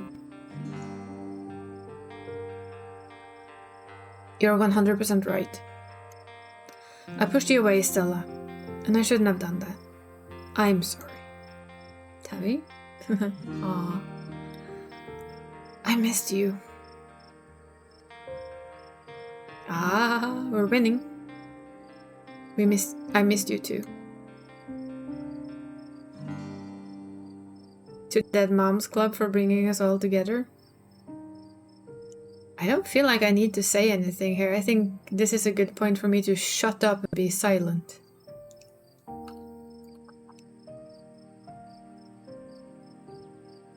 What do you guys think? I mean, Dead Moms Club would be kind of funny, but I don't think this is the point for funny.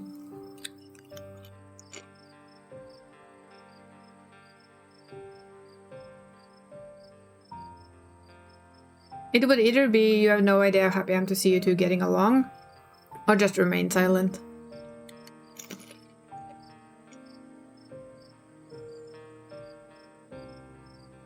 Decisions. Always hard to make.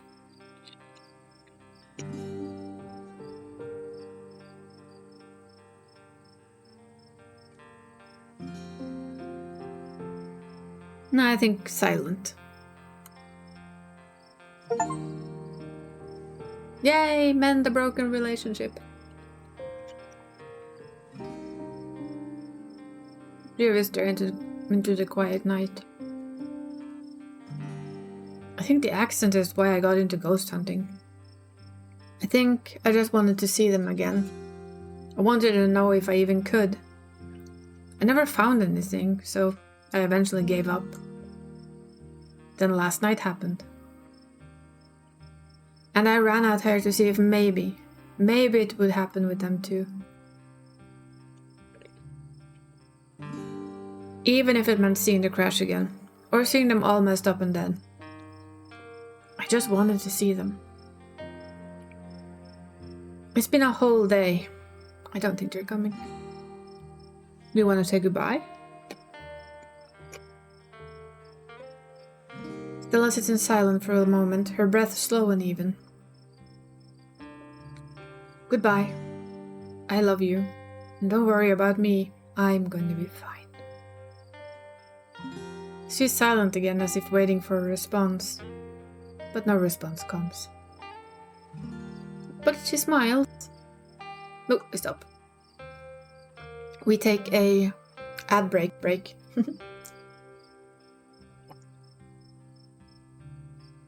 I think when Gretchen took us here, we never got anything else. We just kind of found her and that it ended there.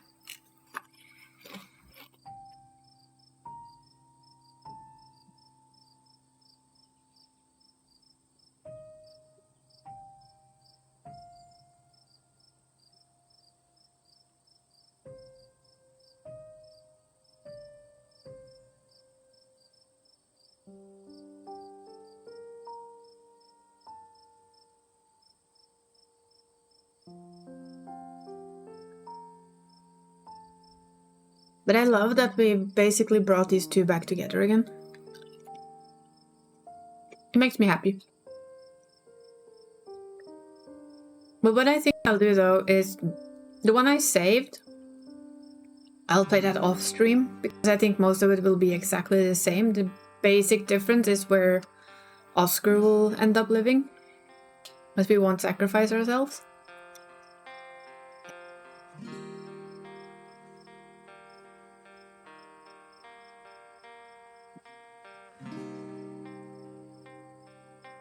If not, we're never ever gonna get to. We're definitely not gonna get to start our talk to animals playthrough if we don't. Not today, at least. That kind of felt better. I don't think I realized how much I kind of trapped myself in my own head. Thank you for breaking me out of it, you two. Stella straightens up, stretching her back. Gretchen wags her tail. Tags jingling in the quiet night air. I should probably head back, right? I haven't slept in a day. Do we tell her? Do we tell her about today or do we wait? Do we tell her we shot Reese?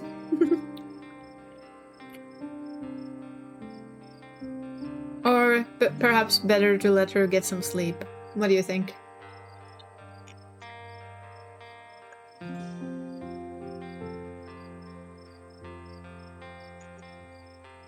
We tell her tomorrow. It's a good question. But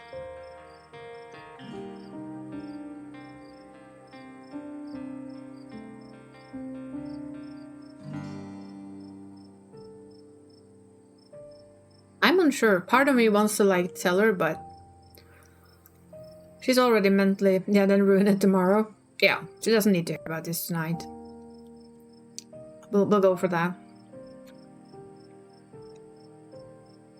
What happened in the clinic stays in the clinic, at least for one night. The three of you and Gretchen make your way back through the woods before arriving at Stella's house. This is me. Thanks again, you two. Come on, Isa. I think there's a carton of ice cream with the Scarlet name on it. Tabby, wait. Before you go. Yay! Oh my god. That's a hug.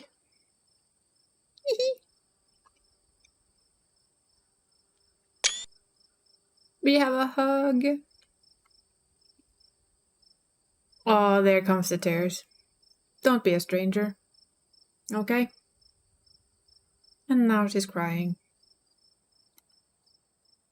Never again, I promise. You and Tabitha quietly return to the estate, making her way to the kitchen, where she pulls out 2 pints of banana chocolate chunk. She puts it on the table wordlessly and thrusts the others into your hand. I'm sure there's a lot you want to talk about, but we're both here, we're both safe, we both had a long week, let's just exist together. What's with the wind? An ice cream social, unwind with your family after a long day. Nice. The two of you stand in the kitchen, quietly eating banana-flavored ice cream, while Frou-Frou gently purrs in her sleep nearby. An oasis of calm. But as Tabitha's spoon scrapes the bottom of her empty pint, the moment ends. Alright. I'm off to bed. You should try and get some sleep too. Here's hoping tomorrow's uneventful, right? Thanks for this. Cat sleeping. Your cousin leaves for her room. Your body's breaking down from the stress of the day's events. There's nothing left for you to do but head to bed. Go to bed. Exhausted beyond belief, you stumble into your room and collapse on the bed. As your eyes sink, you realize something smells off about the room. It smells rotten. You jolt awake as the door creaks. Don't look so frightened. I was just gonna say goodnight. And to give you a word of advice.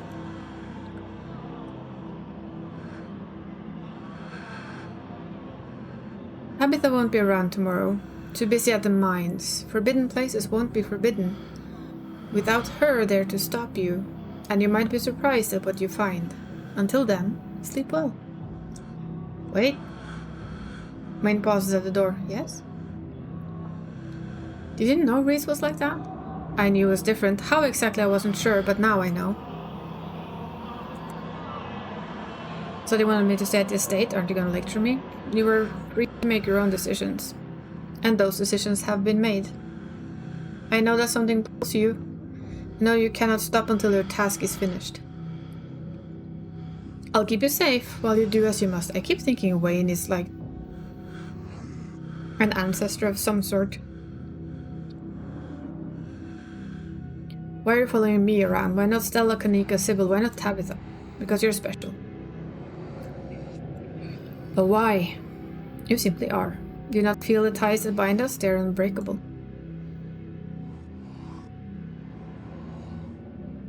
Seems like Reese gave you a run for your money. Wayne emits a strange kind of coughing sound. You realize he's laughing. He managed to catch me off guard. Those constructs of his were an interesting little trick, but that's all they were. Good night, Lisa. Wayne leaves your room and closes the door behind him.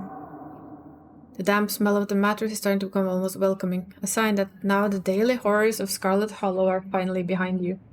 At least, until the sun inevitably rises once again. You close your eyes, your exhausted body is coming to sleep almost immediately. As you drift off, you think of Reese trapped in that tiny windowless room.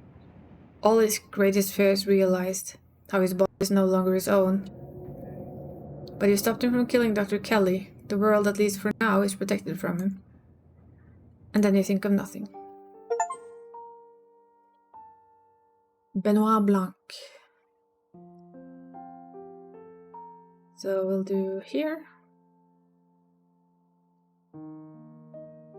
If you'd like to continue this world state in episode 5, please save your game now. You can save it here. Actually, we should save it here. Yeah.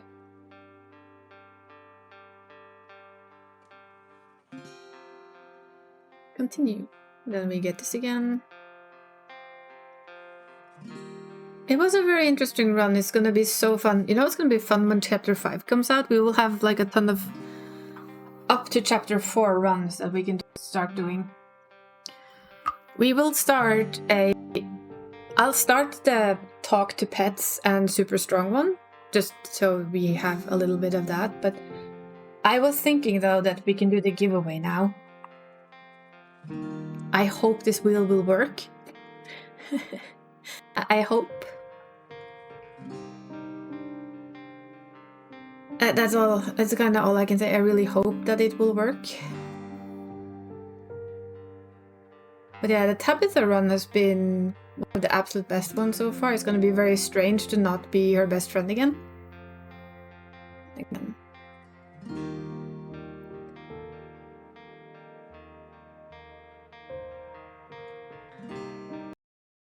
Let's just pull through that. There.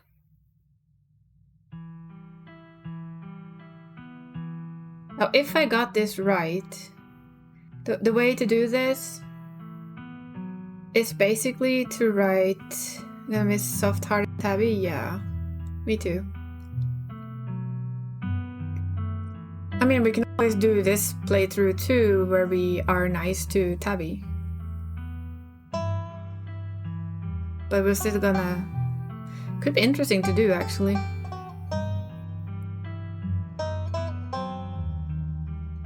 But yeah, if I got this giveaway right, and I don't know if I have, and I don't know if enough people are here to actually do it, because I don't see my numbers anywhere, I keep that hidden, because it's healthy for my brain not to. But I think it's tickets and the number. We don't know yet when they release 5. It's in the making, that's all we know, and it's finally in the making because of the success of Slay the Princess. They finally had enough money to make chapter 5. Yeah, it's very special that the Good Terms does that. But yeah, if I got stuff right, the way to enter this little raffle is to do exclamation mark, ticket, and a number that you should be able to buy. I don't know if we can do ticket max. There's a lot of things I haven't quite figured out yet. Well, like it just said, something from the Mog store or a Twitch, something from your Steam wish list to around 20 euros.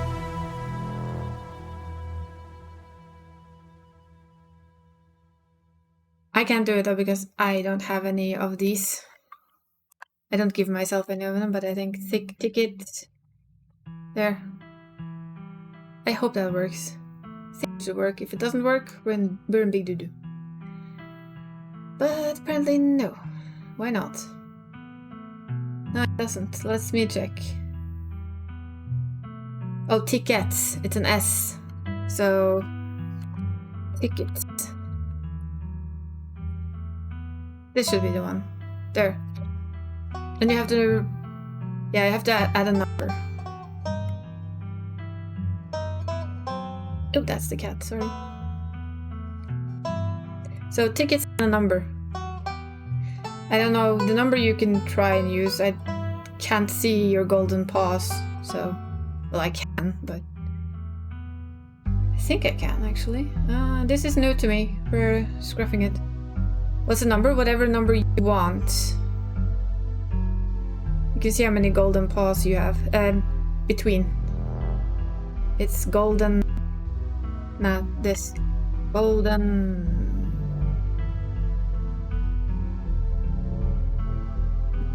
See, I have 0. It's set up so that I don't get any. And I think, yeah. And I think one ticket costs 10. And then it comes with that one. Thank you.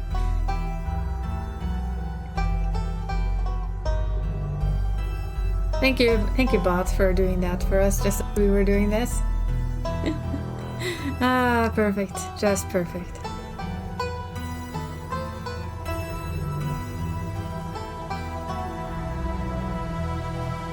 I like that. This is the one thing I tried this for so long yesterday.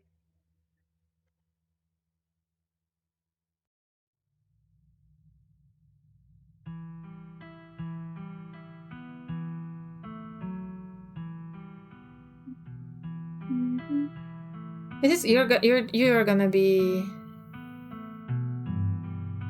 I guess it costs 1 golden paw then.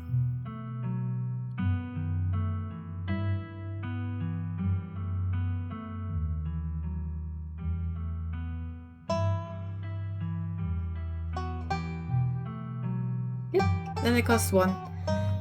It's one ticket per paw. Okay. Not right now, I think, but I think I can probably set it up. Try and set it up again. I'm a little bit worried if I muck about with it right now. That's just a spin. Let's see. I'll check it, but it's fine. Exi hasn't entered? Yeah, I'm waiting I'm waiting patiently, no rush. My big hope is that this actually works like I hoped it. I don't know. It's just tickets and the number you want. And then we can test, see how we do.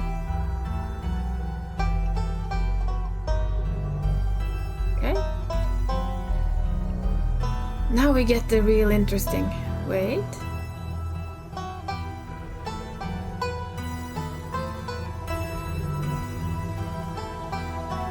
I believe so, yeah.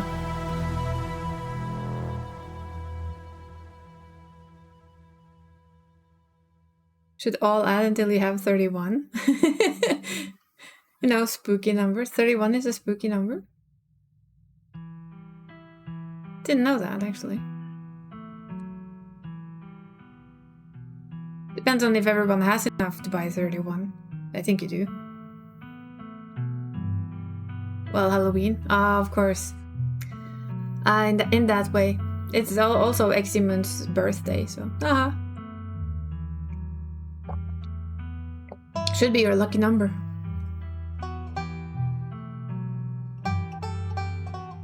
Lucky number? Yeah. It's her birthday today. So it should be your lucky number. Super spoopy birthday! Yes! A most excellent day to have a birthday on. So test. Let's test it. Tickets 21, yes.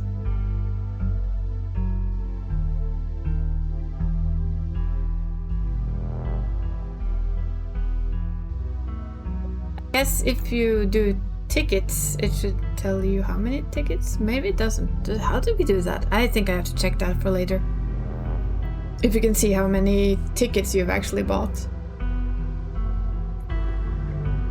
Let me check.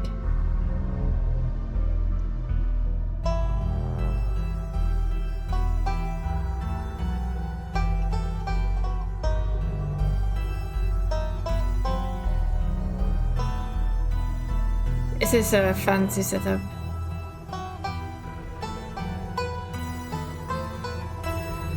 You got the math wrong. Well, this is why it's safe to have the first one of these with a bunch of people who doesn't get stressed out if this doesn't work. I got it to spin, but if she has enough, if she wants to, sure.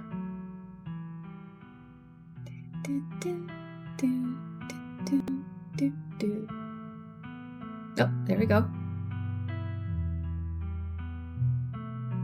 Is one bought a ticket? Yeah. Let's go. Okay, let's see if we get this working.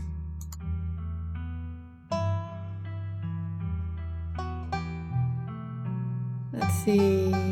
Do you want to do this, Firebot, please? Weekend has wheel.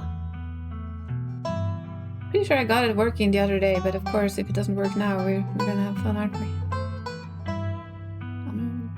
No.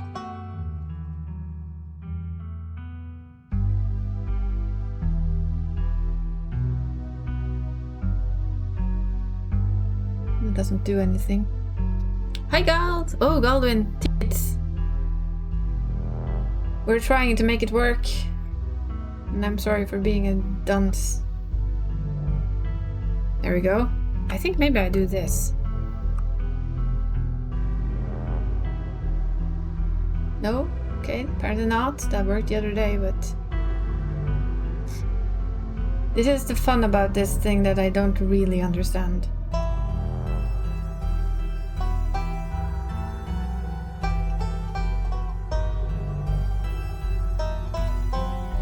We'll try though. It might just be me doing it the wrong place. I had to look...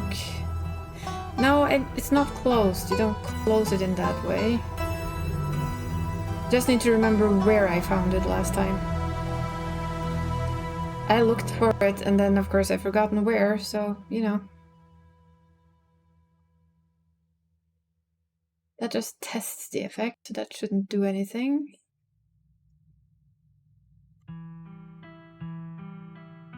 Ah, I think here. Okay, so that runs the spin, but it just tests it.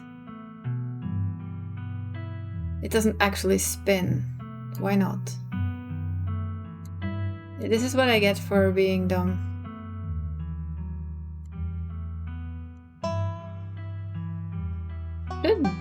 Should do stuff, but...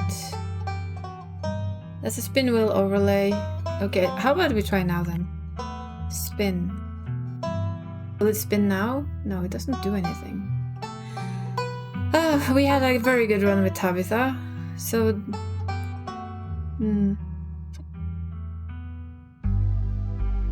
Yeah, it's really windy outside, isn't it? How to trigger from spin deck. So I can test the effects, but apparently not make it spin? Why not?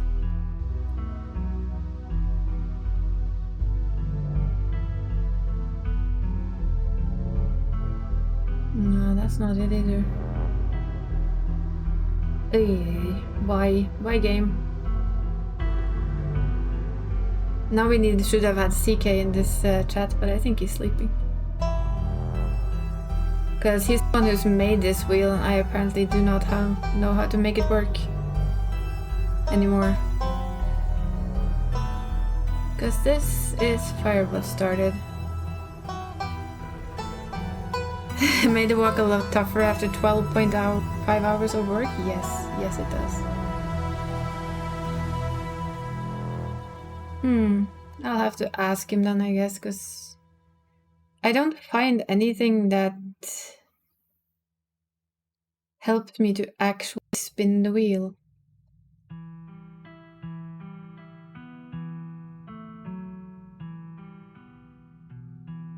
My other choice, though, is to try and use...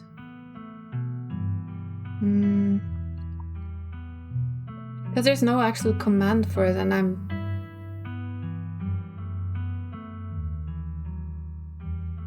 Yeah, I could do that, but... You added the same amount. What you can do D20, and whoever has the highest one wins. Because you'd still, since you all did 31, you'd still be the same. And we do have the D20. We don't have to spin the wheel. Okay, boys and girls. And anything in between D20. Critical hit, you. That's a 20.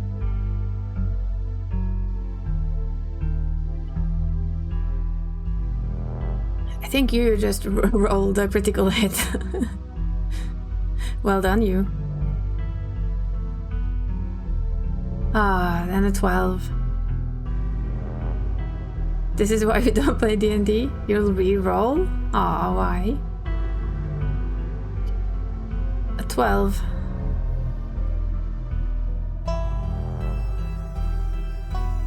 Galvin can't win every single time. Nah, you win. Critical roll is critical roll. I think Gald has won like every other thing we've had. Yeah, I know. Nobody can roll higher, but how often do you think that's gonna happen? So, grats you. We'll have to figure out what you want. Should I find something on your Steam wishlist and gift it your way?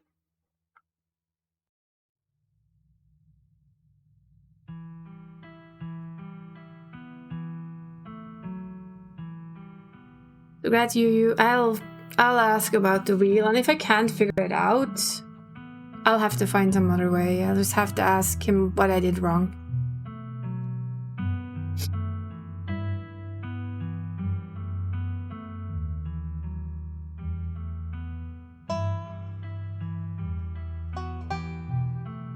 But I hate the follow list? Okay. Is there anything you do want? We can talk about this tomorrow? Yes, we can. We can talk about it tomorrow. Definitely. We'll figure it out. But yeah, I'll also talk to... I'll talk to CK and ask him to... if he can, like, make me a very understandable written manual of how it works. No, I don't want you to add right now, you stupid thing. He did explain it, but that was like in summer, and I just need to know exactly. It's set up right, I know it is. We did test it, but I need like a written setup on how do I actually make it work when I have it on. Yes, please give it to me. So that by the next one, by Christmas time, I can do it right. Hopefully. Or if that other person who was actually gonna make... Oh, it auto resets for me. So once it's done its pull and done its roll and given out, it clears out all of the things added to it. And I'll also check the pricing so that we can have that better. Gald. You basically just got in the door, but thank you. Tier 1 subscription to Uterian. Thank you, Gald. For another gift sub. And another 3 months gift sub. Well, you almost managed to push me over to... Almost. But we're still 8 off. And no, you do not. I think it resets anyway, so... But yeah, the part of it, he went through the wheel with me very well, and everything worked, and we did it very nicely, and... yeah. I'm gonna ask if that's like I will just say that I have a memory of nothing, so could I have a written how to run the giveaway, please? Like an A to B on what to press where and how to do what. I shall ask him very nicely. Okay, so we have run number, I don't know how many. We're still just gonna be Isa. I like that our name is in red. Which city? I don't know. Moss?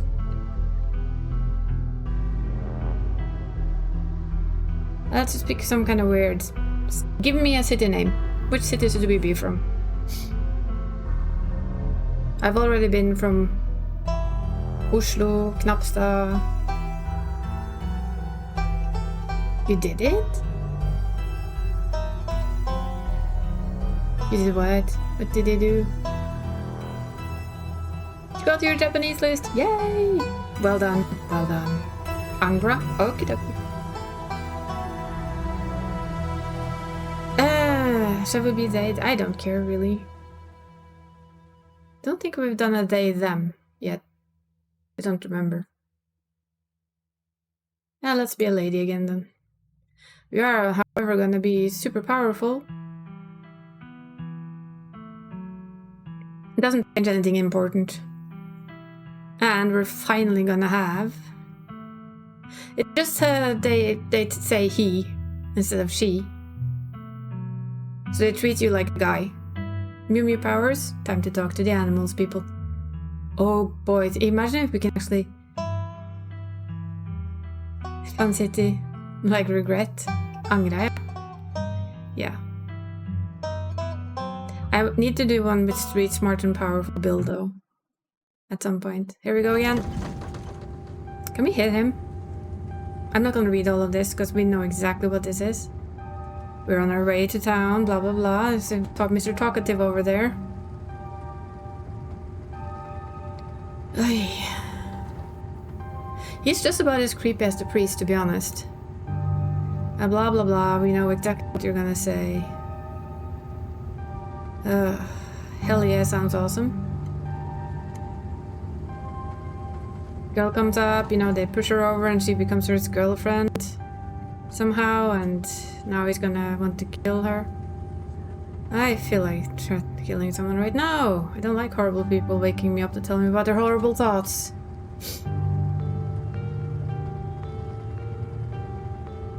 Can I say I'm an interesting guy? No, you're a dunce. Anyways, you get... Changes the person, makes you think they never... Ha! Anyway, she's giving birth to my son, or our son. No, we don't. We still don't know what the beans do. I still have them in that playthrough. The peanuts, not the beans. Peanuts.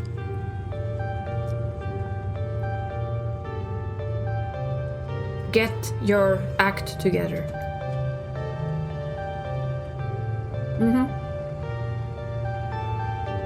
Alright, maybe I have a point. I guess New York will always be there waiting for me. The bean nuts. Yeah, the bean nuts. The bean nuts. Are they made of berry bean? I didn't. Yeah, please throw him out the window, please. Yeah, you and your lungs, blah blah blah, yada yada yada. Thank God, shut up, man. Was it lovely meeting me? Doubt it. They're boiled peanuts. Ew. Protein is protein. Do we eat them?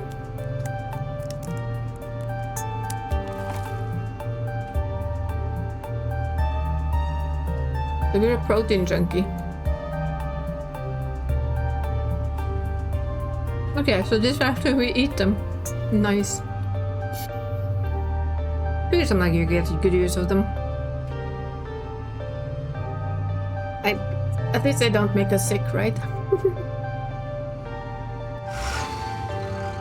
Boiled peanuts. Who has that idea?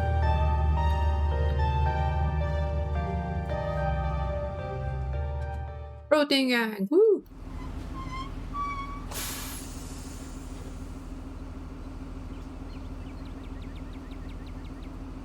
Yep, that's our kiosk. And there's no bus for another week. Yay. Lisa.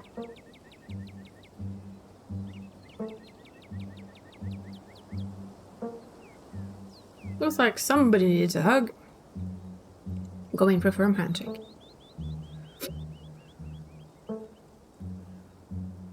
was very professional.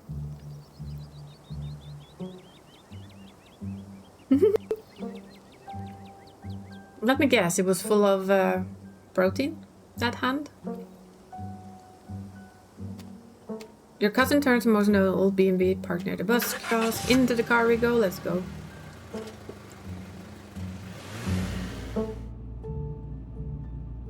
Doesn't take much driving before only signs of civilization is the car you're in and the road you're on. This we know. Guess we're both part of the Dead Moms Club now, huh? Your cousin turns to stare at you, icy hatred in her eyes. Maybe it would have worked out to ease attention if it was someone else, but it isn't. So how are you all doing? Up? The same as usual. I'm good. The funeral, yeah. Worked out all the details yet? Is there bad blood between us? No. So my question here is, do we go for another Tabitha-friendly run where we at least call her to tell her everything and bring her with us? Like a medium Tabitha-friendly?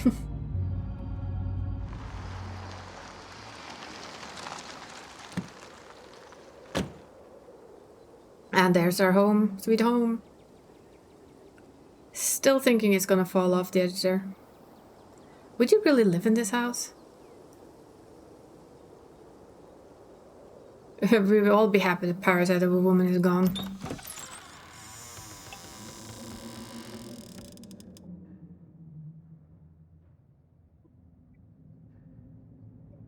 So basically, it's an old house.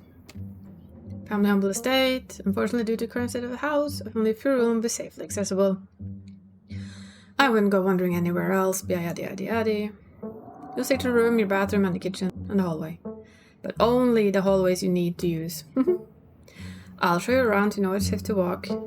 Oh man, this place is huge. I can't wait to unwind. I want to see if she likes this burly... I don't think so. Yes, they say it's quite large, but be careful unwinding too much. You don't want to wander off somewhere you shouldn't. You might get some nasty splinters. Follow me.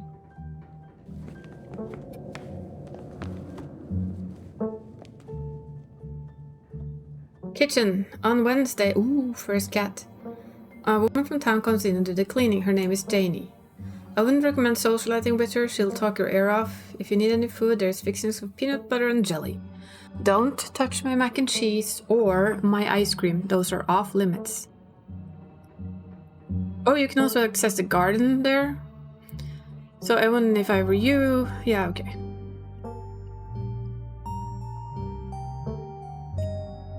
It's perfect.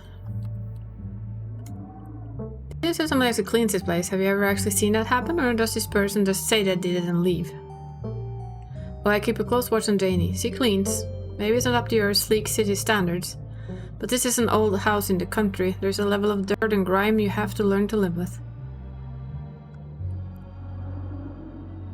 Let it go. Alright, sorry. Wonderful. Now you're done insulting my kitchen. Do you have any other questions before we move on? Is there somewhere in town to buy something? Aren't you fancy? Yeah, general store. How very folksy. And what if I want ice cream? Awesome, I love PB&J. Yeah, we're back at cold-hearted. Bathroom, follow me. Great, it's been hours since I've gone. Ooh, approach the cat. Don't try and pet Frou-Frou. If she wants to be pet, she'll let you know. Ne me parlez pas. Okay. You don't want to talk. Okay, but can I pet you? Ugh, not a filthy American sticking their business where it doesn't belong. No, you may not pet me. I would sooner smear myself with sewage than be touched by your filthy ape hands. Well done. Point made. Ugh, stop wasting my time. Let's finish the tour. Fair enough. I love that, though. That is like, you filthy American. Yes, bathroom. That must show it's a bathroom. It's a wretched bathroom. Is it a very French accent for the cat? Yes, yes. We shall do French for le frou-frou. At the best of our abilities. Which accent does Gretchen have, though?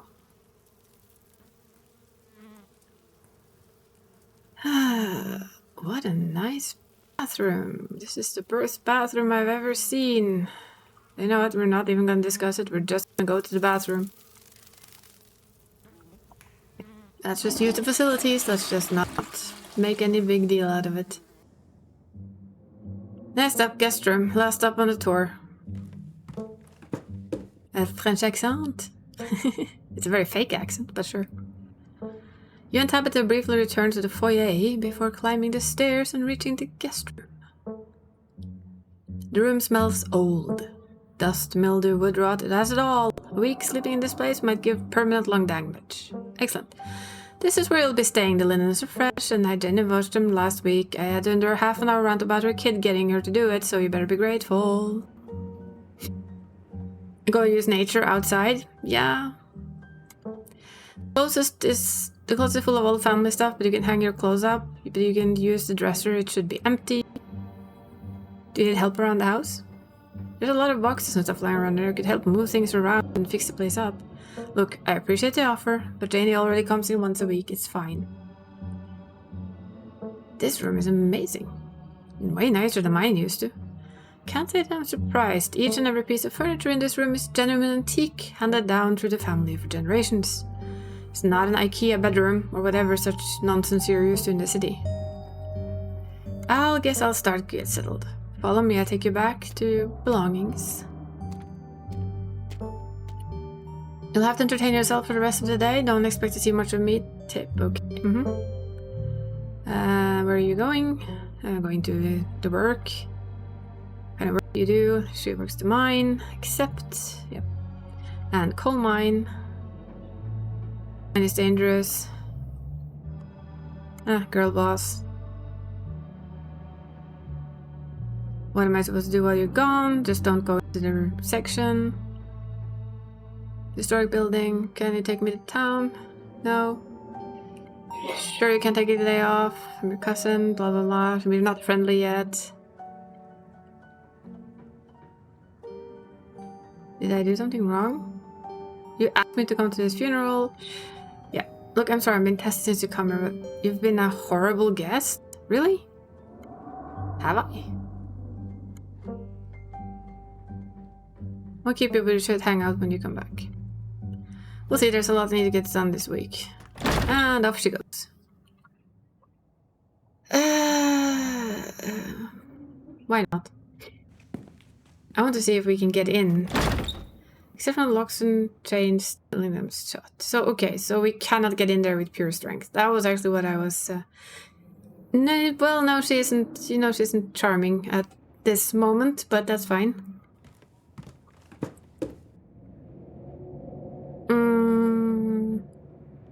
Check the closet. Creepy doll. Yep, creepy doll. Let's put our spare clothing in the dresser. Hello, can we talk to you? Afraid. Hi, friend. Not hurt.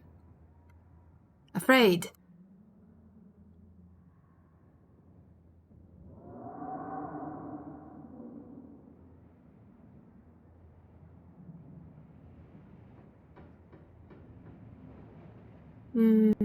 Aw, what's your name, little guy? I'm Isa. Dustin. Aw. What are you doing in my drawers? Warm, dark, okay. Can you tell me about the human who lives here? Which human? Roland died. Only one human lives here. Dustin no good with names. 2 human live here. Oh. So somebody lives in the restricted section. Could you tell me about the humans who live here? One human sad, one human scary. Explore the sad human. Cries, give Dustin bad sleeps.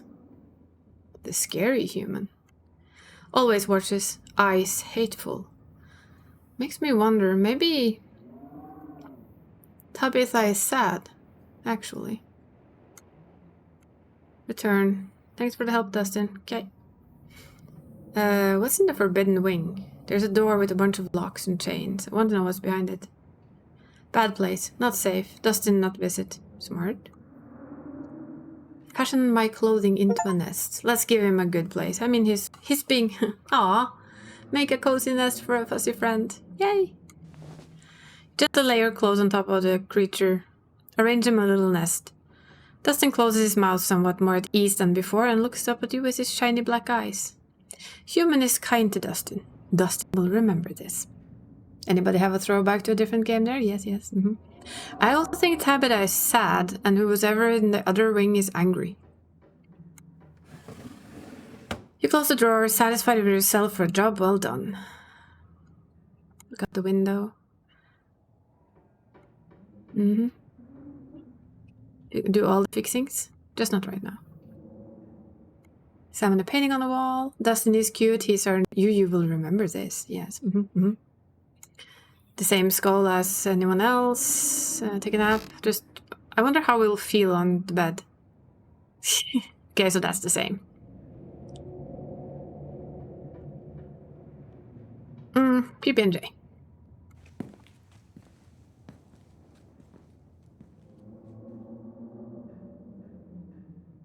Let's see if Miss Frou wants to talk. No.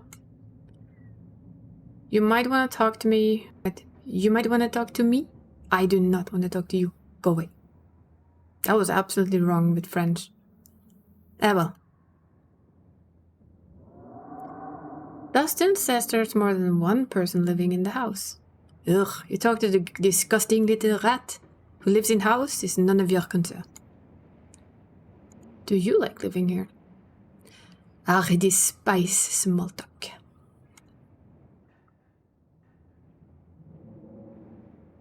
Can you tell me about my aunt, Perlan? I never knew her. She did. Thank you for the raid, Demon. Or Adam. I should stop calling you Demon. 91 Hi, just Adam. raided with 1 viewers. How was your stream? We're trying to speak like a French cat, which is bad. You almost fell. As I was saying, this is a sheer fucking drop, dude. We're speaking to a French cat, or as a French drop, cat. so yeah, this place is worse. She's dead. Don't waste my time on hey, corpses. Hey, people. Welcome If you to want the to take the funness. hint, I'll suppose I sheer take drop. things into my own hands. Frou launches at you with a hand and bites you hard. You back away. You can. We're trying to get it. We're Apparently, cat does not like us. Should probably not poke the cat too much.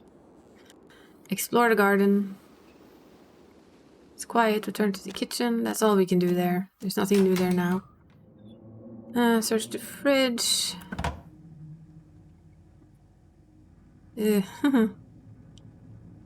Take jelly. We'll have to do one run or absolutely miserable towards our cousin. Then do the quest line? Yeah. Takes a bit of time, but not too bad.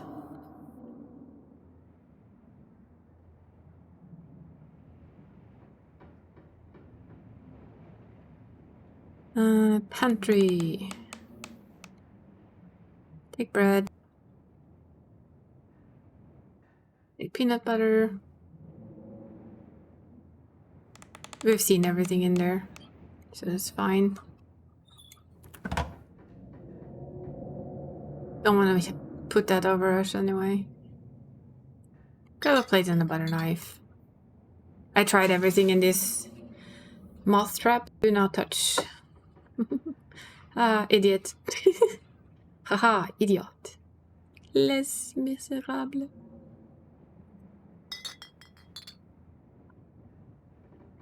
Not type to have parties to shoot out a great crossbow and an artillery cannon? No, I mean, sometimes it surprises you. Let's make that PB&J. Ta-da! You're all done there. Bye-bye, Frou. Might as well head to town. I'm so curious what Gretchen has to tell us. We're just gonna see what Gretchen has to tell us before ending for today. Yeah. My voice is starting to complain as well from talking, but that's the general nature of these games. Before leaving your house, you rinse off and change to a clean shirt. You're not about to meet new people coated in vinegar and dead moths. Yeah, clever. None you wind up having to walk all the way back to town. You just asked Tabitha to leave at the bus stop. Especially happy she seemed to see you. You wipe the slate between the two of you clean and bury some of the tension, though maybe her mother's funeral isn't the best time for something like that. Then again, maybe it's the perfect day. I mean, we did manage once. It's really pretty out here. Finally, back at town. The holler, as the guy at the bus called it, has probably seen better days. Still has the feeling of a dull country town, but its sidewalks are cracked, and many of the storefronts are boarded up, their windows dusty with age. A chill breeze sweeps down the lane and you shudder, suddenly feeling as if you're peering into a grave. Hi, Stella. Hi, Gretchen. Why, I do oh, wow, that has to be British. Why, I do declare, who is this stranger and why does she smell like peanut butter? Sorry about that. Gretchen can be very slippery when she wants to be. She loves to get loose and cause havoc. It's nice to meet you, Gretchen. I'm Isa. Oh my, I can't remember when last time I met a newcomer who was so wonderfully polite. It's a pleasure to make your acquaintance, Isa. That's a funny way to introduce yourself. I'm Stella. It's not often I see a strange place out there in the holler. Every now and then there's a new crop of coal folks, but you don't look dusty enough for that. You aren't in town for the funeral, the Scarlet funeral? Yep. Just got into town today. Wow, I didn't think there would be anyone else coming. Are you staying with Tabby? How's she holding up? Upon the mention of her cousin, Gretchen mutters under her breath. One of these days, I will get Tabitha to pet me. I haven't seen her since Perlan passed, or for a while before that, now that I think of it. I'm sorry, did you just say Tabby? She did back then when we knew her better. It's been a while, I hope she's okay. I'm worried about her too. She's always been a little rough around the edges. I figured probably having a rough thing of go things. Gretchen is cute. Up the old mansion all by herself. It'll be good for her to know that you're staying there, even if she doesn't think so herself. How long have you known her? Well, quite a long time. The town's really small, so everybody knows everyone else. Tab and I got a little close when we were both in school's production of A Midsummer Night's Dream. I was Puck, she was Mustard Seed. So you might have expected she was more a little prickly, but I managed to soften her up a bit in the end. But then she graduated, and that was that. I haven't seen that girl's or her horrible little cat since I was middle-aged. How old is Gretchen? Old, right? Oh, before it slips my mind. If you're staying up in a spooky old mansion, you must have met the Frou-Frou. How does that monster fare?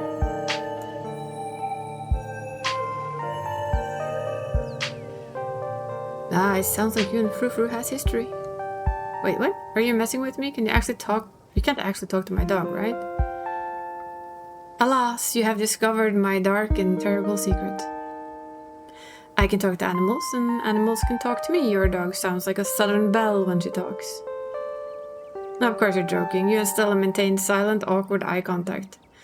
Well, next time you see that devil, please send me my regards, and do let her know that I not only still draw breath, but I very much still plan to outlive her. Oh, if you just go to town, you must be starving. I was just on my way to the dinner for coffee, and they've got amazing biscuits. My treat. I love talking to the animals already. Jesus, this is amazing. Is that her imaginary friends, by the way? Little aliens? The pleasant aroma of greasy breakfast food hangs heavy in the air. In contrast with the empty, lifeless atmosphere of the family estate, the diner is filled with the comforting din of human life.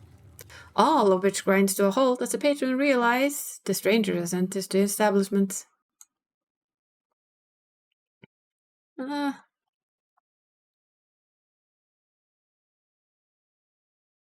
Quietly slide into the nearest booth. No need to be shy, they don't meet many strangers. It's kind of a big deal when somebody new wanders in here. Especially since, well, they know you're probably here for, and by extension, who you're related to. Even if you don't know anybody, it's not easy keeping secrets in town this size. Hey Stella, I went ahead and fixed you up coffee. They gracefully place a cup of specially brewed coffee in front of Stella. Aw, shucks. Thank you, Avery. And here's some bacon for the little lady. For me? Crescent sniffs the bacon and digs in. Tip. You can itch the H, but this is what we can, just so you can see it. Anything for you?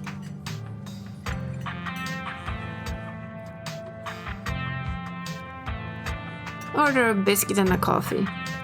I heard they were really good. Best in the county. Avery pours a fragrant brew into the empty mug in front of you. They linger after pouring your coffee, turning to you nervously. Oh, and I'm sorry for your loss. Before you have the chance to respond, they're gone. Glad you took my advice with the biscuit, you won't regret it.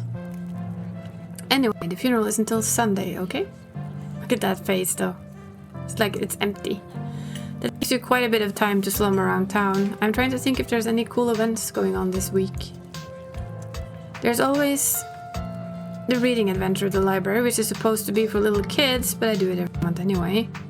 Pretty sure Avery's throwing a party Saturday night, so that's a fun thing I'm looking forward to. And there's the weekly Sunday potluck. I wonder though if we're supposed to have 7 episodes in total. That should be right after the funeral too, so it'll be a special occasion. Cool. Sounds neat. Maybe I'll check some of these things out. Anyway, those are all the big events I can think of. As for the day today, any idea when you kill time for the rest of the week? I'd love to do some good hiking trails after being cooped on a bus for so long. These legs gotta move. That sounds awful lot like going on a walk to me. No. My job actually has me running around the woods pretty often, so if you ever need a guide. And biscuits. There's nothing else coming from me? Gosh. If I had known the plate of bacon would be my only main course, I would have waited before digging in. Here's your biscuit. Winnie says it's on the house. She sent her condolences. Thanks, Avery. It looks great. Pick up the biscuit. It's delicate, fluffy. It rumbles to a touch. Buttery warmth emanates from its surface. You pick a bite. It melts in your mouth as if it was nothing but butter suspended in thin matrix of dough. Truly, this is a perfect biscuit. Whoa. Glad you like it. Avery lingers at the table for a moment, so as Stella mentions he's famous. Oh, Avery, I'm not famous. Look, if you're not gonna go around tooting your own horn, you know, I'm gonna do it for you. Stella sighs. I'm a YouTuber. What kind of videos do you do?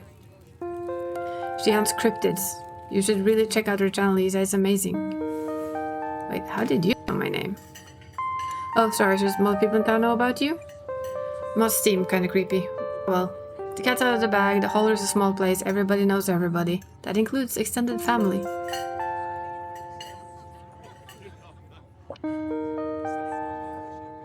What would you even talk about? Your aunt must have been getting it from somewhere. She was all about something you were up to. Oh, sorry. I shouldn't have said anything. What matters is that now people can meet the real you, so it doesn't matter what Perlan may or may not have said. Yeah, you can always make a good first impression and wipe the slate clean with the whole town.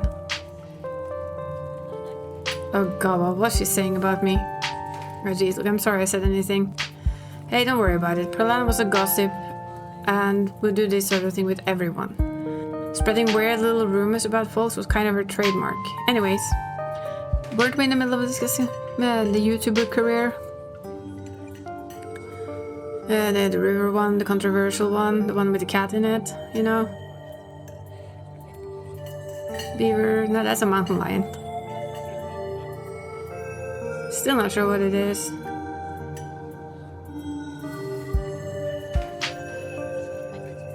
whatever it is, we can take it on. It's a mountain lion. I think it's a mountain lion. You can kind of make out those little kitty ears. No. It's not a mountain lion. There's no mountain lions this far east. Did a whole video on the Appalachian mountain lion myth and found Jack squat. And there's no reason one would be swimming in the river like this. They're not fan of water. And it's too short to be a mountain lion. No way. Personally, I'm a fan of the capybara theory.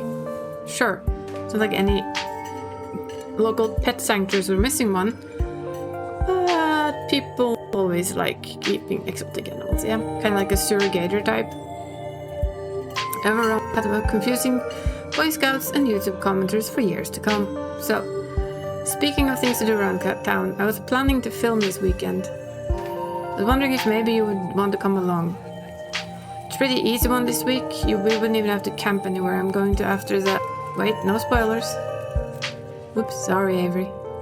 It's okay. Hey, that's new. Instead of standing around chatting with friends, see all around. The coast is clear. Ah, skunk ape. Isn't that just the worst Bigfoot? It's definitely one of the lesser ape-type cryptids. One of the smellier, according to some sources. They say you'll be able to smell it before you see it. I don't know about you, but I find the idea of discovering something previously unknown to be an excitement, though. Even if it's worse than Bigfoot. Almost, yeah, from Florida, nothing new. Hold the camera, blah blah blah, yes, nothing new there as well. You gonna be there, Gretchen? That depends, you gonna be there, Gretchen? Oh, naturally. I wouldn't want any misfortune to befall my beloved Stella. I must stay by her side through thick and thin, however odd her passions might be. Of course, it's been a while since I've had anyone but Gretchen be with me there. Say no more, I'm in. So yeah, buddies, me and Kanika and Reese. Reese, I think there's a decent time we can get him in the hidey hole. Stella pulls up her phone. Reese, dude, what's up? It feels like it's been forever. Sorry to hear that. You want me to come by? This we've said before. I'm not calling to see him. Tabitha's cousin. I know. Just here for the week. Anyway, Gabe. Yeah. No. Dang man. He's not coming. Talk to you soon. Nope. No Reese. Reese, they say there's been something off about that boy. I never did like the smell of him. Looks like just you and me, pal. Did he ask me to bring to his house? Why? He's excited to meet you. Is he okay? So this is the usual. That'd be nice. But yeah, we have a skunk ape to hunt. We'll leave a generous tip again. We'll keep doing that. It's nice. But we're also gonna end it for today on this this note here. Before we head into the woods.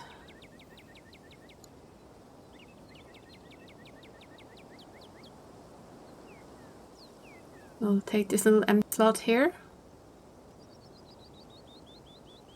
So we can continue next week. Or before next week if I feel like it. The good part about having a holiday after all is that I could do more. Depends a little. Sunday we'll go smack a certain boss again in the final of the fantasies. So that's good all in all, and maybe I'll find a bit of time to do this, to play some more of this. I love how different all the playthroughs have been. Oh, you missed such a good playthrough though, Gal. It's a bit sad. I would suggest that you actually see the VOD, because the Tabitha run, that's been an adventure. Yeah, that's really been an adventure. But yeah, we'll talk tomorrow about your price, Yu, so that we do that right. And I'll have to poke CK about I need a manual for how to do this, a written one, please. So that we can try and do it right. Yeah, thank you guys for hanging out. It means a lot. And I know it's kind of easy to say, but it really actually does. It does mean a lot to have people in here chatting and everything. But yeah. My brain is just like, should we raid Psycho? Why not, right? The other one I would like to raid is Level Up, but only Gald would understand what they say, so that would be kind of pointless. But we do the raids. I've been told that doing the raids is good for me. And besides, I usually hang out in Psycho's stream anyway. As you guys know, I tend to hang there. I do really hang there a lot. But yeah, I'll see you guys Sunday. We might stream a little bit of Phasmo tomorrow if... I know me and Nor talked about playing it. We might bring along a Dree, maybe a Mav if she wants to, and test out the new stuff. But I'll see tomorrow. I might have stream it, but might also just start the stream. Either way, have an absolute awesome rest of your night. Thank you guys for hanging out. We have more Scarlet Hollow to play. And I'll be seeing you all on the next one. Toodles!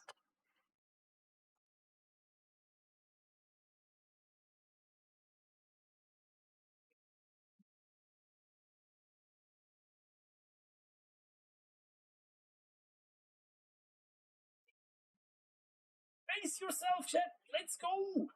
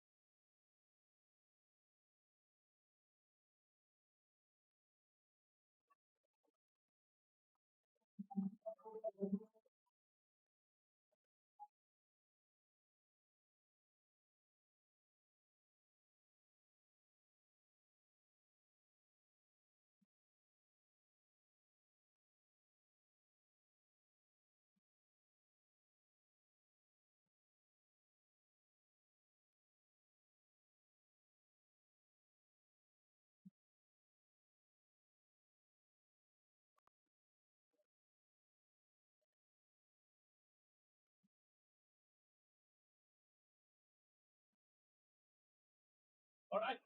We're gonna do some ghost gambling as well. Are we gonna still grind block points? I feel like